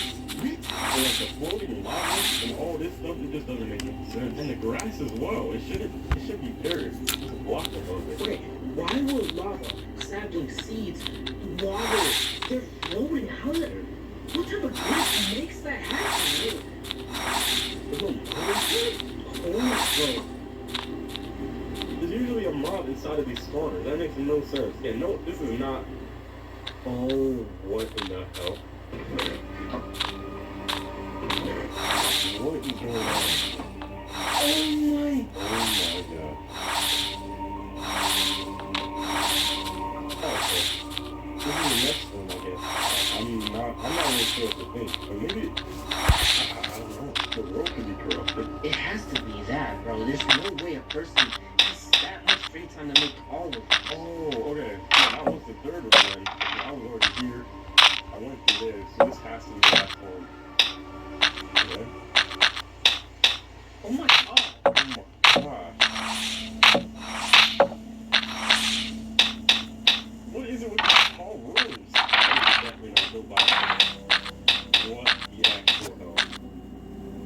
What? I feel so paranoid right now. I don't know why. I feel like I'm hearing stuff, but I know it's just like an ambient. I guess, yeah. This is crazy.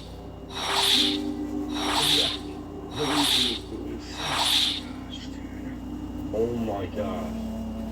It's like an actual meme.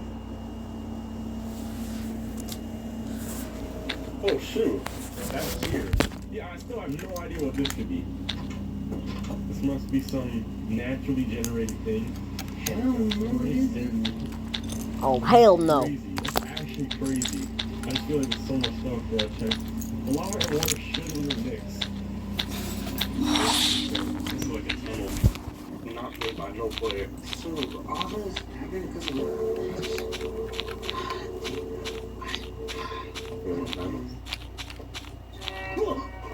Tom! Oh my god! It's building! What is happening? Oh my god! What the hell? Oh my god! This is not made by a player! This is not made by a player! What is going on? What did I just... Wait? Bro, something's going on. Hold on. Yuri! Yo, What's up? okay, so bro. what's this about? What? I gotta show you something, bro. Is this honestly that I'm playing on? Nah. Yeah, Okay, hold on. Okay, I remember Tyler telling me that the only server he plays is where everybody seems like they're dying. You don't play like anything else? No, surprisingly no. This is literally the only server I have. So if that's the only server, then who's this guy? Leap. I never seen him on the server. I don't remember him being added to the server. Okay. Relax. He uploaded this video, so it might be on a different server. Am I being ghosted? Probably. What did I do wrong? I didn't. But you cannot. Yeah, I mean, you told me. Do not believe me. What did I It's kind of scary, but I basically came across something very, very weird. I can't lie. It's like there's a mined out chunk. Do you have any idea of like what this is? But this isn't a man-made. Bro, alright, just come down with me, bro. There's gonna be some weird stuff down there, bro. 4 different entrances, bro. Just trust me. Are you coming down? Yeah, I'll take it slow if you don't mind. Alright, there's gonna be 4 entrances. One of them is like, dude, you'll see, bro. You'll see. What's iron there? Wait, what? There's a... Okay, what the hell? Oh my god. Hold on. I just Hold on, realized- hold on. Where's the rooms? What?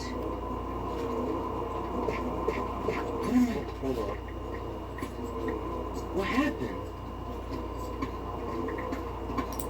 I just... Where's the entrance? Tell me about it. What is going on? Is there anything down there? Like... I just feel like it I was... swear on my entire life, bro, that I saw I could things have been down here. doing so many more productive things right now. Bro, You know, there was like a giant lava water ball. There was like the door tower. Bro, there's no way. Door tower, let's go, door The tower. last thing I saw, I swear on my entire life, there was this wall coming close to me, bro. I'm serious, bro. Okay, but so is there anything or not? I don't know. I genuinely don't know. What you doing? Like a couple of hours ago. I mean, have you seen anyone log on? I haven't seen many people on. This is really weird. Did you record it? I did record it. I did. Alright, hold on. That's something. I'll show you the recording. Come out. Come. Alright, bro. Alright, show me. You see my screen share? Yeah. Alright. So look. I went down the trunk like normally, like we just did. Right. And look. Yeah, Four but that doesn't large... look right. What are you talking about? You just saw me mine into the wall and you didn't see anything. There's... Yeah, I mean, you could have just blocked it off, to be honest. What? Bro! I really don't know what you want me to say here, bro. Look! How would I block all this off in a couple of hours? I don't know. Bro, look. Look, the door tower that I was Okay, yeah, talking never about. mind, okay. Yes, exactly. Wait. Look, I'm going even further. Wait, You know the sideways world? What was the lava? I don't know. I genuinely don't Yeah, know. okay, never mind, okay. That's down there. Look. Should we go back down? Wait, what was that? Go back. This? Oh my god. That's what I'm What is saying. it? But then when we went down there, none of it is there. This is just... Are you sure? Should we go check? Dude, I don't know. And look, this is the final thing that happened right here. Let me show you this. Look. Oh, what? I started to panic. Okay, that's... Alright, well, you're leaving now, right? What do you I want don't to do even know with if this? that's the same server. Like, you could have Oh my got gosh. the real founders. Let me go double check. You're gonna go check? Bro, I don't understand. Why? How does that happen? Does corrupted chunks act like that? I've never seen them before. I don't know why he doesn't believe me. This makes no sense. Oh, he plays in water, but he wants me to come in. Alright. Alright, so what are we gonna do? What's up with the ball? Which side was that? Do you know? Like the lava and water thing? Yeah. I think it was this one? Oh, you just want to launch straight into it? Well, I don't know. Can we check? I'm telling you, like... Did you get the coordinates at any point? Or? I don't think so, no. But I'm actually telling you, like, there were just tunnels everywhere. Like, we would have ran into one. Bro, everything is covered. The room is covered. Everything is... You saw the recording. I don't know what... Someone was being rude. Bro. Dog, what? Yeah, but you know how easy it is to just get the raw file and just replicate it? It's not that easy. Yeah, I don't want to see more of that, to be honest. I think it's better if it's gone. Or maybe someone else could have blocked it off. I don't know. But it was only a few hours, so that doesn't make any sense. A few hours? You tell me somebody blocked all of this? That's what I'm saying. That's... I don't know where any of it went. What's really going on? What? Does this ever happen in a Minecraft world? Bro. I'll still just, like... It took quite a long time to dig that out for, like, a... Bro. Family Guy cutaway gag, but... Get out of here, bro. Get out. He still doesn't believe me, bro. Oh, just let me know if anything else, or if you see anything. I don't know. I mean, you're the one that saw it, not me. It was on accident. I stumbled across it yesterday. I didn't even need to find it. Trying to find collections of weird stuff like that? Would you actively hunt through those? Oh, this is completely on accident this time. Like, alright, yeah, I mean, good luck with whatever's going on here, I guess. Alright, I guess you too. Good boy. Dude. Whoa. What the? Yuri? Yuri? What the hell? Oh my god. What in the world? Yuri? What the hell? Yuri? Hello?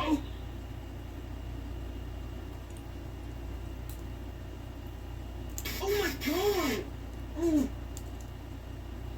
I think we should leave. What? What the hell? Yuri?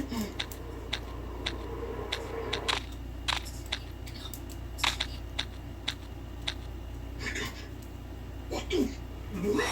What? Yo, there has to be something going on. This cannot be some type of glitch anymore. What? Okay, I need to go go through this with me. If I don't remember this person, and people are already saying they don't remember Tyler, then what's... People aren't gonna believe. They're never gonna believe, bro. This song never plays in Minecraft. Minecraft usually doesn't affect your recordings. I don't know why the video is just doing all of this. I think something is happening, and okay, I'm not trying to overthink it, but like, it's just like the way Tyler edited these videos. Is he trying to tell me something? I'm just gonna watch the second part, bro. Second video. Okay. Hey guys, it's me Tyler, and I'm back to investigate this chunk, but I've stumbled upon a problem. So when I came back, I'm pretty sure this is the exact spot. Like, I remember this tree being here. There's also a lot of grass missing. But the chunk is gone, so I think I'm just gonna mine around with this. We're gonna take a look, because this is ridiculous. Yesterday when I came to show Yuri, everything was just gone as well. Like, the chunk was here, but there's no way someone could have blocked up all within a day. It doesn't make any sense. Now, I've been doing a lot of research into this. I don't know for sure what it could be, because no one on the internet really has like came across anything like this. But I believe this has to do something with like some type of glitch or world corruption. It's not a glitch, I don't know bro. for sure. This also is a multiplayer server, so maybe the owner put like a horror mod or like, I don't know, like an alien could be around here. I don't know for sure. Yeah, this is really weird. Dog. What is that? Is that a yellow block song? Why is he editing like this, bro? Yeah, this makes no sense. Like, if it was world corruption, shouldn't the world be gone? Like, I don't know how it's doing itself like that. That makes no sense. Trump was massive. Nobody. It's impossible for somebody to just cover this in a day. Like you said, I don't. And whatever happened to that other player, bro? I don't. Dude, this is not a glitch. This is. I really only came here just so I can explore more. I want to learn more about it as well and do more research. Maybe get some screenshots. I think it's proven that this trying to just build up somehow. This makes no sense at all. I wonder if anyone's actually going to believe me. Like, when I say there was a chunk here, like, all the things that I said just sounds unbelievable. It all sounds something that wouldn't be possible in Minecraft. I don't know. I might, maybe I could tell, like, Lami about this or something. Dog, what? You want to fold? Go have seed. The KitchenAid bowl lift stand mixer. I promise to love you. To feed you the food you deserve. Blue Buffalo started with a promise to feed our dog Blue the highest quality ingredients, and it lives on in every bowl you fill. I promise to be your best friend forever. The Kia Carnival.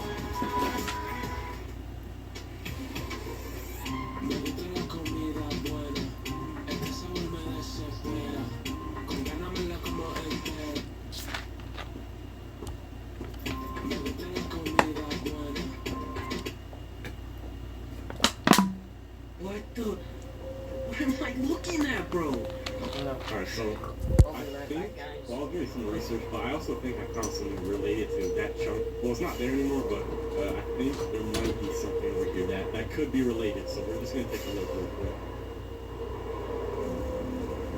Oh, okay, here it is. Alright, basically, from what I know, these are considered to be called the Farlands.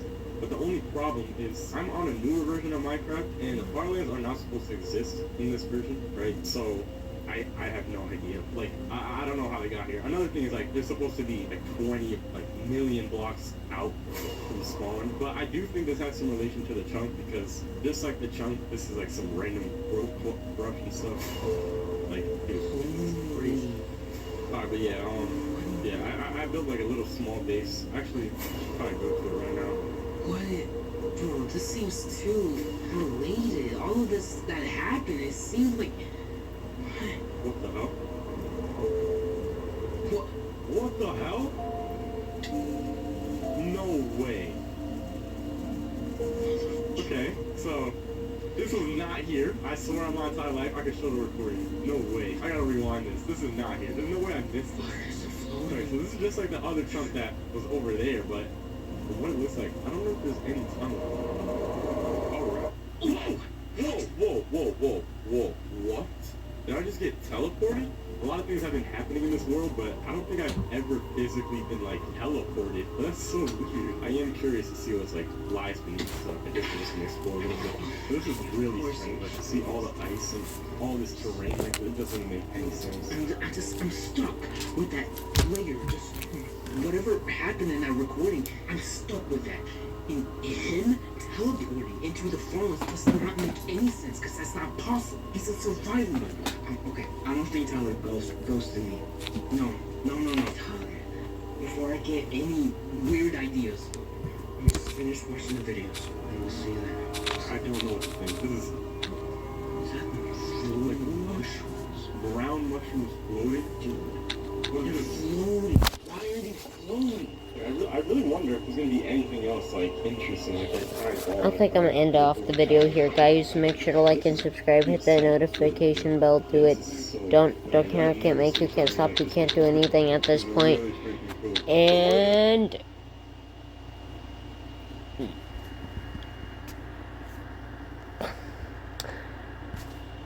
peace.